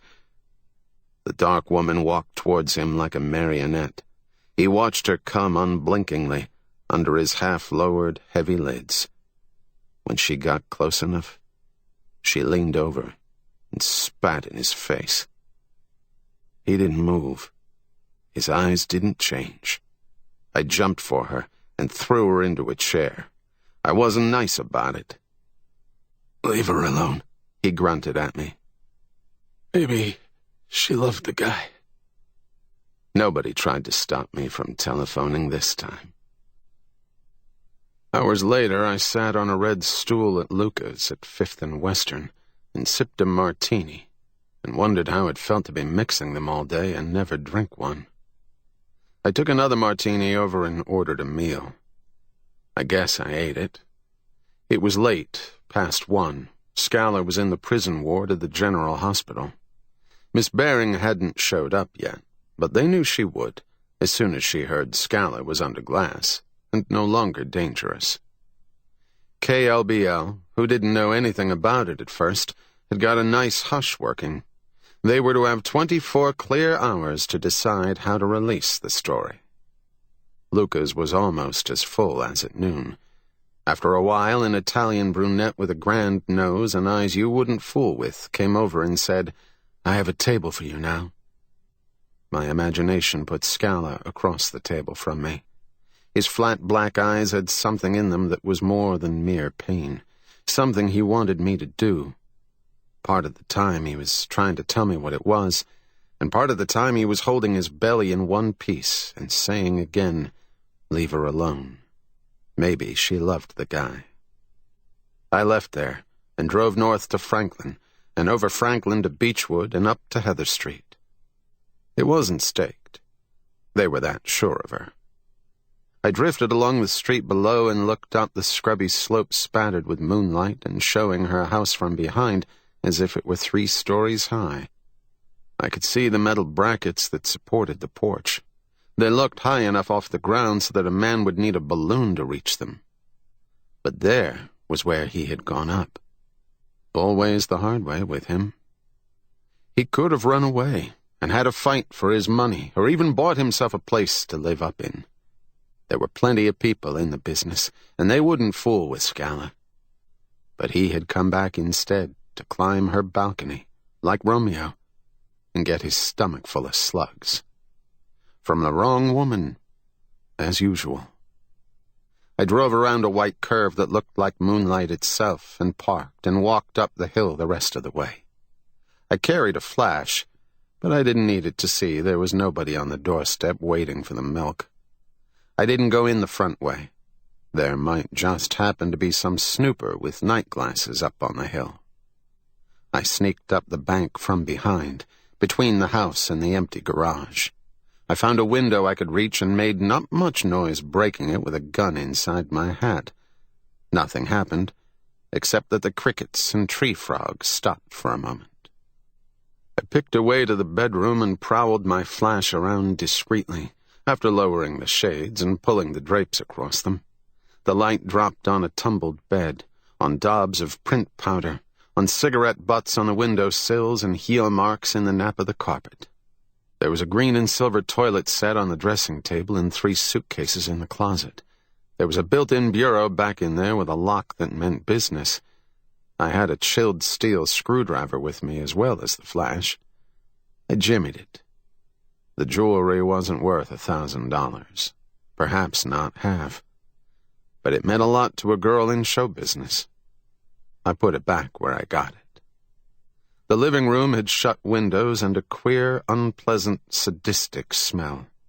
The law enforcement had taken care of the VAT 69 to make it easier for the fingerprint men. I had to use my own. I got a chair that hadn't been bled on into a corner, wet my throat, and waited in the darkness. A shade flapped in the basement or somewhere. That made me wet my throat again. Somebody came out of a house 6 blocks away and whooped. A door banged. Silence. The tree frogs started again, then the crickets. Then the electric clock on the radio got louder than all the other sounds together. Then I went to sleep. When I woke up, the moon had gone from the front windows and a car had stopped somewhere. Light, delicate, careful steps separated themselves from the night. They were outside the front door. A key fumbled in the lock. In the opening door, the dim sky showed a head without a hat. The slope of the hill was too dark to outline any more. The door clicked shut. Steps rustled on the rug. I already had the lamp cord in my fingers. I yanked it, and there was light. The girl didn't make a sound, not a whisper of sound. She just pointed the gun at me. I said, "Hello, Beulah." She was worth waiting for. Not too tall, not too short, that girl. She had the long legs that can walk and dance. Her hair, even by the light of the one lamp, was like a brush fire at night. Her face had laughter wrinkles at the corner of the eyes. Her mouth could laugh. The features were shadowed and had that drawn look that makes some faces more beautiful because it makes them more delicate. I couldn't see her eyes. They might have been blue enough to make you jump, but I couldn't see. The gun looked about a .32, but had the extreme right-angled grip of a Mauser. After a while, she said very softly, "Police, I suppose." She had a nice voice, too. I still think of it at times. I said, "Let's sit down and talk. We're all alone here. Ever drink out of the bottle?" She didn't answer. She looked down at the gun she was holding, half smiled, shook her head. "You wouldn't make two mistakes," I said. "Not a girl as smart as you are." She tucked the gun into the side pocket of a long ulster-like coat with a military collar. "Who are you?" "Just a Seamus. Private detective to you. Carmody is the name. Need a lift?" I held my bottle out. It hadn't grown to my hand yet. I still had to hold it. "I don't drink. Who hired you?" "KLBL. To protect you from Steve Scala." "So they know," she said. "So they know about him." I digested that and said nothing. "Who's been here?" she went on sharply. She was still standing in the middle of the room, with her hands in her coat pockets now, and no hat. "Everybody but the plumber," I said. "He's a little late, as usual." "You're one of those men." Her nose seemed to curl a little. "Drugstore comics." "No," I said. "Not really. It's just a way I get talking to the people I have to talk to. Scala came back again and ran into trouble and got shot up and arrested. He's in the hospital. Pretty bad." She didn't move. "How bad?" "He might live, if he'd have surgery. Doubtful even with that. Hopeless without. He has 3 in the intestines and 1 in the liver." She moved at last and started to sit down. "Not in that chair," I said quickly. "Over here." She came over and sat near me on one of the davenports, lights twisted in her eyes. I could see them now. Little twisting lights like Catherine wheels spinning brightly. She said, "Why did he come back?" "He thought he ought to tidy up, remove the body and so on. A nice guy, Scala." "Do you think so?" "Lady, if nobody else in the world thinks so, I do." "I'll take that drink," she said. I handed her the bottle. I grabbed it away in a hurry. "Gosh," I said, "you have to break in on this stuff." She looked towards the side door that led to the bedroom back of me. "Gone to the morgue," I said. "You can go in there." She stood up at once and went out of the room. She came back almost at once. "What have they got on Steve?" she asked. "If he recovers." "He killed the nigger over on Central this morning. It was more or less self-defense on both sides. I don't know. Except for Marino, he might get a break." "Marino," she said. "Yeah." You knew he killed Marino. Don't be silly, she said. I killed Dave Marino. Okay, I said. But that's not the way Steve wants it. She stared at me. You mean Steve came back here deliberately to take the blame? If he had to, I guess. I think he really meant to cart Marino off to the desert and lose him. Only a woman showed up here. Mrs. Marino. Yes, the girl said tonelessly. She thinks I was his mistress. That greasy spoon. Were you? I asked.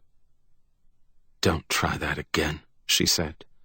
Even if I did work on Central Avenue once. She went out of the room again. Sounds of a suitcase being yanked about came into the living room. I went in after her. She was packing pieces of cobweb, and packing them as if she liked nice things, nicely packed. You don't wear that stuff down in the tank, I told her, leaning in the door. She ignored me some more. I was going to make a break for Mexico, she said. Then South America. I didn't mean to shoot him. He roughed me up and tried to blackmail me into something, and I went and got the gun. Then we struggled again, and it went off. Then I ran away. Just what Scala said he did, I said. Hell, couldn't you just have shot on purpose? Not for your benefit, she said, or any cop. Not when I did 8 months in Dalhart, Texas once for rolling a drunk. Not with that Marino woman yelling her head off that I seduced him and then got sick of him. A lot she'll say, I grunted, after I tell how she spat in Scala's face when he had 4 slugs in him. She shivered. Her face whitened. She went on taking the things out of the suitcase and putting them in again. Did you roll the drunk, really? She looked up at me, then down. Yes, she whispered. I went over nearer to her. Got any bruises or torn clothes to show? I asked. No. Too bad, I said, and took hold of her. Her eyes flamed at first and then turned to black stone. I tore her coat off, tore her up plenty, put hard fingers into her arms and neck and used my knuckles on her mouth. I let her go, panting. She reeled away from me, but didn't quite fall. We'll have to wait for the bruises to set and darken, I said. Then we'll go downtown. She began to laugh. Then she went over to the mirror and looked at herself. She began to cry. Get out of here while I change my clothes, she yelled. I'll give it a tumble. But if it makes any difference to Steve, I'm going to tell it right. Shut up and change your clothes, I said. I went out and banged the door. I hadn't even kissed her. I could have done that, at least. She wouldn't have minded any more than the rest of the knocking about I gave her. We rode the rest of the night, first in separate cars to hide hers in my garage, then in mine. We rode up the coast and had coffee and sandwiches at Malibu, then on up and over. We had breakfast at the bottom of the ridge route, just north of San Fernando. Her face looked like a catcher's mitt after a tough season. She had a lower lip the size of a banana, and you could have cooked steaks on the bruises on her arms and neck, they were so hot. With the first strong daylight, we went to the city hall. They didn't even think of holding her or checking her up. They practically wrote the statement themselves. She signed it blank-eyed, thinking of something else. Then a man from KLBL and his wife came down to get her. So I didn't get to ride her to a hotel. She didn't get to see Scala either. Not then. He was under morphine. He died at 2:30 the same afternoon. She was holding one of his huge, limp fingers. But he didn't know her from the Queen of Siam. Don't You Cry for Me. Norbert Davis. Norbert Davis, 1909 to 1949, was born in Morrison, Illinois, and moved with his family when he was a teenager to California, where he earned a law degree at Stanford University. By the time he had graduated, however, he had already established himself as a successful pulp writer and, having always desired the writer's life, never bothered to take the bar exam. While he is most remembered today for his detective fiction, and rightly so, he also wrote other pulp fiction, including westerns, romances, and adventure stories, as well as humor for the top slick magazines. He joined a group called the Fictioneers, Southern California fiction writers who met regularly to discuss writing and marketing tips. Raymond Chandler was an occasional participant. Davis's best-known characters are the private eye team of Doan and Carstairs, the latter being a giant Great Dane who, after closely reading their 5 cases, has proven to be the smarter half of the team. They appeared in 2 short stories, Cry Murder and Holocaust House, and 3 novels, The Mouse in the Mountain, 1943, Sally's in the Alley, 1943, and Oh, Murderer Mine, 1946. The Doan and Carstairs stories are notable for being among the funniest of the hard-boiled genre of their time. Toward the end of his career, Davis abandoned the pulps, and then the slick magazines began to reject his stories. He split up with his wife, his agent died, and he was diagnosed with cancer. It was all too much, and at the age of 40 he committed suicide. Don't You Cry for Me, one of Davis's 13 Black Mask stories, was published in May 1942. Don't You Cry for Me. The brawny piano player had had his run-ins with the ghoulish Gestapo in the beer halls of Europe, but when he promised Myra Martin's mother to find the girl in the Mecca of the movie struck, he ran afoul of a plot as fantastic as any Hitler pipe dream. John Collins was playing the Beale Street Blues, and playing it soft and sad, because that was the way he felt. The notes dripped through the dingy dimness of the room like molasses, and provided an appropriate accompaniment to his thoughts. He had a hangover. He was short and squat and immensely wide. He looked a little bit like a frog, a friendly one. His hair was blonde and as softly fuzzy as a baby's on top, and he had a scar on his right cheek. The doorbell trilled faintly through the music. Collins stopped playing and sighed. He didn't really feel in the mood for company, but he got up and went across the rumpled living room into the little entry hall and opened the front door.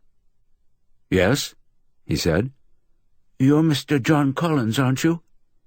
The soft California dusk had gathered shadows against the front of the bungalow, and the woman was part of them, small and faintly rustling, dressed in black.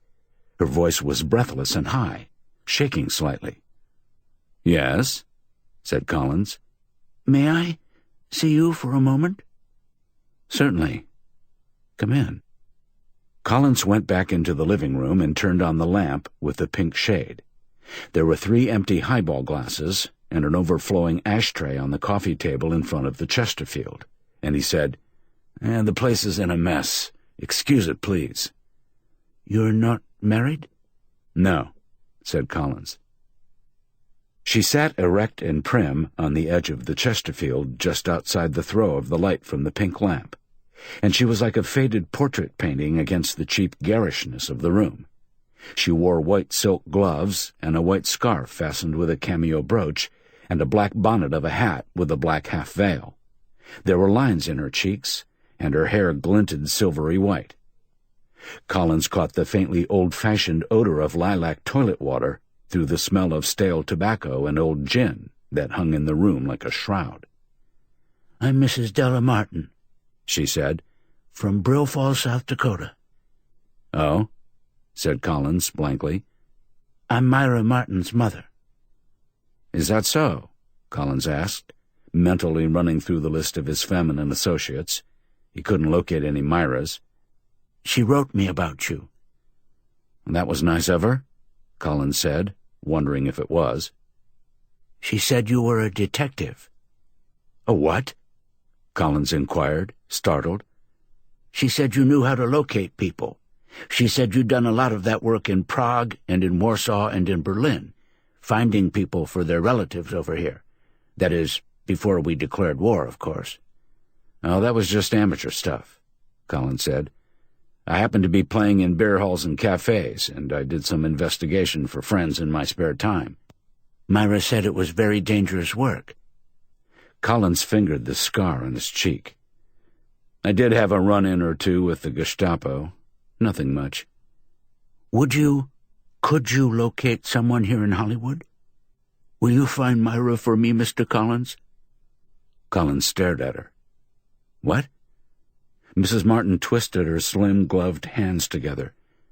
Myra left Brill Falls a year ago to come to Hollywood to get into the motion pictures. She's very beautiful, and she's always been interested in theatricals. And then she won a Most Beautiful Back contest and got her name and picture in the papers, and several agencies and acting schools wrote her. Yes, said Collins. Oh, yes. I have a little dressmaking shop, and I couldn't come with her, but I wanted her to have her chance. We saved the money for the trip, and she came alone. She was only going to stay 2 months if she didn't find some sort of picture work, but after the 2 months were up, she said things looked so encouraging. Collins nodded slowly. Yes? She stayed on, and I sent her what money I could.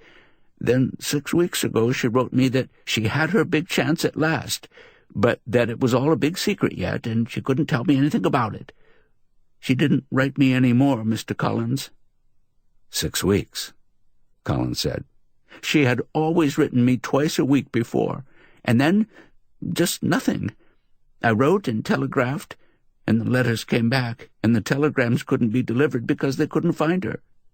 I couldn't stand it, so I sold my business and came here. I went to the Central Casting Office and the studios. They had Myra's name on their lists, but they hadn't heard anything of her for months.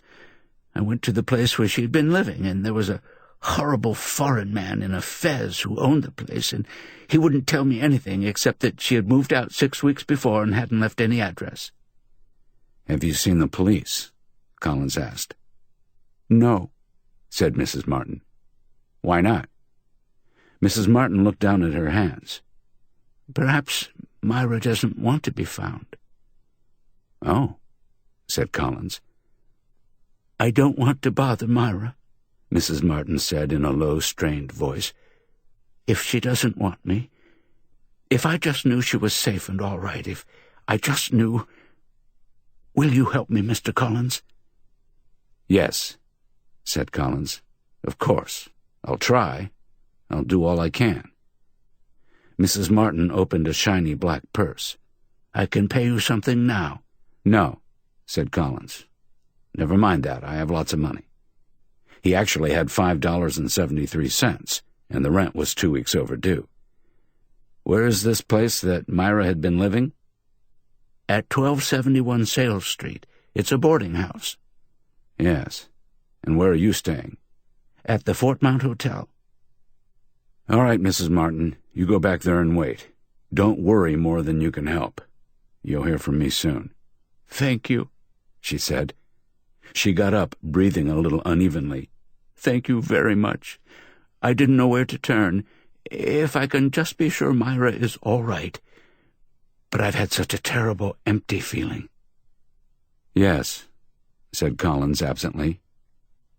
He showed her to the door and came back and sat down at the piano and stared at the worn keyboard. With one finger he began to plunk out a little tune to the words Myra Martin. He couldn't remember the name at all, but then he met a great many people in a great many places, and he never paid very much attention to people's names. He noticed suddenly that his one-finger tune was the first bar of a funeral march. He stopped playing it and shivered. It was cold in the apartment and dark in the corners where the light didn't reach. Mrs. Martin's drear, sad little story had left an ugly and chill echo behind it. It was nothing you could touch, nothing you could see, but it was there. It was black and twisted and wickedly mirthful, and John Collins didn't like even the thought of it. He unearthed a half-empty bottle of gin from under the Chesterfield, took a big swig, and then got his hat and went out of the bungalow. Sales Street was like quite a few others you can find in the backwashes of Hollywood, if you care to look. It didn't have any tinsel or glitter or rackety racks. It was dark and narrow and a little bit crooked, and the tree branches over it moved in the wind and threw sharply jagged shadows that danced dangerously back and forth across the bumpy sidewalk. Number 1271 was a big brown house with a bulging bay window and a discouraged sag in its roof. The front steps creaked under John Collins's feet, and the floorboards of the porch moaned in protest as he crossed to the door and punched a bell under the feeble nightlight. There was a discouraged jangle somewhere inside, and then slippers flip-flopped on bare boards, coming closer, and the door opened. "Well?" Collins stepped back to take a good look. The man in the doorway was over 6 feet tall and as thin as a pencil. He stooped forward a little, as though the weight of his mustache was pulling him off balance. It could have easily. It was a wonderful mustache. It ran as straight across his face as a ruler, and turned up in sharp points at either end. Behind it, the rest of the man's face was dingy and nondescript. He was wearing a conical fez with a tassel on it, sharp-pointed red leather slippers, and a red sash. "Going to a costume party?" Collins asked. "Vet you went?" Collins said, "I've played joints in Istanbul and Port Said and Cairo, but I've never heard a Turkish accent like that. Where'd you pick it up?" "In books," said the man in an injured tone. "What's the matter with it?" "Let's step inside," Collins suggested. He put a thick finger in the center of the man's chest and pushed him back into a narrow, dimly lighted hall that smelled faintly of fried onions and cheap perfume. At the foot of the stairs there was a rickety little table that served as a desk, and there was a telephone on the wall above it. "What's the matter with my accent?" asked the tall man again. "And say, who are you pushing anyway?" "I don't know," said Collins. "What do you call yourself these days?" "Ali Singh Teak." Now, said Collins. The tall man wiggled his mustache. "Well, all right. That's my picture name. That's the way I'm listed at Central Casting. My real name's Alfred Peters. I play Turkish parts in the movies. I gotta keep in practice, don't I? What's the matter with my accent?" "I couldn't begin to tell you. Where's Myra Martin?" Something dark and sullenly secretive closed over Alfred Peters's face. "She ain't here no longer. I didn't ask you where she ain't. I want to know where she is. Give." "She moved out without giving no address. Did you throw her out?" "What?" said Alfred Peters, startled. "Why, I never. It's a lie. Whoever told you that? Say, who are you anyway?" "Never mind. Let's talk about Myra Martin. She just walked out one morning and didn't come back, is that it?" "Yes," said Alfred Peters. "No." Alfred Peters's mustache wiggled again. "Huh?" "I said no." Collins took his right hand out of his pocket and opened it to reveal the coin lying on his broad palm. "You know what that is?" "Sure, it's $50." Collins spun it on the bare, scarred top of the desk. "Does it look all right to you?" "Why, yes," said Alfred Peters, puzzled. "Watch." Collins picked the $50 up and closed it in his fist. The big cords in his wrist bulged out thickly, and the blood drained from his knuckles until they looked like bulging white knobs. He opened his hand again and dropped the $50 back on the table. It didn't spin now. It rocked rapidly back and forth in the same spot, glittering. It was bent nearly double. Alfred Peters stared at it in unbelieving fascination. "Now," said Collins, "let's start all over again. Where's Myra Martin?" "Say, I never saw anybody do that."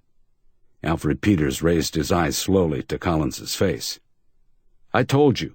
She didn't leave no address when she moved out. I don't know where she is. You doubting my word?" Collins nodded slowly. "That's right." Alfred Peters puffed himself up. "Where do you get coming into my house?" Collins picked up the bent $50 and flipped it up in the air and caught it again. Alfred Peters swallowed. "You can't come in my house and get tough. You get out of here now, or... "What?" Collins asked. Well, you ain't got any right. Anyway, I told you the truth. She didn't leave no forwarding address. She just up and went. Only it wasn't in the morning like you said, it was at night. It was real late at night. She pounded on my door and woke me up and said goodbye. She was carrying her trunk on her shoulder at the time, I suppose? No, she wasn't. She didn't have no trunk. Just a couple of big suitcases and an overnight bag. Did she have those on her shoulder? No. I guess the fella carried 'em for her. Ah, yes, said Collins. The fella. What was his name again? I don't know. And I don't know what he looks like neither. I never saw him. I don't know nothing about him. Collins reached out and took hold of the spiked ends of Alfred Peters's mustache. Find out something. And make it fast. You let go. Ow! I don't want no trouble. I got a business here. I gotta live. Collins's face was close to his. Gotta live? No, friend. Not necessarily. Said Alfred Peters in a horrified gasp. You wouldn't... Ow. All right, let go, I'll tell you. Collins stepped back. Go ahead. Alfred Peters tugged at his mustache tenderly. You ain't got any right at all. All right, I'm going to tell you. It was just like I said. Now wait. Only I heard a couple of things when she was talking on the telephone. I wouldn't listen when any of my guests is talking, but the telephone is right there by the desk. Sure, said Collins. Well, it is. And she was always talking to this fellow over it. She never spoke his name. She was always awful careful about that, at least when I was around. But she sure put out a lot of love talk. She acted like she was dippy about this bird, what I mean. And it was all of a sudden, too. She never made no calls or got any before. And then she was on the phone all the time. Did the guy come around to see her? I think so, but I never saw him. Honest. She'd get all dressed up, and then she'd wait here in the hall until just 2 minutes to 7. Then she'd go out and walk over towards sunset. And then? Alfred Peters shrugged his skinny shoulders. I don't know. Yes, you do. You followed her. Well, once, Alfred Peters admitted. I was looking out for her own best interests, and what did I get for it? I got a slap in the face, that's what. She waited for me in a dark place down the street and stepped right out and slapped me in the face, told me to mind my own damn business. So you didn't. What did you try next? Well, I got a pencil and a little pad there below the telephone for the convenience of my guests. And one time when she was talking, she wrote a number down and tore off the page she wrote it on. But that didn't stop you, did it? No, said Alfred Peters. I took off the next page and blew some lead pencil scrapings across it, and then I could see the number she wrote. Which was Blakely 76222. Right on the tip of your tongue, huh? Collins remarked. Whose is it? Alfred Peters sighed mournfully. I called it, and a fella answered and said, This is Derek Van Diesten's house. Who's he? Alfred Peters stared with his mouth open. Don't you know? He's the big hotshot Dutch director from Rotterdam. Hitler chased him out, and he come over here a year ago. He's one of the biggest guns in Hollywood. I sure figured on keeping that under my hat. I figured on calling him up someday and telling him who I was and all the experience and pictures I've had. Then I figured I'd say just sort of casual, How's Myra? And then what? Collins asked persistently. Alfred Peters looked pained at such stupidity. Why, he'd give me a job, of course. Lots of 'em. Why would he? Well, he wouldn't want no scandal. Of course, I wouldn't tell anybody, but he wouldn't want to take no chances that I'd blab what happened. What did? Huh, said Alfred Peters. It's easy for a smart guy to figure out, all right. He looked around and then lowered his voice. Why, Myra went away to live with him, that's what. She's living with him right now someplace under some other name. Sure, I know I'm right. You can't fool me. You know, Collins said slowly, I don't believe I'd call him up and say anything to him if I were you. Why not? Collins took a long, sudden step closer to him. Because he might send somebody like me around to shut your big blabbermouth. Permanently. Alfred Peters moaned, and his face was a queer greenish color. He made little noises in his throat, and his eyes bulged wider and wider, and then words mumbled out of his stiff lips. Wait, I was joking, I don't know nothing. Honest, I was just, The telephone rang, and he jumped as though he'd been stabbed through the heart. Answer it, Collins ordered. If they want someone else, tell them the party isn't here. If they want you, tell them you're sick. You probably will be pretty quick. Alfred Peters fumbled the receiver off the hook with a shaking hand. Hello? What'd you say? A big, wide, ugly fella that plays the piano? I don't know. Collins slapped him to one side and jerked the receiver out of his hand. Who is this? He demanded. Hello. The voice was low and muffled and hard to understand. Hello, John Collins. I'm a friend of yours. I just wanted to give you a word of warning. Don't look any further for Myra Martin. Why not? Collins said. Because if you do, you might find her. I don't think you'd like it where she is. It's cold and rather damp, and very dark. You'd better stick to piano playing. Goodbye, John Collins. There was a soft click, and then the line hummed emptily. Collins slammed the receiver back on its hook, spun around, and grabbed Alfred Peters by the front of his soiled shirt. Where's the nearest public telephone? Where is it? Quick! Why, over a block west on Sunset, there's a little drugstore. Collins let go of him and ran out of the hall and across the front porch, and vaulted over the rickety railing. The drugstore was narrow and dingy and cluttered, heavy with the suggestive smell of patent medicines. The clerk was a little bald man in a blue smock, and he was hunched down with his chin resting on his hands, staring wearily at the smeared black headlines of the newspaper that was spread out on the prescription counter. What? He said, looking up in a timidly surprised way. Oh, good evening, sir. I didn't hear you come in. Collins indicated the telephone booth against the wall. Did somebody just use that? The telephone, yes, sir. A man just put in a call. What did he look like? Look like? The clerk repeated vaguely. Just sort of like anybody else, I think. I didn't pay much attention. How tall was he? I don't know, about medium. Was he cross-eyed and did he have a green beard? Collins asked patiently. Green beard? Oh, no, he didn't have any beard. He might have been cross-eyed, though. He was wearing dark glasses. There was a sudden whip-like crack outside.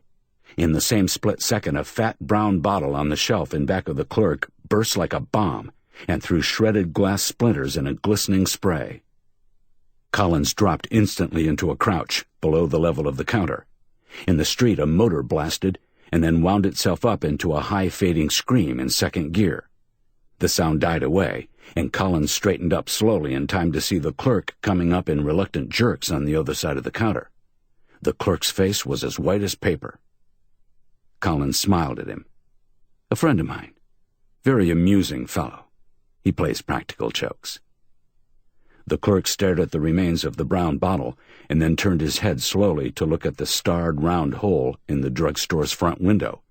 Oh, no, he said shakily. No, sir, that wasn't any joke. That was a bullet.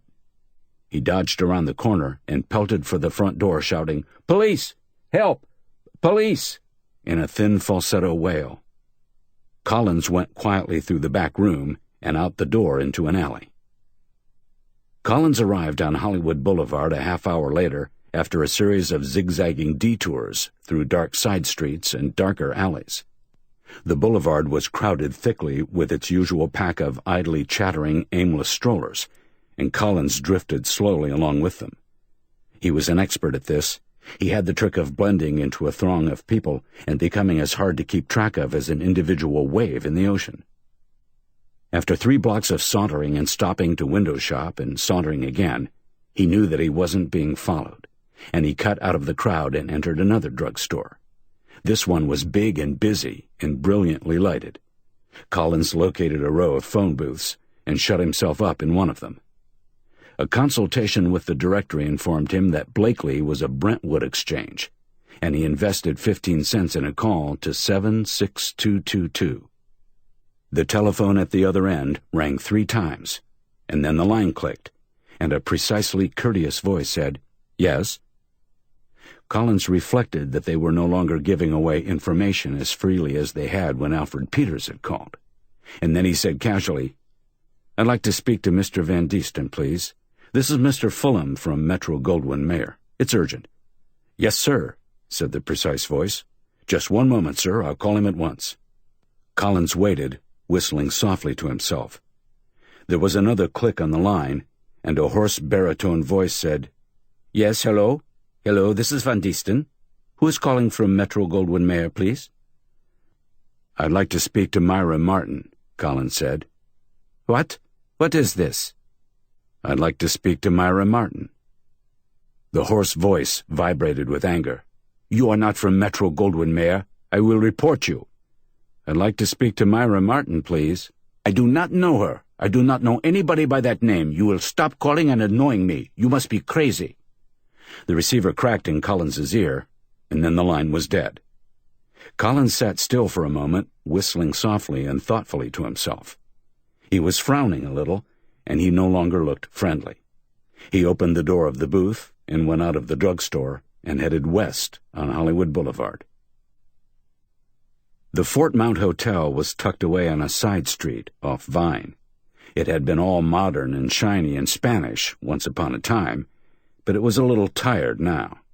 The shrubbery in the patio entrance was more ragged than luxuriant, and the lobby was as depressingly gloomy as a nightclub on Sunday morning. There were a few people sitting around and looking as though they wished they had somewhere else to go. Collins crossed to the desk in the arched setback beside the elevators and spoke to the clerk. "Will you call Mrs. Martin's room and tell her that John Collins is here?" The clerk had shiny hair and a shiny round face. He put one pale hand up to his lips and coughed sharply. His eyes were blank, with malicious little flickers of interest deep back in them. "Did you hear me?" Collins asked impatiently. "Yeah," said a voice in his ear. "So did we." There were 2 of them, heavy-shouldered men with a solidly official weight behind their movements. They crowded close against Collins, pinning him against the desk, and one took him by each arm. "Just take it easy," said the one who had first spoken. "This is a pinch and you're it. Don't start a beef." He was taller than his companion, and he had a mangled cigar in the corner of his mouth. His eyes were the same color as the cigar. The second one felt Collins's pockets with rapid patting hands. "He's clean." He had a sagging, surly face and black eyebrows that met in a bar above his eyes. "Come along," said the tall one. "Nice and quiet now, just like we're pals." They still each had one of Collins's arms, and the 3 of them turned in unison, like a drill team, and started toward the elevator. "Hey!" said a voice behind them. "Hey, wait a minute, guys!" The detectives kept right on going with Collins between them, but the man darted around ahead of them and faced them excitedly, arms spread wide, as though he were trying to shoo some refractory chickens. He was thin and blond and a little hungry-looking. His eyes glinted eagerly behind horn-rimmed glasses. "Hey, guy," he said to Collins. "You, what's your name?" "Scram," said the tall detective. The little man waved his arms. "Oh, have a heart. Come on, let him tell me his name. Give me a break." "Beat it," said the tall detective. The little man ignored him. "Listen, guy, I'm a reporter, see? Give me your name and I'll—" The surly detective stepped forward and put his meaty hand in the middle of the little man's face and shoved hard. "One side, louse." The little man went flapping backwards like a damp rag. He hit a chair and went over it with a clattering thud, and the last Collins saw, as the detectives pushed him into the elevator, were his 2 feet waving helplessly over the top of the tipped chair. "That was mighty brave of you," said Collins conversationally. "I guess you're a couple of pretty hard guys." "Shut up," said the tall detective. The elevator was a self-operated one, and the door clanged shut as he pressed the button for the 3rd floor. The elevator rose wearily and stopped with a sudden jump. "Right down the hall," said the surly detective. One on either side, Still holding his arms, they marched Collins the length of the dingy hallway and stopped at the end door. The tall one rapped on it. "Come on in," a voice ordered. The surly one opened the door, and they boosted Collins through it and stopped him short just inside. There was one man standing all by himself in the center of the room, scowling. "Well?" he said. He was short, and he had a paunch and the beginnings of a double chin. He was wearing a green polo shirt and a yellow straw hat with a wide green and red band on it. Also, for contrast, he was wearing a brown sport jacket and brown check slacks. His nose was flat, and his eyes were shot with reddish veins. "This guy," said the tall detective. "He give the name of John Collins. He was asking for the old lady." "That true?" asked the man in the yellow hat. Collins nodded. "Yes. Would you like me to show you something funny?" "Sure," said the man in the yellow hat. Collins suddenly spread both of his legs wide and then bent forward and brought his arms violently together in front of him. The two detectives couldn't have done it more neatly if they had rehearsed. They were jerked forward off balance, and they each tripped over a different one of Collins's legs. They hit the floor with a jar that jingled the chandelier. "Yeah," said the man in the yellow hat, not at all startled. "That was funny. Grimes, Craig, quit that. Get up off the floor and get the hell out of here. Go on out in the hall and wait there. You two clowns give me the pip." The two detectives picked themselves up, red-faced and panting. They stumbled out of the room and closed the door very quickly and quietly behind them. "Am I arrested?" Collins asked. "Hell no," said the man in the yellow hat, resuming his scowling survey of the room. "You want to go home? All right, goodbye." "I think I'll stay." "Suit yourself. My name is Tillwitz. I'm a lieutenant of detectives, homicide." "Has there been a murder?" "How do I know?" Collins said, "Well, are you going to talk to me, or are you going to stand there and sulk?" "I got a headache," said Tillwitz glumly. "I got 2 headaches, both of them out there in the hall. What do you want to talk about, as if I cared?" "About Mrs. Della Martin. Is this her room?" "That's what they tell me, but people are liable to tell a cop almost anything." "Where is she?" Tillwitz sighed and went over to the bed and sat down on it. "You got a cigarette?" He took one out of the pack Collins extended and accepted a light. "I don't know where she is, but if you gave me a guess, I'd say she was dead." "What happened?" Tillwitz blew smoke in a long plume. "What kind of cigarettes are these? I don't like 'em." "Well, about an hour ago, the people on this floor heard a scream and then a shot. So they called up the clerk and told him he'd better scout around a bit. So he came up here with one of the bellboys and knocked on a few doors. Results, 0. "Then what?" Collins asked. "Crash of glass from inside this room. Thump, thump, thump. Mysterious noises. So the clerk raps a while and calls a while and finally gets up nerve enough to unlock the door with the passkey." "What did he find?" Tillwitz pointed to the window. "That? Up a pane broken?" He pointed to the rug in front of the bathroom door. "That? Blood stain on the rug? That's all." "Nothing else?" Collins said incredulously. Tillwitz took the cigarette out of his mouth and looked at it distastefully. "These are awful. No, nothing else. No body, no burglars, no Mrs. Martin, and no clothes." "What?" Collins said. Tillwitz nodded. "It's nuts, or I am. There wasn't and isn't one sign of Mrs. Martin in this room. She had a traveling bag and a suitcase when she came in. They're gone, and everything that was in them is gone. Barring a couple of dirty towels and sheets, this room is exactly the way it was when it was rented to her 3 days ago. Nothing in the wastepaper basket, nothing in the bureau drawers or closet. Just plain damn nothing." "What do you think happened?" "If I could think, I wouldn't be a detective. But it looks to me as if somebody doubled a rope around that radiator. It's out of line about 6 inches, and let the rope out the window. There's a scoured place on the sill, and lowered Mrs. Martin and all her baggage down into the alley. Whoever it was broke the window in the process of getting in or out or something." "What are you going to do about it?" asked Collins. "Do?" said Tillwitz sourly. "Not a damn thing, son. There's no law that says people have to keep their luggage in a hotel room. and no law that says they can't use the window to go out of it. It's not a crime to have a nosebleed or even bust a window if it's an accident. So there you are. You said you thought Mrs. Martin was dead. That was my unofficial opinion. Don't quote me.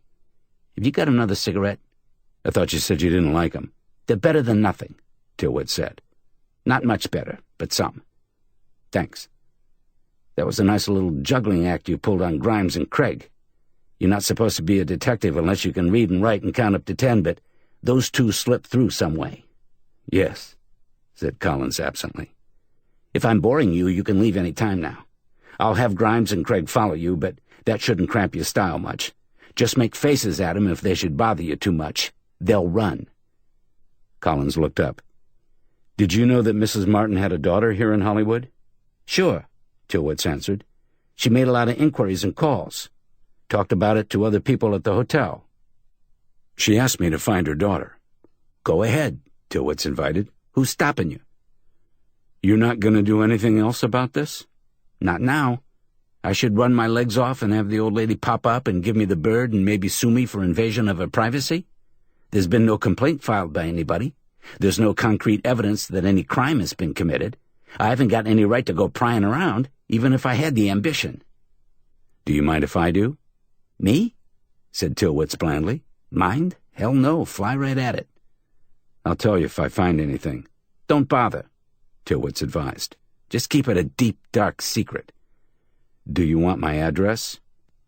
If I want you, said Tillwitz, I'll find you. Collins watched him thoughtfully. No use giving your two stooges sore feet. I'm just going home now. What are you going to do when you get there? Play the piano. That'll be nice. Play real pretty. Collins smiled a little. Goodbye. Tillwitz nodded solemnly. So long. I won't have the two dopes follow you. Tell them to come in here. Collins went out into the hall. The two detectives were leaning against the wall, side by side, opposite the door. They glowered at Collins in grim silence. Collins jerked his thumb over his shoulder. Your master is calling. We won't forget that little stunt you pulled, the tall one promised. We'll be seeing you again, baby. Don't think we won't. Collins grinned. Any time at all. The shabby little man with the horn-rimmed glasses was waiting for him down in the lobby. Hey, Guy, said the little man. Wait a minute, please. Look, I'm a reporter. Name's Rick Preston. I used to work for UP, but I got boiled and got a couple of press dispatches mixed up, and they canned me. I can get back on again if I have a story to bring in with me. How about a break, Guy? Collins shrugged. I haven't got any story. There's one around here, Preston insisted. I can smell him. What's Tillwitz doing upstairs? Tillwitz is here because an old lady by the name of Mrs. Della Martin disappeared under rather mysterious circumstances. I know that, Rick Preston said. What about the daughter she was looking for? I don't know, said Collins.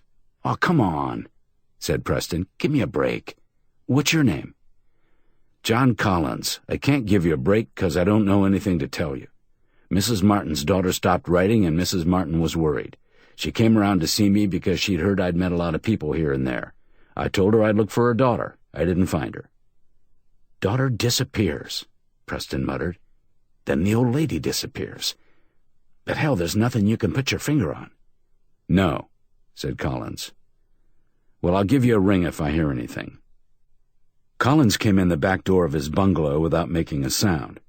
For a long time he stood in the darkness of the cluttered kitchen, listening. When he was sure there was no one but himself in the bungalow, he went on into the front room and closed the curtains and turned on the pink lamp. Even now, very faintly, he could detect the odor of lilac toilet water that Mrs. Martin had brought with her, like a wistful old-fashioned memory of her own prim person. He sat down in front of the little piano and stayed there, hunched over, grave and motionless, frowning a little. He had no illusions about his own position. He was involved in a train of events that coiled through the back streets of Hollywood, touched the studios and the gaudy movie-rich mansions beyond them, and looped back to that ugly, empty little room in the Fort Mount Hotel where Tillwitz sat and waited like a spider to see what would fall into his web.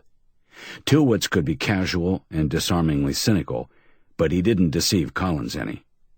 Let something happen, anything to give him a start, and Tillwitz would pounce. Collins began to play absently, and the tune tinkled through the room with a neat, plaintive swing. There was something that prodded deep back in Collins's mind, something that had to do with secret, cynical laughter and Mrs. Della Martin. Something. The telephone rang and jerked him back to reality. He got up and went across to the stand beside the door and lifted the instrument from its cradle. Yes? Is this Mr. John Collins? It was a feminine voice, low and throaty and theatrical, and unmistakably young. Yes, said Collins slowly. This is Myra Martin, Mr. Collins. What? Said Collins. Who? Myra Martin. I want to talk to you, tonight. Can you come to the old Regent Studios at once? Are you? Please come. Now. The line hummed emptily, and Collins put the telephone back on its stand.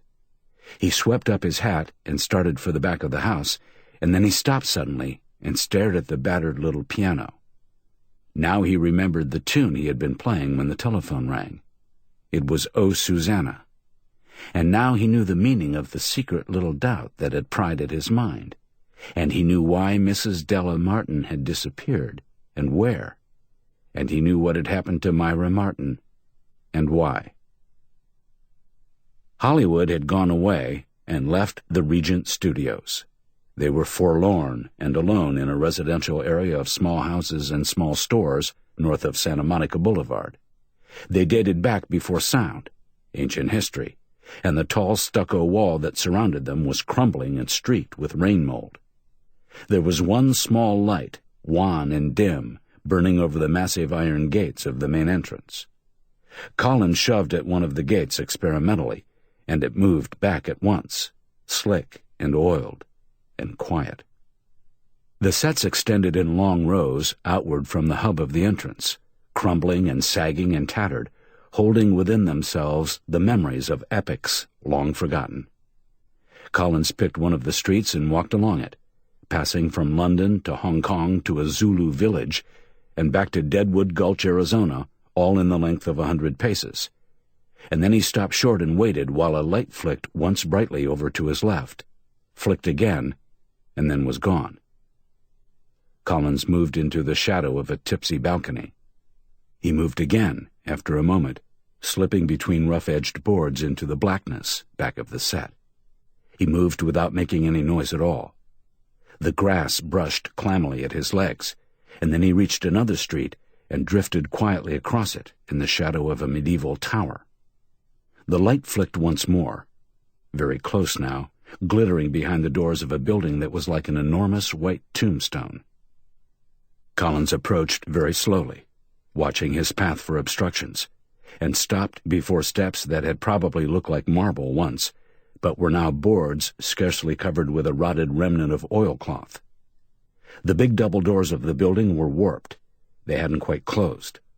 Collins tested one of the board steps, finally rested his weight on it, and tested the next. He reached the broad, dim stretch of the porch. He could hear the dull mumble of voices. He took 2 long, quick steps and flattened against the wall beside the door. "Think I'm fooling?" said a voice that was thin and savagely tense. "You are mad," answered Derek Van Diesten's hoarse, slightly accented baritone. "I think you must be insane." "Yeah?" The light flicked. "Look over there." "Ah," said Van Diesten in a horrified gasp. She's dead," said the thin voice. "And they'll prove you killed her, and they'll hang you. I fixed that. I've lit a trail. Oh, a very careful one, that'll bring it right home to your door. You could not. They would not believe. Oh, yes, they will. They'll find her. Where do you think? In your car, and the car will be wrecked. You killed her, and you were fleeing somewhere to hide the body when you skidded and went off the road. You ran away. You won't be able to prove you didn't, because I'll leave you here all night. You'll have no alibi. And that won't be all. Oh, no. You see, I've prepared them for that find. Those telephone calls, Van Deesten said numbly. Those calls to me about her. Yes, said the thin voice. Those were from people who think you were living with her. That is not true. I do not even know. But they think you do, and they'll testify you do. I planted clues that point to you at her boarding house. The thin voice chuckled in an ugly way. At a hotel, too, and other places, and with other people. Oh, they'll find you easy enough. And when they do, you'll be finished. Van Deesten's voice was shaky. What do you want from me? That's nice, the thin voice complimented. I was afraid I was going to have to argue with you. I don't want anything much. Nothing at all from you. I want you to get me a job at $1,000 a week at the Mar Grand Studios. I cannot. Yes, you can. You work there, and you've got influence. I'll be a technical expert of some kind or other, working in an advisory capacity. It won't cost you a cent, and you won't ever hear anything more about murder or Myra Martin. There was no sound but Van Deesten's hoarse breathing, until Collins kicked his heel gently back against the wall. Instantly the light flicked out. What? Van Deesten said in the darkness. What is— Shut up, the thin voice snapped. There's somebody outside. If you brought someone with you— No, Van Deesten denied. I didn't. Stand still. This gun's against your back and it's cocked. If you move, if anybody comes near us— After a long time, Van Deesten said in a half-whisper, There is nobody. Shut up. Don't move. The door's open. There's somebody in this room. Collins dived at the sound. His shoulder smashed hard at the beefiness that was Van Deesten, and his fingers clawed and caught a thin, wiry body beyond, and then the whole rickety structure swayed and groaned to the crash of their falling bodies. He still had his grip on the wiry figure. The revolver blazed almost in his face, and the report was like a handicap against his eardrums. And then he got hold of the hand, felt the cramped rigidity of the fingers gripping the revolver butt, and twisted back and down. The second report was a dull bump, muffled against cloth. The wiry body pulled back with crazed, insensate strength, and then went limp and strangely heavy. Collins said, Van Deesten, are you all right? Van Deesten was choking for breath. Yes. Find the light. Shine it down here. The flashlight moved its beam down through the torn stretch of flooring. On the ground, crumpled in a limp pile, lay Rick Preston. His glasses were broken and glistening beside him, and his thin, hungry face was twisted into a frozen snarl. He still had the revolver clutched in his right hand, and his coat front was sodden with blood. That one, said Van Deesten in numbed amazement. That is the reporter that came only tonight to my home to ask me about this Myra Martin. He's dead, said Collins, climbing up on the floor again. Where's the girl? The light moved away and circled across the floor toward the dark secretiveness of a corner. There was Myra Martin, at last. She was sitting up and smiling a little, with her dead lips, and there was a red hole in her forehead and a trickle of blood that scarcely marred her still white prettiness. Poor little dummy, said Collins. What is it, please? Said Van Deesten. All this, I do not understand. Collins said slowly, Myra Martin was a foolish little girl who wanted desperately to get into the movies. She couldn't get in the ordinary way because she didn't have enough talent or training. But of course she didn't believe that. She'd gotten quite a little fame out of some publicity she got from winning a beauty contest, and she thought the same thing might work out here. She was going to use you as a stooge. Me? Said Van Deesten. But why? You're a famous director. She disappeared, leaving a lot of clues that would by inference point to you. Then her mother appeared, searching for her. She inquired everywhere, drawing attention to herself with her pathetic little story about her lost daughter and her lost business. Then she, too, disappeared, just as her daughter had. But why? Van Deesten repeated blankly. To draw attention to Myra's disappearance. As soon as either of those disappearances were investigated at all the planted clues and hints would point right at you. There'd be inquiries made and publicity. And tonight? Van Deesten asked. Tonight you were to have a mysterious interview with Myra. When questions were asked, you'd testify to that. Then Mrs. Martin would reappear and you'd meet her. They'd bounce you back and forth between them, and you'd have to play along because you'd be more and more under suspicion of trying some dirty work. But right here, another party cut in. That was Rick Preston. Very clever, very unscrupulous. He saw what Myra was up to. Saw it quicker than I did. He wasn't interested in two-for-a-penny publicity. He wanted money, and a lot of it. And he realized instantly that Myra's scheme was an ideal one for blackmailing you. If he changed that setup a little, you'd be right behind the 8 ball. You'd be accused of complicity in the disappearance of Myra and Mrs. Martin. And even if you could prove in court you had nothing to do with either, you'd be ruined in pictures. They won't take a scandal like that. No, said Van Deesten. That was why I was so afraid, why I came here when she called and told me to. And then I am trying to become a citizen, for my 2 boys and my little girl, as well as myself.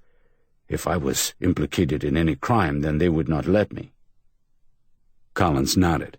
They figured on that. Mrs. Martin came to me thinking I would go to the police after she disappeared. Myra was still after publicity. But Preston didn't want it, not through me. He tried to scare me off. He was already in touch with Myra. He found her at the Fort Mount Hotel and got in with her by telling her he was a reporter. He played along with her until tonight, pretending to help her, and then he told her what he really meant to do. He wasn't going to get publicity for her. He was going to get money from you. She refused, and she made a scene. She was a little fool, and she didn't realize how dangerous. Preston didn't think he could lose by killing her. She had planned her own disappearance too well, and it gave him another weapon to use against you. A real one, not a fake. But what is this publicity she was going to get? Collins said, Myra was going to prove what a wonderful actress she was. Prove it by fooling an expert. You. How could she do that? There is no Mrs. Della Martin. Myra and her mother are the same person. Myra played the part of her mother. That was her little scheme. If she could fool you, doing that, it would prove how clever she was. Same person, Van Deesten repeated. Then she planned she would have suddenly faced you and proved to you that she had been playing 2 parts, and playing them so well she had fooled you, and you'd have given her a job, in self-defense, if for no other reason. How did you know? When she came to see me as Mrs. Della Martin, she didn't cry. She told a very sad story. She nearly made me cry. She should have at least shed a tear or 2, but she couldn't. If she had, she'd have spoiled her makeup. There was a long silence, and then Van Deesten fumbled uncertainly over words. You did all this, and you do not even know me. Well, to tell the truth, Collins said, I think I brought it on myself. The only way I can figure that Myra would know anything about me is that I must have gotten crocked at a party somewhere and talked too much about my experiences in Europe. She either heard me or someone she knew did. If I'd kept my big mouth shut, I'd have never gotten in this in the first place. That does not make any difference. You have done so much, and I want to show you how I feel. Collins chuckled. Never mind. I don't even want a job. I've got a better one than you could give me coming up. Better? Van Deesten said. Yes, the Army. I'm just sitting around and loafing while I'm waiting to be inducted. You run along home now. I'll report this, and I won't even mention your name. There's a detective by the name of Tillwitz who's going to come steaming around here in a little while. He won't believe me no matter what I say, so I'll dream up something real fancy for him. Collins's voice sobered suddenly. This is Myra's last chance, and I'm going to give her as big a part to play as I can. T. McGurk steals a diamond. Ray Cummings. Raymond King Cummings, 1887 to 1957, was born in what is now Times Square, and in later years made it a habit to eat at a restaurant built near the place of his birth, specifically asking for the table nearest the actual spot. His family was wealthy, and he attended Princeton at a precocious 16 years of age, but was removed after only a month to go to Puerto Rico, where his fathers and brothers had started a large orange plantation. He got a private tutor, but neither he nor the tutor was particularly interested in studying, instead enjoying the nightlife of the island. After brief stints working in oil wells in Wyoming and mines in British Columbia and Alaska, Cummings went to work for Thomas Alva Edison, mostly writing for and editing house organs and record album covers, before becoming a full-time fiction writer. His first story, The Girl in the Golden Atom, 1919, became an instant classic of science fiction, helping to earn him the title the founding father of pulp science fiction. He went on to produce more than 700 short stories, mostly science fiction and mystery for the pulps, as well as numerous science fiction novels. In later years, the quality of his writing declined, so he collaborated with both his wife and his daughter. His imagination remained intact, and with them he wrote a series of impossible crime stories. A collection titled Tales of the Scientific Crime Club was published in 1979. T. McGurk Steals a Diamond, the first of 14 McGurk tales written for Black Mask, was published in the December 1922 issue. T. McGurk Steals a Diamond. "I demand to be let go," said T. McGurk, the quaintest character in the underworld, when the pawnbroker's strong-arm man had searched him in vain for the missing diamond. You'll enjoy the doings of T. McGurk because he has a system all his own. T. McGurk leaned forward. "What I'm saying is, I gotta steal a diamond." He half-whispered the information, gazing about him apprehensively. Lefty Lanigan's amusement was wholly undisguised. "You got a what?" T. McGurk's injured feelings showed in the flush that spread under his 4-day stubble of beard. A hurt look came into his pale, watery eyes. "What are you laughing at? I said I gotta steal a diamond. I need a diamond very bad." The gunman surveyed his friend ironically. "Oh, you do? A real diamond? What for?" T. McGurk shook his head. "That's my business," he stated with dignity. "I got a girl, and I need a diamond. I ain't saying nothing more." "You don't need to," commented Mr. Lanigan. "And so I come to you," T. McGurk added gravely, "to steer me into somebody where I can steal a diamond." Mr. Lanigan pondered. "You're not kidding? You're serious?" "Very serious," T. McGurk stated succinctly. "Well, let's see. You going to do the job alone?"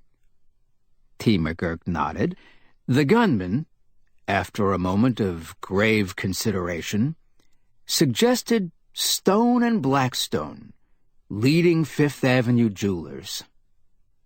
"They got some real good diamonds," he declared. "You might try 'em." But T. McGurk shook his head vehemently. "You ain't got no sense. I ain't looking for no job like that. Ain't you acquainted with no crook what's got a diamond to sell?" Mr. Lanigan folded his arms, staring loftily down at T. McGurk's wizened form. "Want me to steer you into a pal of mine so you can lift a sparkler?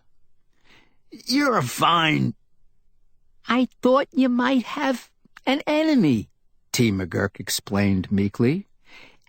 "A fence or something that maybe done you a dirty deal.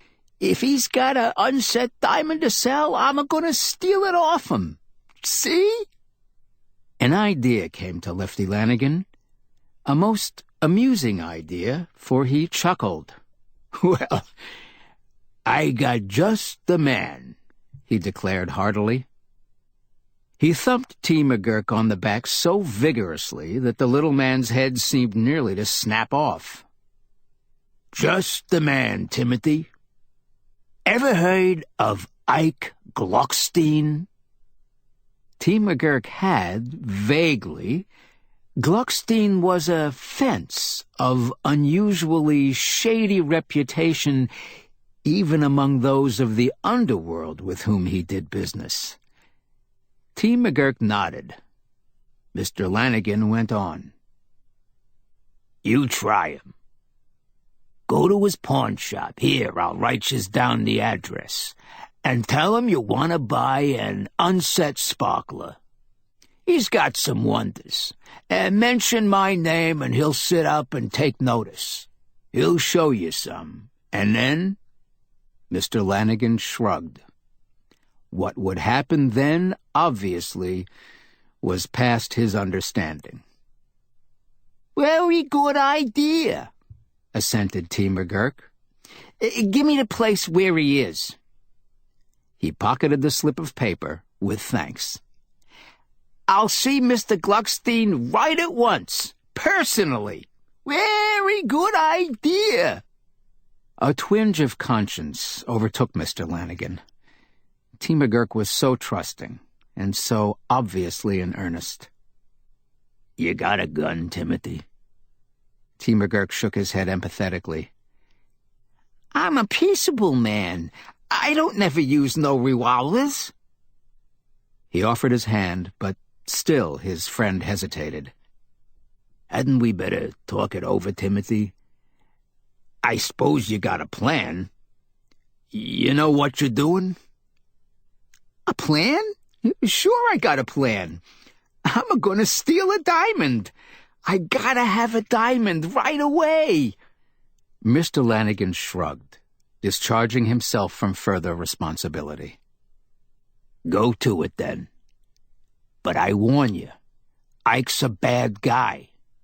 You let him catch you trying to make away with a sparkler, and he'll wring your neck. If you pull anything queer, make sure you get away with it." T. McGurk assented gratefully. "Very good idea indeed." He shook hands and smiled his thanks. Lefty Lanigan stood staring after him dubiously as he darted like a jackrabbit across the busy street, disappearing behind a passing stream of taxis. The pawn shop of Isaac Gluckstein stood on an unobtrusive street of New York's Lower East Side. Mr. Gluckstein was closing up for the evening, preparing for his more serious and much more profitable business, most of which was transacted in a back room with access to an alley alongside the building, where T. McGurk appeared through the front entrance. The pawnbroker paused in the act of opening his safe and surveyed his visitor. What he saw was some 5'3" of rags and filth, an extraordinarily inoffensive-looking little man who stood just over the threshold and smiled ingratiatingly. Mr. Gluckstein grunted with contempt and turned back to his safe. T. McGurk padded forward with complete confidence. "You got a diamond you want to sell me, Mr. Gluckstein?" The pawnbroker looked up again, staring. T. McGurk's smile widened, exposing an uneven row of tobacco-stained teeth. "Lefty Lanigan sent me. He said you would sell me a diamond." At this mention of the well-known gunman, the pawnbroker seemed somewhat impressed. "You say it? Lefty's a friend of yours?" he asked incredulously. T. McGurk nodded briefly. "He sent you to me?" Another nod. "To buy a diamond?" Mr. Gluckstein's incredulity was melting. Still another nod. The pawnbroker smiled, quite as ingratiating a smile as T. McGurk's. "You could buy a diamond from me," he stated. "You got the money, my friend?" T. McGurk frowned. "I got plenty of money. I ain't looking for no credit. Cash, that's me." Mr. Gluckstein rubbed his hands together. A slight, wholly instinctive gesture. Obviously, he had heard of the adage that appearances are deceiving. He surveyed this cash customer with a new respect. "You could buy from me a very fine diamond, my friend. And cheap." Mr. Gluckstein leaned forward confidentially and lowered his voice. "Lefty Lanigan did you a favor. He knows I've got stones. At a price. You couldn't beat my prices, young man." "Very good," agreed T. McGurk without enthusiasm. "Let's see some. About 2 carats, unset." The pawnbroker stared again. "An unset stone? I thought you wanted a nice diamond ring, maybe for a lady.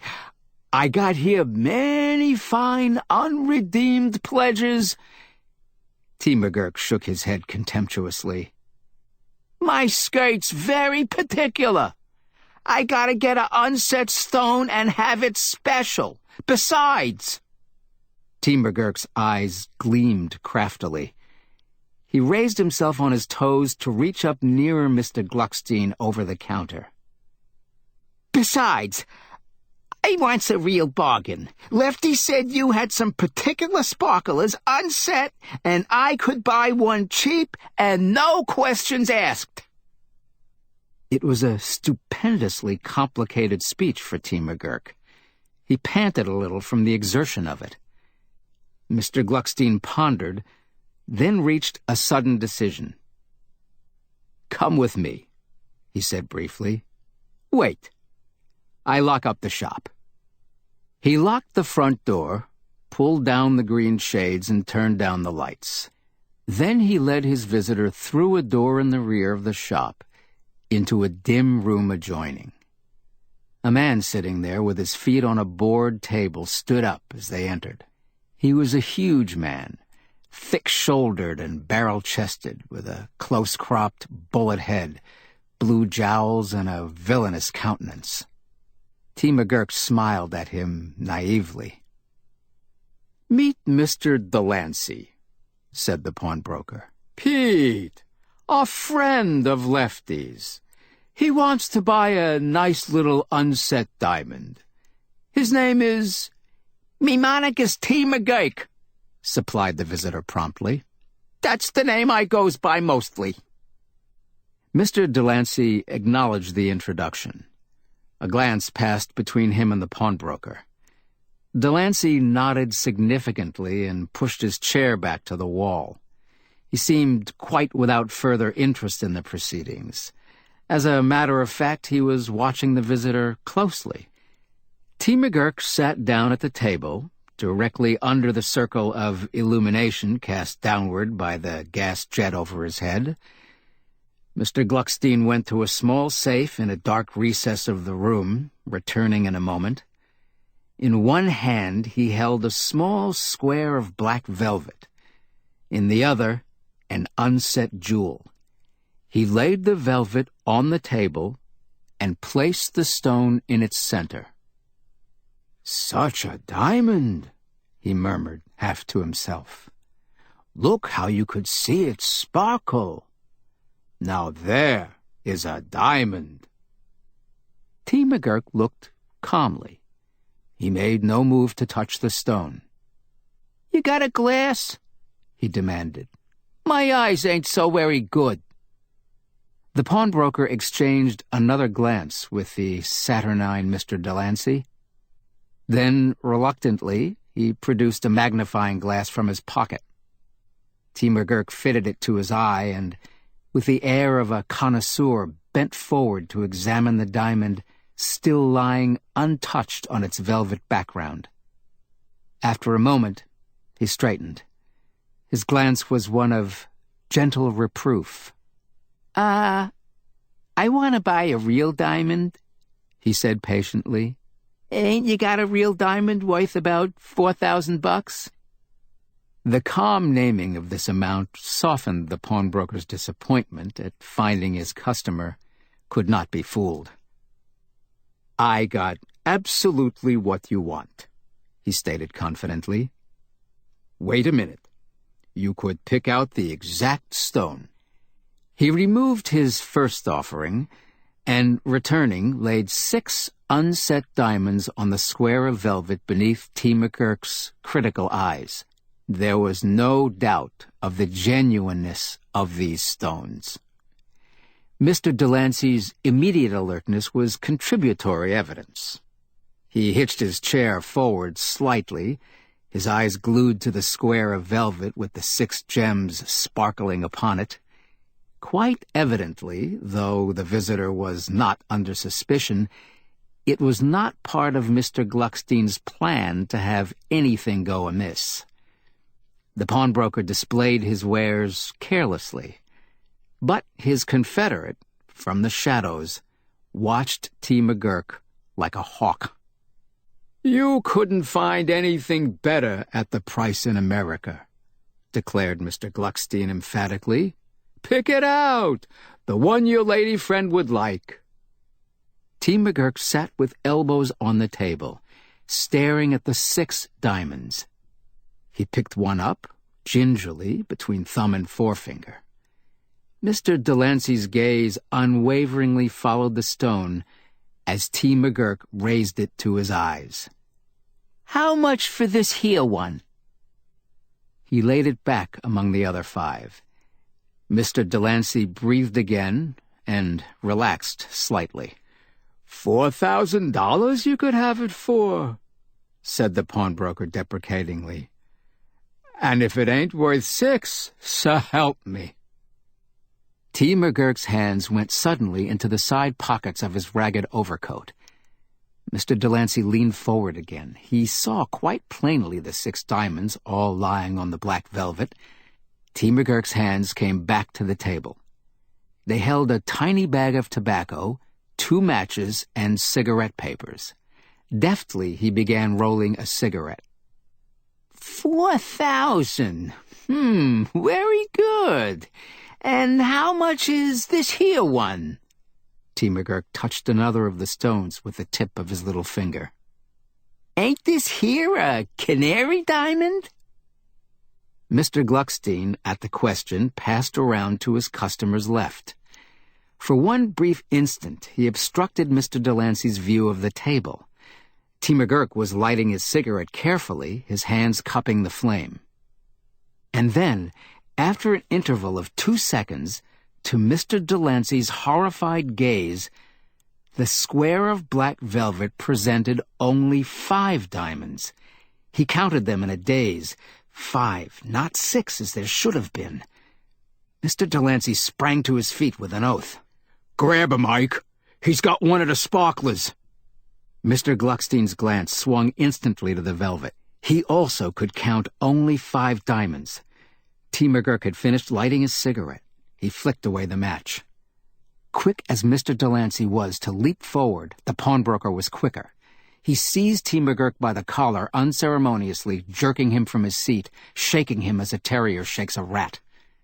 The cigarette tumbled from T. McGurk's lips and fell unheeded to the floor. On the table, by the square of velvet with its 5 diamonds, lay his cigarette papers, a match, and the tiny bag of tobacco. When Mr. Gluckstein's strength gave out from shaking his victim, he abruptly desisted. T. McGurk's feet found the floor. He stood quivering, shrinking within his rags and mumbling vehemently.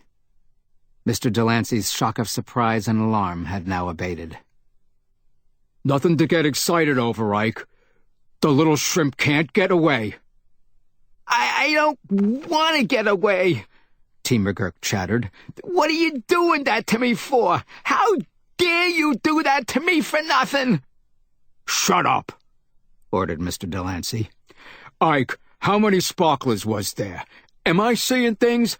I saw 6. 6, verified Mr. Gluckstein, briefly. "The Lady Vernon jewels we bought from Lefty." Mr. Delancey nodded. "Come on, you."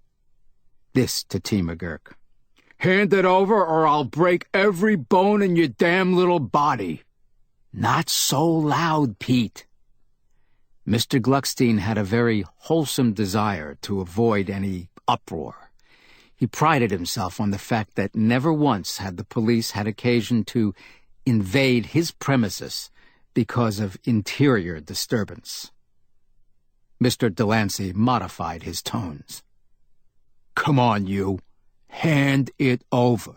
You can't get away with that stuff here." T. McGurk suddenly began to snivel. "Hand what over?" "The rock. The sparkler. There was 6, now there's 5. "I ain't got no sparkler," declared T. McGurk sullenly. "I ain't seen no sparkler 'cept them there what's on the table." "You could search him, Pete," suggested Mr. Gluckstein hopefully. He seemed a little confused, anxious to leave the initiative to his companion. "Look out! Maybe he's got a gun." T. McGurk's hand had gone to his pocket. "I ain't," he asserted stoutly. "I'm a peaceable man. I don't never use no revolver." His empty hands went up obediently at Mr. Delancey's command. Quite evidently he spoke the truth, for after a moment Mr. Delancey backed away again, surveying him from a distance. "Search him good, Pete. You could find it. Right away we get excited, that ain't sensible." After another peremptory but futile demand for the missing diamond, Mr. Delancey began searching the person of T. McGurk. It was too slow a process. "Take 'em off," he commanded. T. McGurk obediently stripped. When he was denuded of every vestige of apparel, Mr. Delancey and the pawnbroker avidly pawed over the pile of rags. Their search was fruitless. The missing diamond was not to be found. "Where's this $4,000? Mr. Delancey demanded. He and the pawnbroker turned accusingly on their prisoner. T. McGurk, shivering in his nudity, flushed with embarrassment. "I ain't got no money with me," he explained. "Lefty's holding it. He was coming here later to buy the diamond I picked out." This remark, which T. McGurk made quite on the spur of the moment, evidently gave Mr. Gluckstein considerable food for thought. His respect for Lefty Lanigan was great, his fear even greater. And he well remembered the gunman's ire at a little unpleasantness over these same Lady Vernon jewels. There was evidently more to this affair than Mr. Gluckstein had first supposed. He was quite at a loss to explain it, but whatever it was, Lefty Lanigan must not be involved. T. McGurk, still shivering, remarked indignantly, "Youse is very, very wrong a treating me this way. Give me my clothes." He began dressing, mumbling to himself. "I'm a-going to tell Lefty how youse is a-treating me over nothing." Mr. Delancey passed a hand over his blue chin reflectively. The situation was too complicated for him. "You better put them other sparklers back," he cautioned, waving his hand at the 5 diamonds on the table. "We might lose another if we ain't careful." The pawnbroker mechanically replaced them in the safe. T. McGurk was still dressing, some distance from the table, when Mr. Delancey suddenly thought of the little tobacco bag lying there. He examined it eagerly, but it yielded nothing but tobacco. "Maybe the diamond got knocked on the floor," suggested T. McGurk hopefully. "But I didn't see none. Only them 5. The pawnbroker was already on his knees, searching about with a pocket flashlight. Mr. Delancey joined him. T. McGurk, now completely dressed, sat down and watched the proceedings with interest. For 15 minutes the search went on. The room was ransacked thoroughly. Mr. Gluckstein verified his count of the diamonds in the safe. He searched his own pockets and those of Mr. Delancey. The result was always the same. There had been 6 of Lady Vernon's diamonds brought in by Lefty Lanigan and purchased from him by Mr. Gluckstein. But now there were only 5. T. McGurk sat meekly watching. On the floor near the table leg lay the cigarette he had rolled.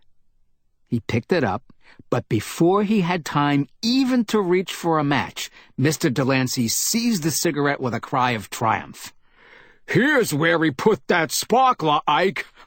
We're fools!" The pawnbroker hastened to his side as he tore the little cylinder apart ruthlessly. There was nothing but tobacco within it. T. McGurk's glance was rebuking. "I ain't seen no sparkler. I'm telling you, yous is very wrong accusing me this way." The exasperated Mr. Delancey seized him by the collar, but this time T. McGurk yelped shrilly. "You take your hands off of me, so help me, I'll yell for the cops. And when I get 'em in here, I'll tell 'em all about everything. I can't help it if yous is so careless with Lady Waynan's diamonds." The pawnbroker shuddered. Mr. Delancey released his victim and remarked hopelessly, "Get him out of here, Ike, before I kill him. He'll land the bulls on us, sure." "I want to go," T. McGurk asserted. "Lefty's waiting for me anyhow. I don't want to buy no diamonds off'n you."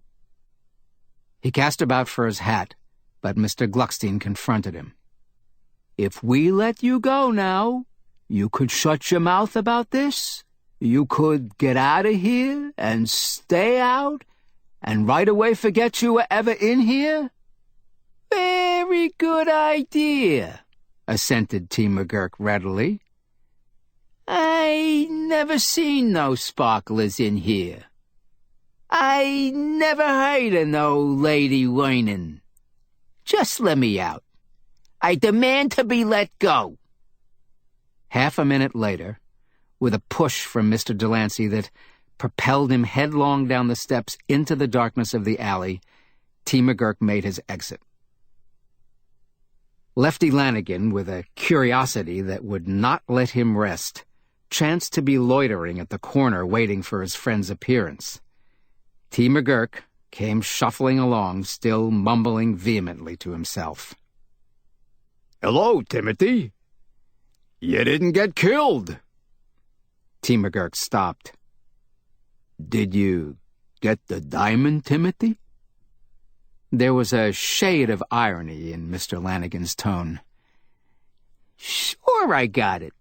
Lady Waynan's.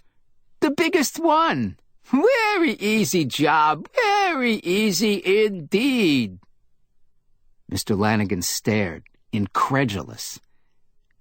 "How'd you get it? Show it up." But T. McGurk shook his head.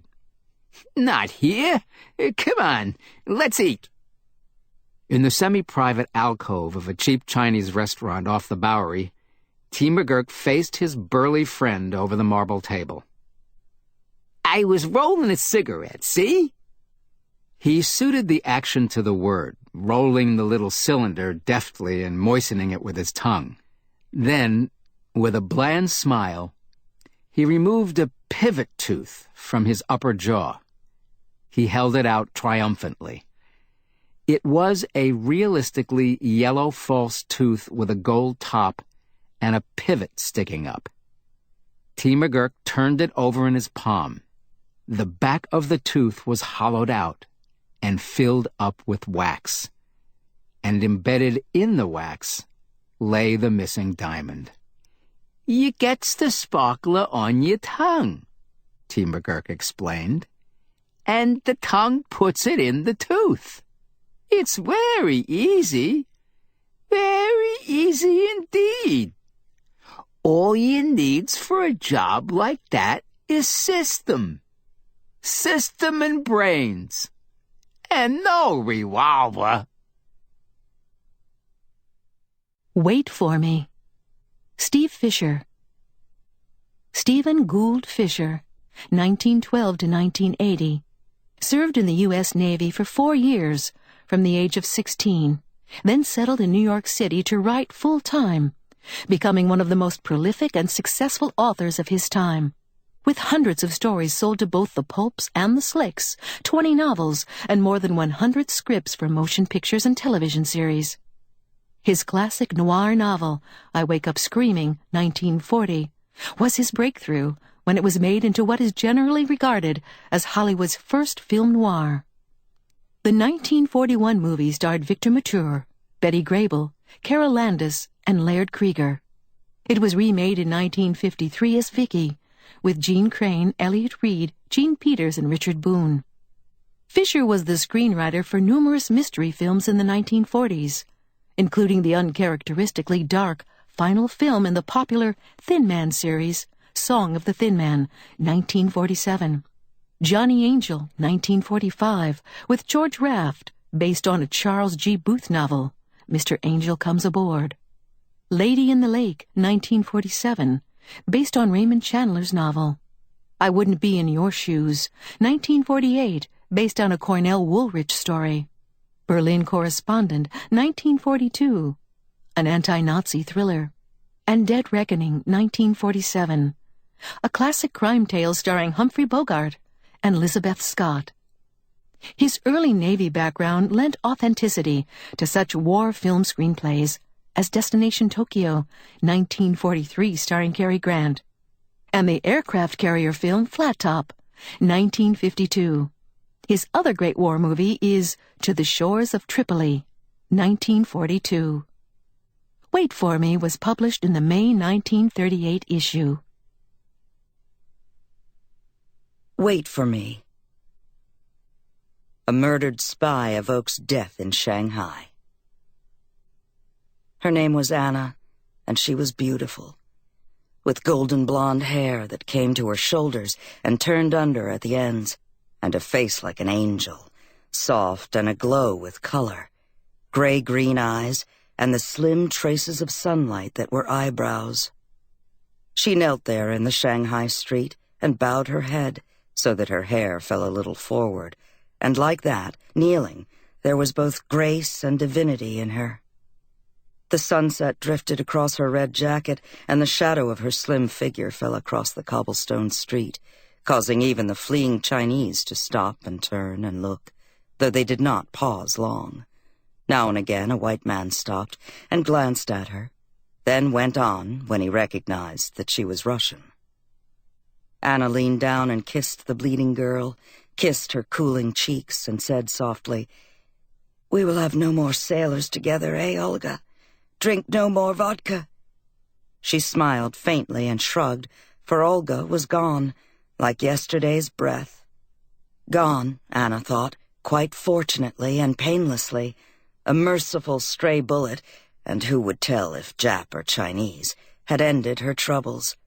But Anna, living, must go on. She looked around, looked through the streets for the man who had been following her, but she did not see him, and by now had forgotten the corpse of the girl. She rose and moved on, gracefully, her feet accustomed to the cobblestones, her face and eyes dry. She paused at each corner and looked up and down the street. Mostly, she was looking for the man who had followed her from her apartment. She did not know who he was. He was wearing a coat with its collar turned up around his face, a white face with bleak, desperate eyes. He had called after her and she had run, losing herself in the fleeing crowd. She was terrified. Everything terrified her. Since the evacuation order had come through to send all foreign white women to Hong Kong and from there to their own countries, Anna felt that her time to die would come at any moment. There was no escape for Russian exiles. There was nowhere they could run to get away from war. No passports would be issued to them. No country wanted them. Russian women were at the mercy of the mob, of the armies, of every band of men that came along. The evacuation order clearing white women had come 2 hours ago. In another 16 hours, huge transports would sail away with all those women, except the Russians. Ah, the Russians. Anna laughed into the clatter of the frightened street, and then she clenched her teeth and fled on, shadows and torch, light beating against her running figure. It was quieter in the international settlement. She did not slacken her pace, though she was breathing harder. When she came to the hotel, she swept inside the doors, and in that instant, she saw the man who had been following her. The man whose coat collar was turned up. She saw him running past and, not waiting to see if he would miss her, then stop and come back, she went to the desk. "I wish to see Mrs. Turner." The clerk bowed. "You may call her on the house phone, madam." Anna moved nervously to the house phone and picked it up. When Rita Turner's silky voice came on the wire, Anna said, "I have a message from your husband. It is very important and most confidential." Except in highly excitable moments, Anna could speak English without an accent, for her finishing school had been a nightclub called the Navy Sport Palace, which was little more than third-rate and located on the Bund. There she had learned all the American and English and French slang, and she had learned other things, too. How to darken her eyes and redden her mouth and wink her eye and toss her head, how to drink without becoming drunk, how to muffle her sobs with laughter. The art of light love with a deep touch. Rita Turner said nervously, "Please come up." Anna moved gracefully into the elevator. She sighed as the doors slid quietly closed. Though she had been too young to remember Moscow, she thought it might be like this, the comfort and ease the White Russians had known, the old lost life about which she had heard her parents talk. When she arrived on the 4th floor, she walked down the heavily padded hall and stopped in front of the room number Rita Turner had given her. She knocked, and the door was immediately opened.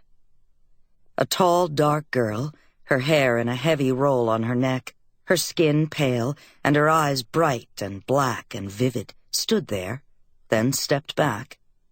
Anna walked in. It was a beautiful apartment. A radio tuned to Hong Kong was playing The Lady is a Tramp. From the window there was a magnificent scene of fire sweeping across the eastern section of Shanghai, and it was so vivid Anna almost thought she could hear the shrill despair of the screams beneath the flame. The rug in the room was oriental, the furniture quietly rich. 3 bags lay open, light plain baggage, brown and smart and new. They were half-packed. Women's clothes were strewn everywhere. Anna turned slowly, as though she wished to take her time and enjoy this setting slowly, without rush and hustle. Rita Turner said, "What is the message, please, and who are you?" She was impatient. Anna smiled with her teeth. "Your husband has been sent up the Yangtze?" The dark-haired girl nodded. "He will not return for 3 days?" "That's right," answered Rita Turner, "but we're wasting time. What is the message?" Anna flopped down on the divan and reached for a cigarette. She put it in her mouth and lit it. "Your husband is an army officer," she went on, "and you've been ordered to evacuate? Is that not right?" "Of course it's right." Anna, only 3 puffs into the cigarette, snuffed it out. "I got the information from a man who sells such information to White Russians." She smiled again. "I will tell you that it cost me all I had been able to save during these meager years in Shanghai, 400 mechs. "Just what are you getting at?" Anna rose. "It is easy, isn't it? The obvious thing. I kill you and transfer my picture to your passport. Then I can escape Shanghai." She raised one eyebrow. "Otherwise, I shall be left." Rita Turner stared at her for a moment. Then she dove for one of her bags, but a gun glittered in Anna's slim hand. Rita Turner saw the weapon and paused, terror draining her pale skin. Her eyes widened, and then she continued for the bag, stooping, fumbling with a large automatic, turning toward Anna. The sound of Anna's shots did not penetrate the soundproof walls. Rita Turner stood very still for a moment. Then the heavy gun slipped from between her slim fingers. Her lips twisted as though she were about to laugh, and then blood welled from a hole just below her neck, and she crumpled, her figure like a question mark. Anna looked down at her, neither pity nor compassion on her face, though it was the first person she had ever killed. Perhaps seeing so many dead and suffering had made her hard like this. She thought only, I will not be trapped here and die like the others. I will escape. I will have an evacuation order, and I will go aboard one of the big transports and be taken to Hong Kong, and then to the United States. Freedom. Peace. Murder has given me wings. She was lucky, she thought, that the man who had sold her this information about an army wife whose husband was up the Yangtze River had not tricked her, for false information was sold for prices as great as the genuine. But then she had been good to her informant, plus the 400 mechs. He had known she would have to steal another woman's passport to escape the horror that was Shanghai. All he had done was supply the name of a woman who would surely be alone when Anna went to see her. Anna must change that passport now, put her picture in, and get the sailing orders. She must do 1,000,001 things. She must go through all of Rita Turner's papers and learn everything about her. Last of all, least of all, she had but to take the bags and get aboard the transport. Murder was easy. She had found some wine, and at midnight, Anna still sat in the room, feeling no glow, but only half sick from the too sweet wine. She sat facing a desk full of papers, important documents with fancy seals, plans, blueprints, messages in French and German, even some in Chinese. Anna knew all about Rita Turner now. She knew what she hadn't known. Rita Turner had been an international spy. That meant only one thing. Anna, in taking over Rita Turner's name and identity, would have to pretend to be that same spy. Anna's course had been clear. She had planned each last detail. She was to put the corpse in a steamer trunk and then send for the Chinese boys to come and get it with the other baggage, and later at sea she would put the corpse into a Navy sea bag and during the night drag it to the side of the ship and dump it over. There would be no trace of murder, only the living, breathing, the new Rita Turner. But this new complication frightened and confused Anna. She knew no way in which to turn. If she fled the hotel and left the corpse here, she still could not escape the city, and murder would catch up with her. They would find her in Shanghai sooner or later, perhaps shivering in a hovel, and then for the murder, they would put a gun to the back of her head and blow out her life. She must make the transport with the corpse in the steamer trunk. But how? As a spy, Rita Turner had definite orders to deliver some papers before her departure from the city, and even though Anna knew little about espionage, she was aware that counterspies checked on the activities of a spy, that people ordered to contact Rita Turner would be on the lookout for her. There was this alone. Even if she didn't think about the risk of being captured as Rita, as the spy, and being punished in the ruthless manner of war. To go straight to the boat was impossible. She must board it just before it sailed, and keep entirely to herself in case someone on board should know the real Rita Turner. Meanwhile, there was the chance that she would be recognized as an imposter by other members of the espionage ring by which Rita Turner had been employed. Anna poured herself a drink. She took it down, then she lighted a cigarette and got up and moved over to the window. She looked down at the street, seething with torchlight. She heard the music of the radio, and she thought of her nightclub back on the Bund and wished that she was back in it, even what was left of it. There had been happiness there, a hard kind. Sailors saying, "Listen, babe, you're a tramp, but I'd die for you. A guy's got to have someone to love, and when he loves, he wants to make believe it's the real thing." She remembered that now, those words and other words, the quaint, tough, laughing Shanghai she had known before the invasion. But all of that had gone past her, and she was alone here with the body of a woman she had murdered, a woman who, by dying, had put her problems on Anna. The sailors were gone, and her girlfriends were gone, even Olga, who was her closest. Anna dropped the cigarette and rubbed her foot over it. The telephone rang. She stood and looked at it, petrified, feeling fear crawl up into her, making her sick. She held her hands out and watched them tremble, and the phone rang again. She moved toward it, only a foot, and it rang for the third time. Then suddenly she leaped over and snatched up the instrument. She had dared herself, and now she had plunged. "Hello?" She tried to remember the sound of Rita Turner's voice. "Rita?" "Yes." It was a man's voice, and went on now. "I know I shouldn't call at the hotel like this, but we had an appointment to, go dancing. Have you forgotten? I've been waiting here quite a long time." "I'm awfully sorry," said Anna. "Where have you been waiting?" "You know where." Anna laughed. "Oh, yes, of course. I will be there at once." "Will you? Nothing's gone wrong, has it? You weren't going to sail without your packet. That packet of—" The voice trailed off. Anna was quick on the uptake. Her voice caught. "Oh, you mean that money you drew from the bank for me?" She laughed gaily. "Oh, yes, I get that tonight for... "Careful," said the man. I'll be glad to get to meet you." Anna took a chance. "How will I know you?"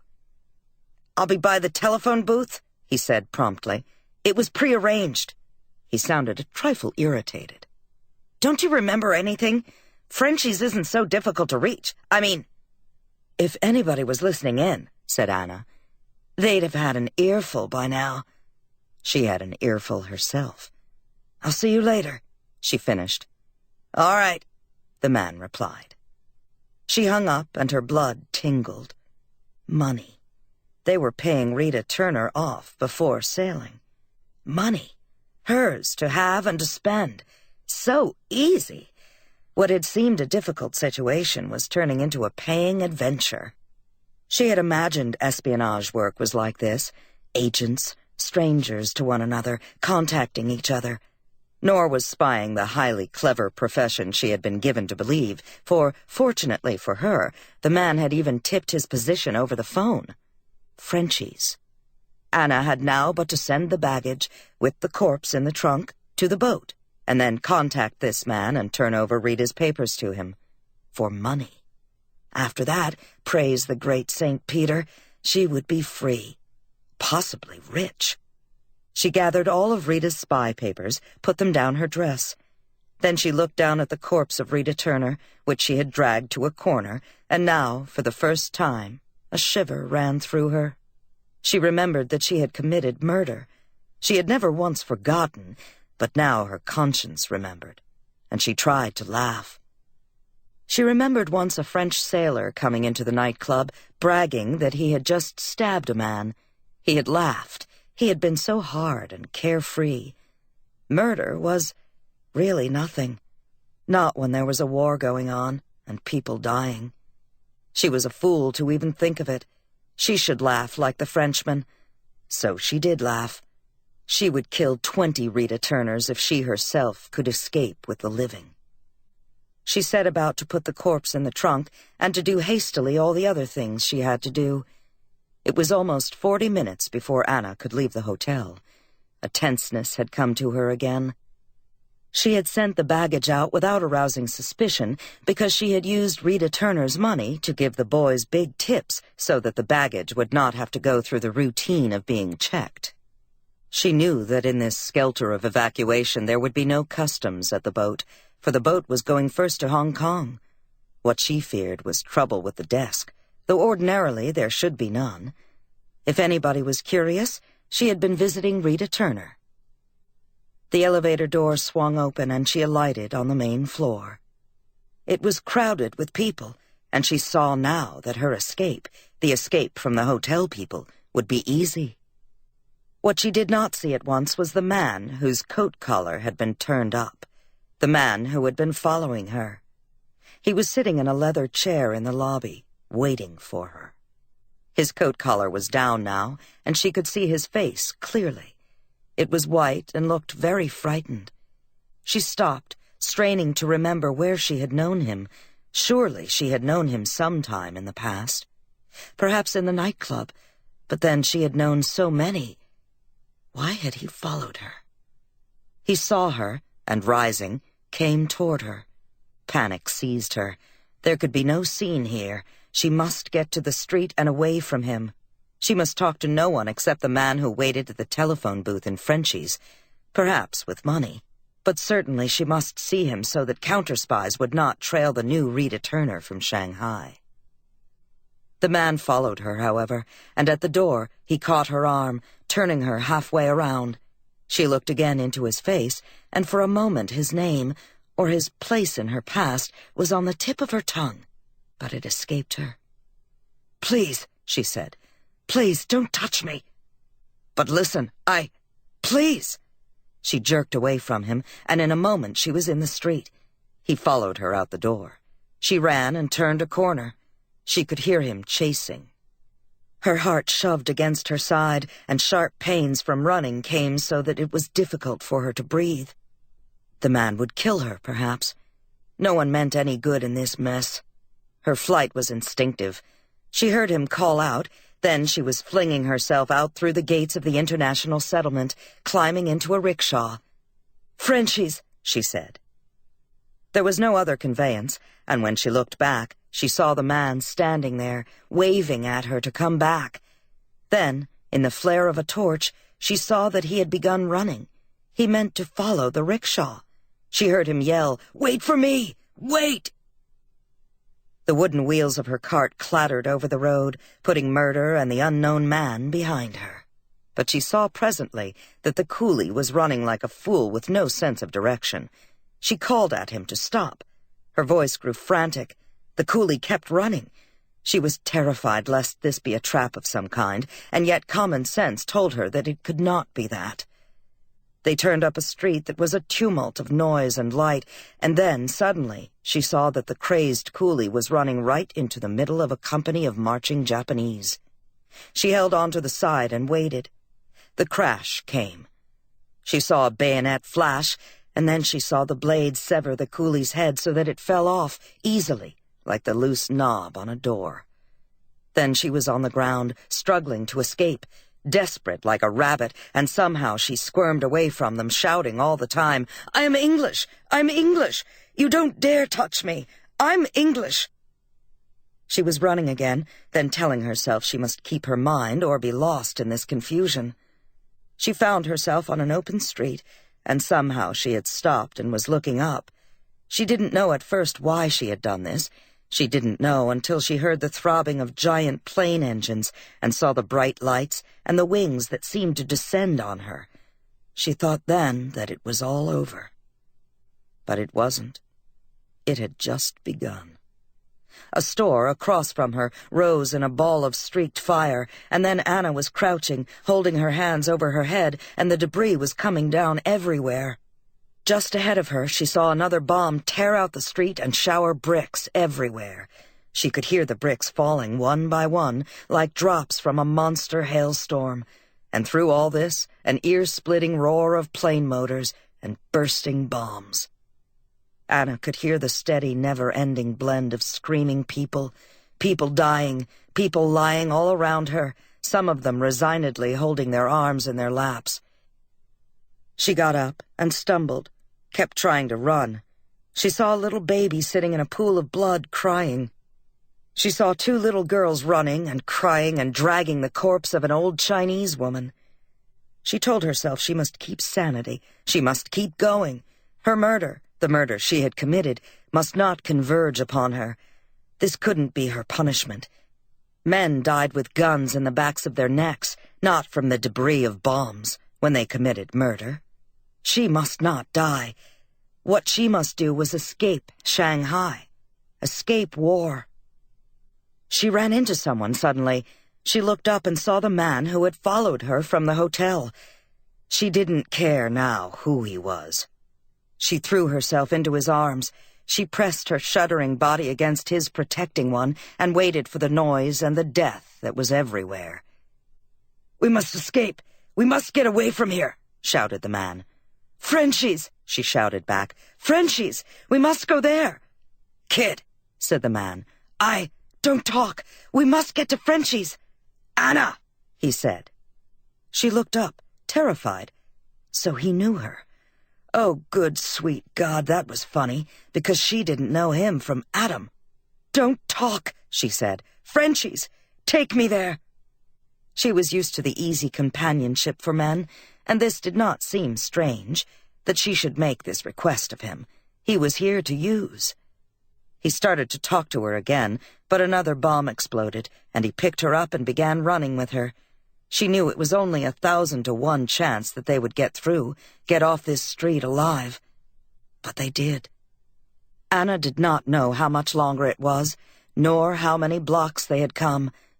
She knew only that when the stranger who knew her set her down, it was in front of Frenchie's.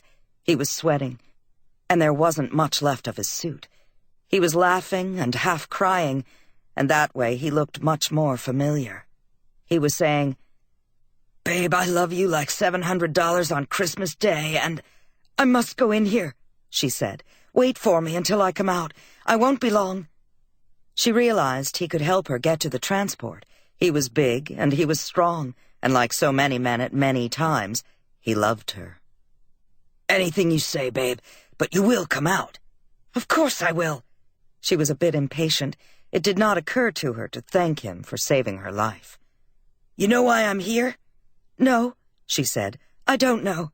"Because I love you," he said. She laughed, bitterly. "How very nice, but I must go in here now." "I'm AWOL," he went on, "and I'll get socked behind the 8-ball for 2 months for this, but geez, a guy—" "So you're a sailor?" "Of course," he said. "Why didn't you tell me? Why are you wearing those clothes?" He laughed. "How long do you think I'd last on the streets in uniform? They'd pick me up before I could move." "And you risked all this to tell me you loved me?" "Of course. You must have known how I felt that time, and—" "I knew you at the Navy Sport Palace?" "Sure. Oh, come on, baby, don't tell me you've forgotten. You're not that hard." "Aren't I?" she thought. But what she said was, "Of course, I didn't forget you, darling. Now wait for me. Wait here for me." She turned and went inside, and the last she heard from him was when he leaned back against the building and began to whistle.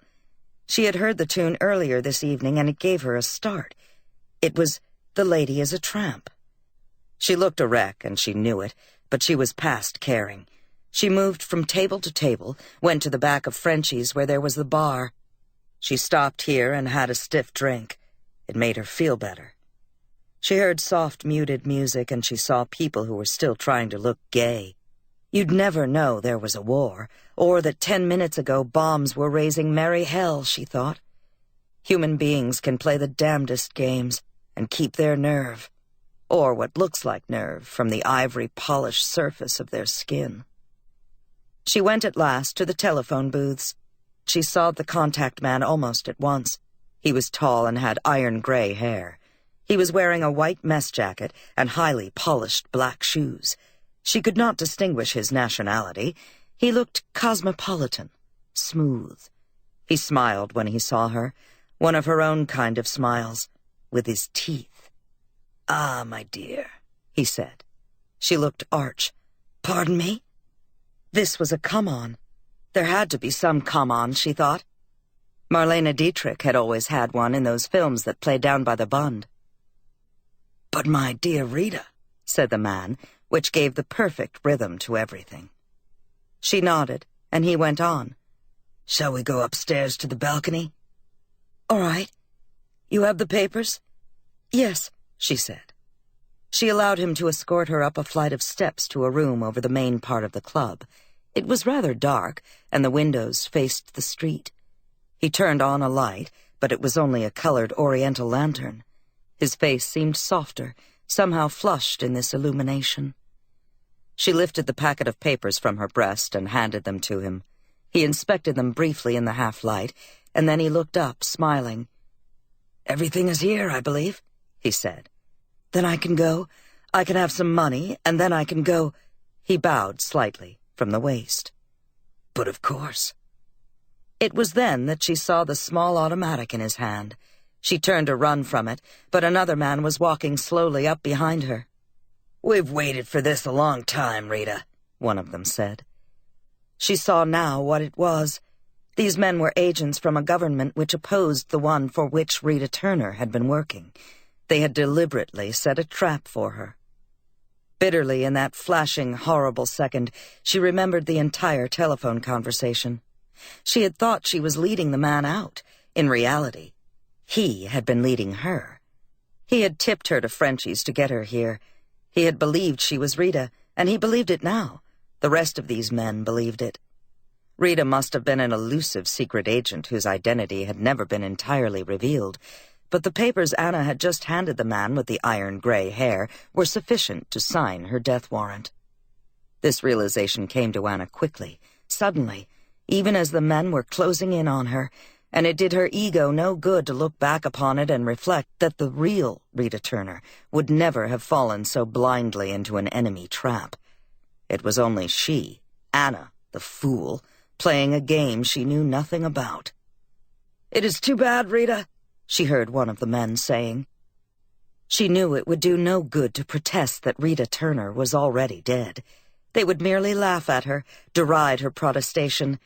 She saw from their expressions that Rita Turner must have been dangerous to them, for they meant now to kill Anna. They intended wasting no time or effort. Anna saw a knife flash and knew in a moment that it would pierce her throat. There was no way she could turn. There was nothing she could do. She hadn't time even to cry out, for all the good that would do her.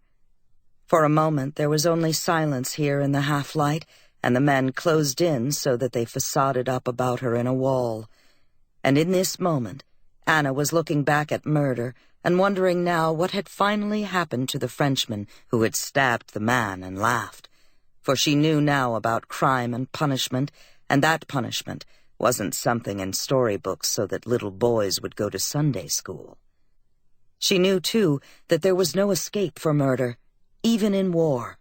She knew that she had come to her last second on earth, and even in that there was too much time to reflect, to listen to the echo of laughter down the long memory of years, to hear the screams of dying Chinese, which would seem like a song now by comparison.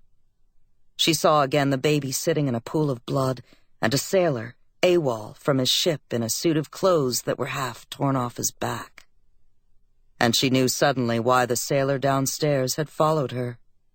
He had fallen in love with her at the club, poor fool, and he had ditched off from his ship to come and marry her, because he knew that she was a White Russian and she couldn't get out of Shanghai unless she was a Navy wife.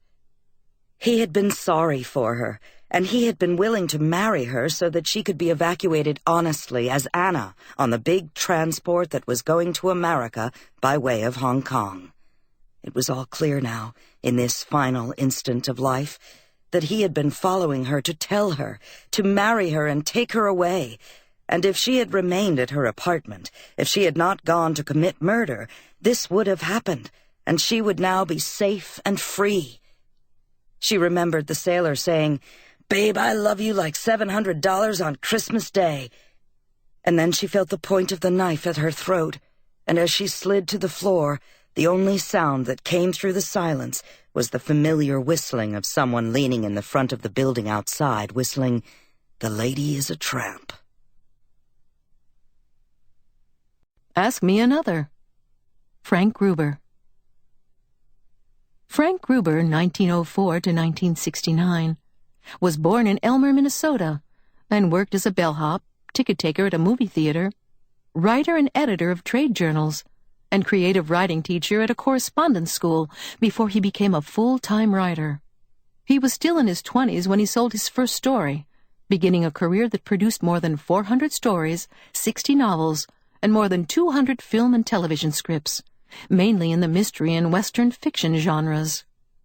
Among his mystery novels are The Silver Jackass, 1941, as Charles K. Boston, The Last Doorbell, 1941, as John K. Vetter, The Yellow Overcoat, 1942, as Stephen Aker, and under his own name, more than 30 others.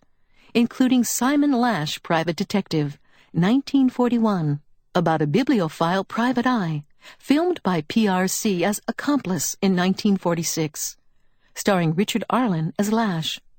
He also wrote more than a dozen novels featuring the amateur detective Johnny Fletcher and his partner, Sam Cragg, a pair of always broke conmen who made their debut in The French Key, 1940, which Gruber wrote in 7 days, yet which made most of the year's top 10 lists.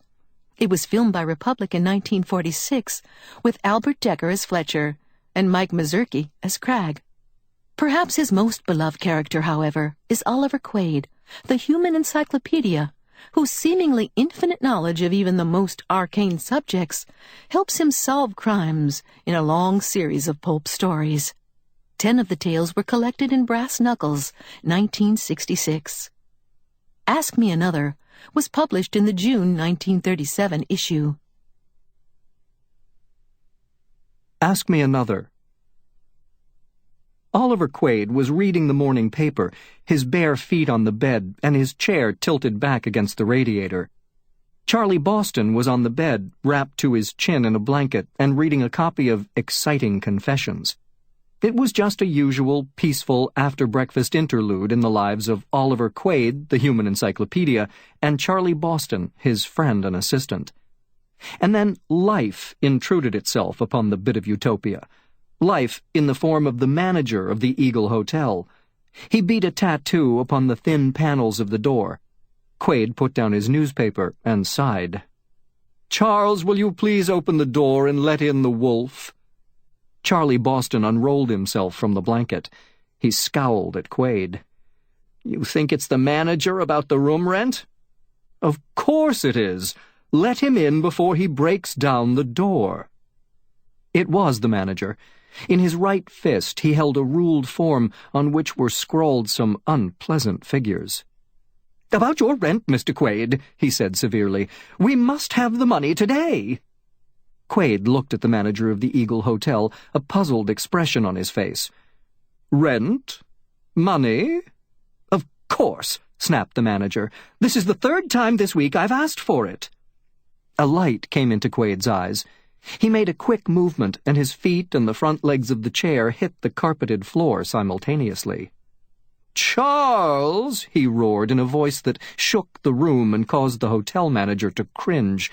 "Did you forget to get that money from the bank and pay this little bill?" Charlie Boston took up Quaid's cue. "Gosh, I'm awful sorry. On my way to the bank yesterday afternoon, I ran into our old friend John Belmont of New York, and he dragged me into the Palmer House bar for a cocktail. By the time I could tear myself away, the bank was closed." Quaid raised his hands and let them fall hopelessly. "You see, Mr. Creighton, I just can't trust him to do anything. Now I've got to go out into the cold this morning and get it myself." The hotel manager's eyes glinted. "Listen, you've stalled," he began, but Quaid suddenly stabbed out a hand toward him. "That reminds me, Mr. Creighton, I've a couple of complaints to make. We're not getting enough heat here, and last night the damn fool next door kept us awake half the night with his radio. I want you to see that he keeps quiet tonight, and do something about the heat. I can't stand drafty cold rooms." The manager let out a weary sigh. "All right, I'll look after it. But about that rent—" "Yes, of course," cut in Quaid. "And your maid left only 2 towels this morning. Please see that a couple more are sent up. Immediately." The manager closed the door behind him with a bang. Oliver Quaid chuckled and lifted his newspaper again, but Charlie Boston wouldn't let him read. "You got away with it, Ollie," he said, "but it's the last time. I know it. I'll bet we get locked out before tonight." He shook his head sadly. "You, Oliver Quaid, with the greatest brain in captivity, are you going to walk the streets tonight in 10 below zero weather?" "Of course not, Charles," sighed Quaid. "I was just about to tell you that we're going out to make some money today. Look, it's here in this paper. The Great Chicago Auditorium Poultry Show." Boston's eyes lit up for a moment, but then dimmed again. "Can we raise 3 weeks' rent at a poultry show?" Quaid slipped his feet into his socks and shoes. "That remains to be seen. This paper mentions 20,000 paid admissions. Among that many people there ought to be a few who are interested in higher learning. Well, are you ready?" Boston went to the clothes closet and brought out their overcoats and a heavy suitcase. Boston was of middle height and burly. He could bend iron bars with his muscular hands. Quaid was taller and leaner. His face was hawk-like, his nose a little too pointed and lengthy, but few ever noticed that. They saw only his piercing, sparkling eyes and felt his dominant personality. The auditorium was almost 2 miles from their hotel, but lacking car fare, Quaid and Boston walked. When they reached their destination, Quaid cautioned Boston, "Be sharp now, Charlie. Act like we belonged." Quaid opened the outer door and walked blithely past the ticket windows to the door leading into the auditorium proper. A uniformed man at the door held out his hand for the tickets. "Hello," Quaid said heartily. "How are you today?" All right, I guess," replied the ticket-taker. "You boys got passes?" "Oh, sure, we're just taking in some supplies for the breeders." "Brr, it's cold today. Well, be seeing you." And with that, he breezed past the ticket-taker. "Hiya, pal," Boston said, treading on Quaid's heels. The auditorium was a huge place, but even so, it was almost completely filled with row upon row of wire exhibition coops, each coop containing a feathered fowl of some sort. "What a lot of gumps," Boston observed. "Don't use that word around here," Quaid cautioned. "These poultry folks take their chickens seriously. Refer to the chickens as fine birds or elegant fowls or something like that." "Damn these publicity men." "Huh?" Quaid waved a hand about the auditorium. "The paper said 20,000 paid admissions. How many people do you see in here?" Boston craned his head around. "If there's 50, I'm counting some of them twice. How the hell can they pay the nut with such a small attendance?" "The entry fees. There must be around 2,000 chickens in here, and the entry fee for each chicken is at least $1.50. The prize money doesn't amount to much, and I guess the paid admissions are velvet, if they get any, which I doubt." 20,000, bah, snorted Boston. "Well, do we go back?" "Where? Our only chance was to stay in our room. I'll bet the manager changed the lock the minute we left it." "So what?" "So I get to work for the dear old Eagle Hotel." Quaid plowed through an aisle to the far end of the auditorium. Commercial exhibits were contained in booths all around the 4 sides of the huge room, but Quaid found a small spot that had been overlooked and pushed a couple of chicken coops into the space. Then he climbed up on the coops and began talking. The Human Encyclopedia's voice was an amazing one. People who heard it always marveled that such a tremendous voice could come from so lean a man. Speaking without noticeable effort, his voice rolled out across the chicken coops. "I'm Oliver Quaid, the Human Encyclopedia," he boomed. "I have the greatest brain in the entire country. I know the answers to all questions. What came first, the chicken or the egg? Every historical date since the beginning of time, the population of every city in the country, how to eradicate mice in your poultry yards, how to mix feeds to make your chickens lay more eggs. Everything. Everything under the sun, on any subject. History, science, agriculture, and mathematics." The scattered persons in the auditorium began to converge upon Quaid's stand. Inside of 2 minutes, 3/4 of the people in the building were gathered before Quaid, and the rest were on their way. He continued his preliminary build-up in his rich, powerful voice. "Ask me a question, someone. Let me prove that I'm the Human Encyclopedia, the man who knows the answers to all questions. Try me out, someone, on any subject. History, science, mathematics, agriculture, anything at all." Quaid stabbed out his lean forefinger at a middle-aged, sawed-off man wearing a tan smock. "You, sir, ask me a question?" The man flushed at being singled out of the crowd. Why, I don't know of any. Yes, I do. What's the highest official egg record ever made by a hen? That's the stuff, smiled Quaid. He held out his hand dramatically. That's a good question, but an easy one to answer. The highest record ever made by a hen in an American official egg-laying contest is 342 eggs. It was made in 1930 at the Athens, Georgia egg-laying contest by a single comb-white leghorn. Am I right, mister? The sawed-off man nodded grudgingly. Yeah, but I don't see how you knew it. Most poultry folks don't even remember it. Oh, but you forget. I told you I had the greatest brain in the country.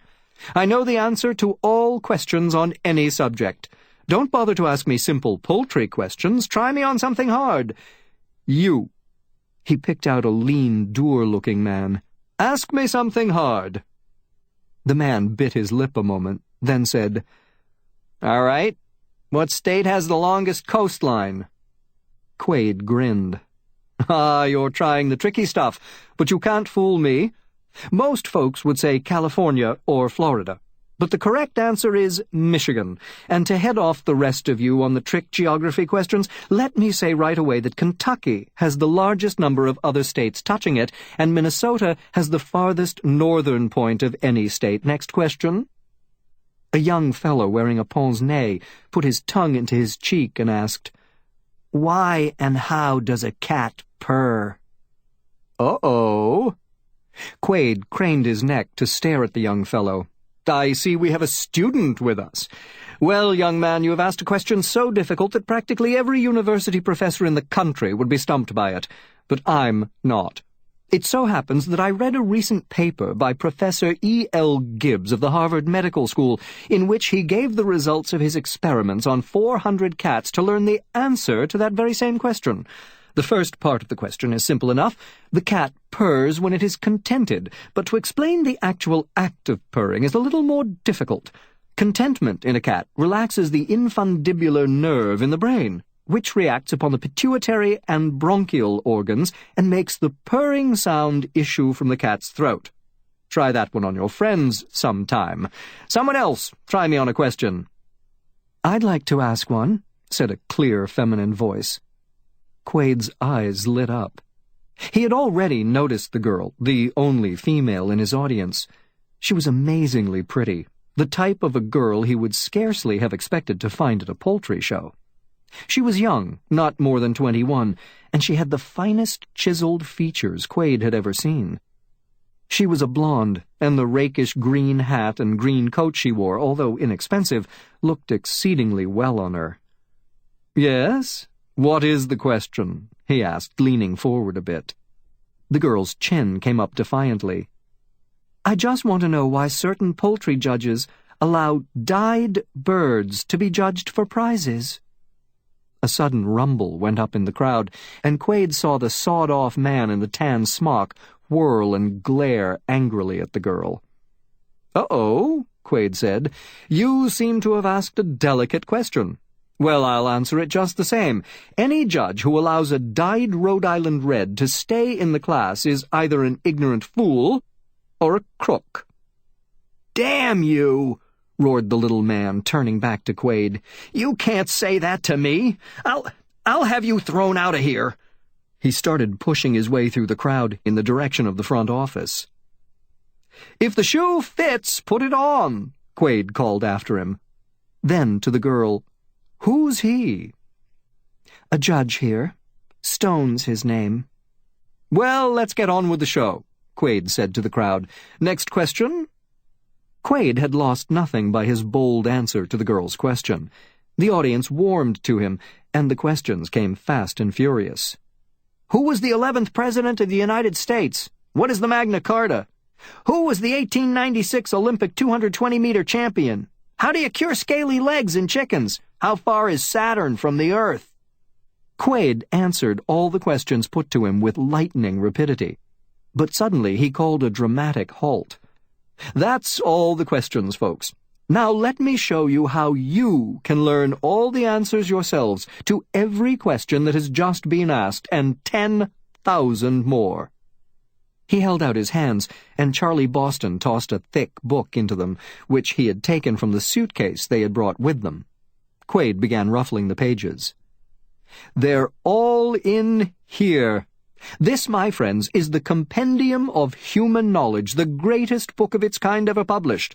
1,200 pages, crammed with facts, information every one of you should know. The knowledge of the ages, condensed, classified, abbreviated, a complete high school education in one volume. 10 minutes a day, and this book will make you the most learned person in your community." Quaid lowered his voice to a confidential pitch. "Friends, I'm going to astonish you by telling you the most ridiculous thing you've ever heard. The price of this book. What do you think I'm asking for it? $25? No, not even 20 or 15. In fact, not even 10 or $5, just a mere paltry, insignificant $2.95. But I'm only going to offer these books once at that price, $2.95, and here I come." Quaid leaped down from his platform to attack his audience, supposedly built up to the buying pitch. But he was destined not to sell any books just then. Charlie Boston tugged at his coat sleeve. "Look, Ollie," he whispered hoarsely. "He got the cops." Quaid raised himself to his toes to look over the chicken coops. He groaned. For the short man in the tan smock was coming up the center aisle, leading a small procession of policemen. Quaid sighed. "Put the books back into the suitcase, Charlie." He leaned against a poultry coop and waited to submit quietly to the arrest. But the policeman didn't come toward him. Reaching the center aisle, the man in the tan smock wheeled to the left, away from Quaid, and the police followed him. Quaid's audience saw the police. 2 or 3 persons broke away and started toward the other side of the building. The movement started a stampede, and in a moment, Charlie Boston and Quaid were left alone. "Something seems to have happened over there," Quaid observed. "Wonder what?" "From the mob of cops, I'd say a murder," Boston replied dryly. The word murder was scarcely out of Boston's mouth than it was hurled back at them from across the auditorium. "It is a murder," Quaid gasped. "This is no place for us, then," cried Boston. "Let's scram." He caught up the suitcase containing the books and started off, but Quaid called him back. "That's no good. There's a cop at the door. We'll have to stick."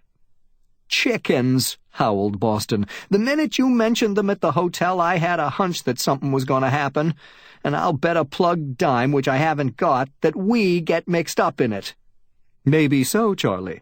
But if I know cops, there's going to be a lot of questioning, and my hunch is that we'll be better off if we're not too upstage. Let's go over and find out what's what." He started toward the other side of the auditorium. Boston followed, lugging the suitcase and grumbling. All of the crowd was gathered in front of a huge mahogany cabinet, a mammoth incubator. The door of the machine was standing open, and 2 or 3 men were moving around inside. Quaid drew in his breath sharply when he saw the huddled body lying on the floor, just inside the door of the incubator. Gently, he began working his way through the crowd until he stood in front of the open incubator door. The small group came out of the incubator, and a beetle-browed man in a camel's hair overcoat and Homburg hat squared himself off before the girl in the green hat and coat. The man in the tan smock, his head coming scarcely up to the armpits of the big man, hopped around like a bantam rooster. "I understand you had a quarrel with him yesterday," the big man said to the girl. "What about?" The girl drew herself up to her full height. "Because his birds were dyed, and the judge, the man behind you, refused to throw them out, that's why." The bantam sputtered. Why, that's a damn lie!" The big detective turned abruptly, put a ham-like hand against the chest of the runt, and shoved him back against the incubator with so much force that the little man gasped in pain. "Listen, Squirt," the detective said, "nothing's been proved against this girl, and until it is, she's a lady. Up here we don't call ladies liars." He turned back to the girl and said with gruff kindness, "Now, miss, let's have the story." "There's no story," declared the girl. I did quarrel with him, just like I did with Judge Stone. But I haven't seen Mr. Tupper since yesterday evening. That's all I can tell you, because it's all I know." "Yesterday, huh?" The detective looked around the circle. "Anybody see him here today?" "Yes, of course," said a stocky man of about 45. "I was talking to him early this morning, before the place was open to the public. There were a dozen or more of us around then." "You're the boss of this shebang?" "Not exactly. Our Poultry Association operates this show. I'm Leo Kassmer, the secretary, and I'm in charge of the exhibits, if that's what you mean." "Yeah, that's what I mean," replied the detective. "You're the boss. You know the exhibitors, then. All right, who was here early this morning when this Tupper fellow was around?" Kassmer, the show secretary, rubbed his chin. "Why, there was myself, Judge Stone, Ralph Conway, the Wyandotte man, Judge Wellheimer, and several of the men who work around here." "And Miss Martin, was she here?" "She came in before the place was officially open, but she wasn't around the last time I saw Tupper." "Who were Wellheimer and Conway?" A tall, silver-haired man stepped out of the crowd. "Conway's my name." "And the judge?" persisted the detective. A long-nosed man with a protruding lower lip came grudgingly out of the crowd. "I'm Judge Wellheimer." "You a real judge or just a chicken judge?" "Why, just a poultry judge, licensed by the National Poultry Association." "And you don't hold any public office at all? You're not even a justice of the peace?" The long-nosed chicken judge reddened. He shook his head. The detective's eyes sparkled. "That's fine. All that talk about judges had me worried for a bit. But listen, you chicken judges and the rest of you, I'm Sergeant Dickinson of the homicide squad of this town. There's been a murder committed here and I'm investigating it, which means I'm boss around here, get me?" Quaid couldn't quite restrain a snicker. The sergeant's sharp ears heard it, and he singled out Quaid. "And who the hell are you?" "Oliver Quaid, the Human Encyclopedia," Quaid replied glibly. "I know the answers to all questions." Sergeant Dickinson's face twisted. "Ribbon me, huh? Step up here where I can get a good look at you." Quaid remained where he was. "There's a dead man in there. I don't like to get too close to dead people." The sergeant took a half-step toward Quaid, but then stopped himself. He tried to smooth out his face, but it was still dark with anger. "I'll get around to you in a minute, fella." He turned belligerently to the show secretary. "You, who found the body?" Kassmer pointed to a pasty-faced young fellow of about 30. The man grinned sickly. "Yeah, I got in kinda late and started straightening things around. Then I saw that someone had stuck that long staple in the door latch. I didn't think much about it and opened the door, and there he was lying on the floor, deader'n a mackerel." "You work for this incubator company?" the sergeant asked. The young fellow nodded. "I'm the regional sales manager, charge of this exhibit. It's the finest incubator on the market, used by the best breeders and hatcherymen." "Can the sales talk?" growled the detective. "I'm not going to buy one. Let's go back on your story. What made you say this man was murdered?" "What else could it be? He was dead and the door was locked on the outside." "I know that, but couldn't he have died of heart failure? There's plenty of air in that thing, and besides there's a ventilator hole up there." "He was murdered," said Quaid. Sergeant Dickinson whirled. "And how do you know?" "By looking at the body. Anyone could tell it was murder." "Oh, yeah? Maybe you'll tell me how he was killed. There ain't a mark on his body." "No marks of violence, because he wasn't killed that way. He was killed with a poison gas, something containing cyanogen." The sergeant clamped his jaws together. "Go on. Who killed him?" Quaid shook his head. "No, that's your job. I've given you enough to start with." "You've been very helpful," said the sergeant. "So much so that I'm going to arrest you." Charlie Boston groaned into Quaid's ears. "Won't you ever learn to keep your mouth shut?" But Quaid merely grinned insolently. "If you arrest me, I'll sue you for false arrest." "I'll take a chance on that," said the detective. "No one could know as much as you do and not have had something to do with the murder." "You're being very stupid, Sergeant," Quaid said. "These men told you they hadn't seen Tupper alive for several hours. He's been dead at least 3, and I just came into this building 15 minutes ago." "He's right," declared Anne Martin. "I saw him come in, he and his friend. They went straight over to the other side of the building and started that sales talk." "What sales talk?" The little poultry judge hopped in again. "He's a damn pitchman. Pulls some phony question-and-answer stuff and insults people. Claims he's the smartest man in the world. Bah!" "Bah to you," said Quaid. "Cut it!" cried Sergeant Dickinson. "I want to get the straight of this. You." He turned to Casimir. "Did he really come in 15 minutes ago?" Casimir shrugged. "I never saw him until a few minutes ago, but there's the ticket-taker, he'd know." The ticket-taker, whose post had been taken over by a policeman, frowned. "Yeah, he came in just a little while ago. I got plenty of reason to remember. Him and his pal crashed the gate on me. First time anyone crashed the gate on me in 8 years, but he was damn slick. Never mind the details," sighed Sergeant Dickinson. "I can imagine he was slick about it. Well, mister, you didn't kill him, but tell me, how the hell do you know he was gassed with cyanide?" "Cyanogen. It's got prussic acid in it." "All right. The body was found inside the incubator, the door locked on the outside. That means someone locked him inside the incubator. The person who killed him, right so far?" "I'm listening." There was a thoughtful look in the sergeant's eyes. "There's broken glass inside the incubator. The killer heaved in a bottle containing the stuff and slammed the door shut and locked it. The man inside was killed inside of a minute." "Wait a minute. The glass is there, all right. But how do you know it contained cyanogen? There's no smell in there." "No, because the killer opened the ventilator hole and turned on the electric fans inside the incubator. All that can be done from the outside. The fans cleared out the fumes. Simple." "Not so simple. You still haven't said how you know it was cyanogen." "Because he's got all the symptoms. Look at the body. Pupils dilated, eyes wide, froth on the mouth, face livid, body twisted and stiff. That means he had convulsions. Well, if those symptoms don't mean cyanogen, I don't know what it's all about." "Mister," said the detective, "who did you say you were?" "Oliver Quaid, the Human Encyclopedia.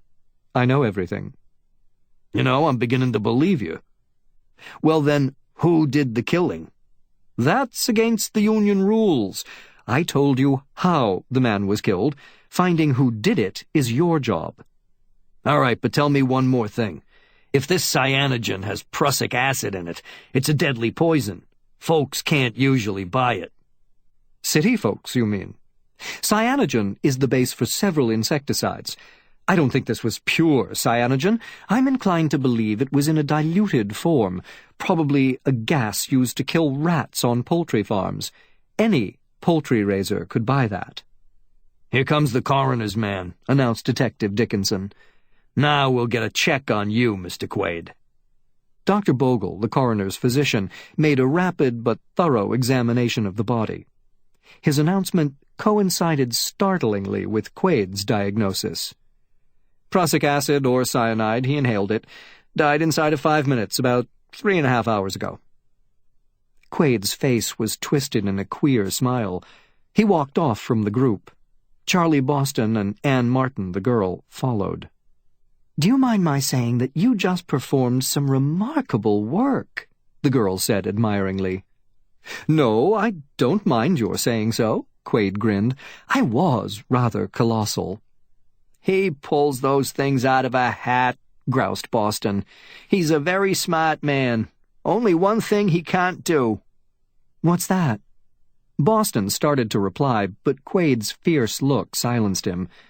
Quaid coughed. "Well, look, a hot dog stand. Reminds me it's about lunchtime. Feel like a hot dog and orangeade, Anne?" The girl smiled at his familiarity. "I don't mind. I'm rather hungry." Boston sidled up to Quaid. "Hey, you forgot," he whispered. "You haven't got any money." Quaid said, "3 hot dogs and orangeades." A minute later, they were munching hot dogs. Quaid finished his orangeade and halfway through the sandwich suddenly snapped his fingers. "That reminds me I forgot something. Excuse me a moment." He started off suddenly toward the group around the incubator, ignoring Charlie Boston's startled protest. Boston suddenly had no appetite. He chewed the food in his mouth as long as he could. The girl finished her sandwich and smiled at him. "That went pretty good. Guess I'll have another. How about you?" Boston almost choked. No, I ain't hungry." The girl ordered another hot dog and orangeade and finished them while Boston still fooled with the tail end of his first sandwich. The concessionaire mopped up the counter all around Boston and Ann Martin and finally said, "That's 80 cents, mister." Boston put the last of the sandwich in his mouth and began going through his pockets. The girl watched him curiously. Boston went through his pockets a second time. "That's funny," he finally said. "I must have left my wallet in the hotel." "Quaid, let me pay for it," said the girl, snapping open her purse. Boston's face was as red as a Harvard beet. Such things weren't embarrassing to Quaid, but they were to Boston. "There's Mr. Quaid," said Ann Martin. "Shall we join him?" Boston was glad to get away from the hot dog stand. The investigation was still going on. Sergeant Dickinson was on his hands and knees inside the incubator. A policeman stood at the door of it, and a couple more were going over the exterior. Quaid saluted them with a piece of wire. "They're looking for clues," he said. The girl shivered. "I'd like it much better if they'd take away Exhibit A." "Can't, not until they take pictures. I hear the photographers and the fingerprint boys are coming down. It's not really necessary either, because I know who the murderer is." The girl gasped. "Who?" Quaid didn't reply. He looked at the piece of wire in his hands. It was evidently a spoke from a wire poultry coop, but it had been twisted into an elongated question mark. He tapped Dickinson's shoulder with the wire. The sergeant looked up and scowled. "Huh?" "Want this?" Quaid asked. "What the hell is it?" "Just a piece of wire I picked up." "What are you trying to do, rib me?" Quaid shrugged. "No, but I saw you on your hands and knees and thought you were looking for something. Thought this might be it." Dickinson snorted. "What the hell? If you're not going to tell me who did the killing, let me alone." "Okay." Quaid flipped the piece of wire over a row of chicken coops. "Come," he said to Boston and Ann Martin. "Let's go look at the turkeys at the other end of the building." Boston shuffled up beside Quaid as the three walked through an aisle. "Who did it, Ollie?" "Can't tell now, because I couldn't prove it. In a little while, perhaps." Boston let out his pent-up breath. "If you ain't the damnedest guy ever." Ann Martin said, "You mean you're not going to tell Sergeant Dickinson?" "Oh, yes, but I'm going to wait a while. Maybe he'll tumble himself, and I'd hate to deprive him of that pleasure. What time is it?" "I don't know," Boston said. "I lost my watch in Kansas City. You remember that, don't you, Ollie?" Quaid winced. Boston had lost his watch in Uncle Ben's 3 gold ball shop. Quaid's had gone to Uncle Mo in St. Louis. "It's 12:30, the girl said, looking at her wristwatch. Quaid nodded. "That's fine. The early afternoon editions of the papers will have accounts of the murder, and a lot of morbid folk will flock around here later on. That means I can put on a good pitch and sell some of my books." "I wanted to ask you about that," said Ann Martin. "You answered some really remarkable questions this morning. I don't for the life of me see how you do it." "Forsaking modesty for the moment, I do it because I really know all the answers."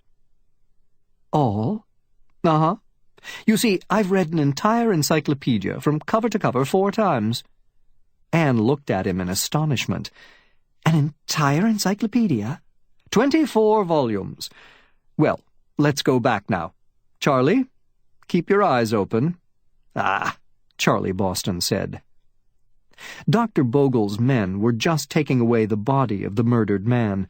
Sergeant Dickinson, a disgusted look on his face, had rounded up his men and was on the verge of leaving. "Not going, Captain Dickinson?" Quaid asked. "What good'll it do me to hang around?" snorted the sergeant. "Everyone and his brother has some phony alibi." "But your clues, man." "What clues?" Quaid shook his head in exasperation. "I told you how the murder was committed, didn't I?" "Yeah, sure, the guy locked the bloke in the incubator and tossed in a bottle of poison gas, then opened the ventilator and turned on the fans. But there were more than a dozen guys around, and almost any one of them could have done it, without any of the others even noticing what he was doing." "No, you're wrong. Only one person could have done it." A hush suddenly fell upon the crowd.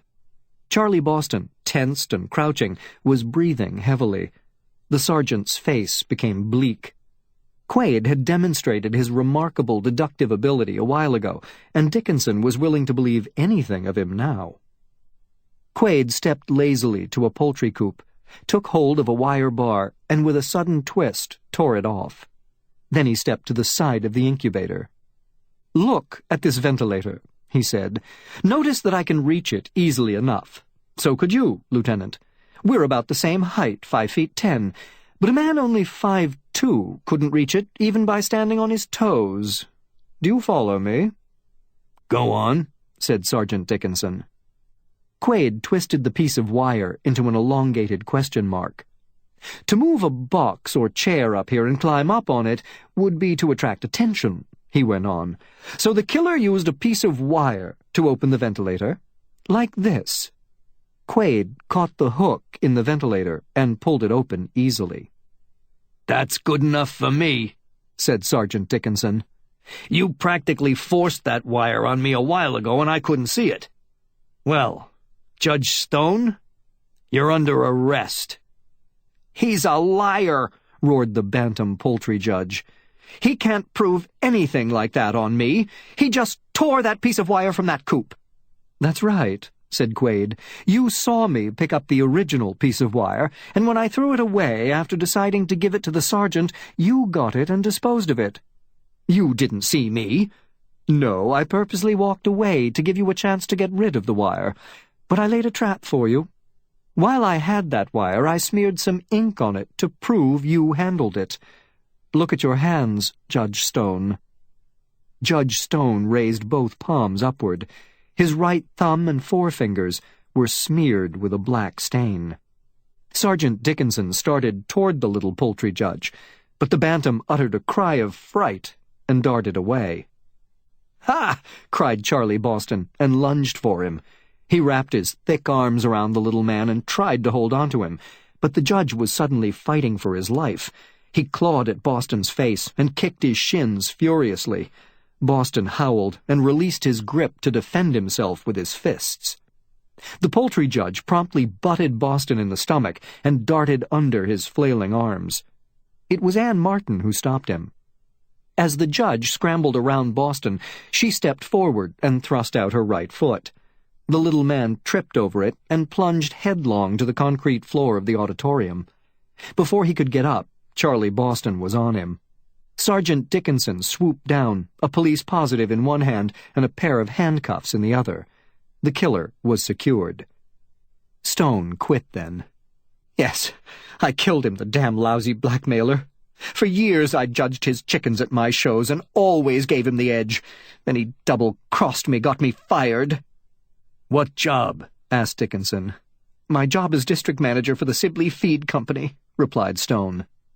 "Why'd he have you fired?" asked Quaid. "Because you were short-weighing him on his feed, is that it?" "I gave him prizes his lousy chickens should never have had," snapped the killer.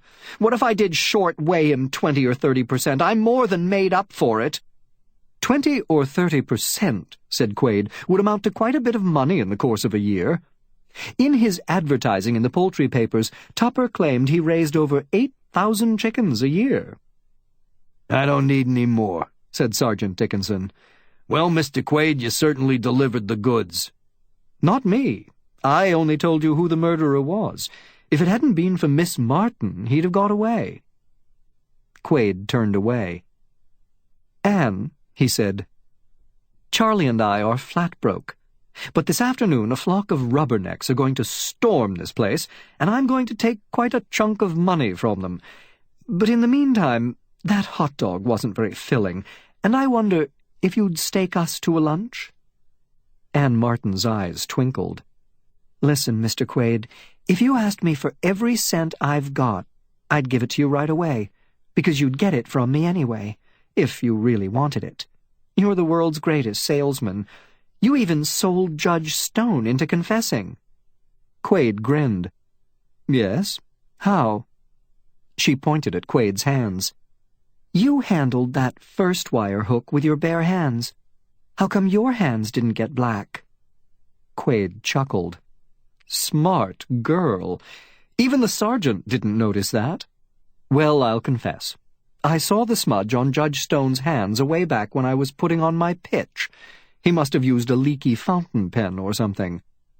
Then you didn't put anything on it? No, but I knew he was the murderer, and he knew it, only he didn't know his hands were dirty. So? The girl drew a deep breath. Oliver Quaid, the lunches are on me. And the dinner and show tonight are on me, grinned Oliver Quaid.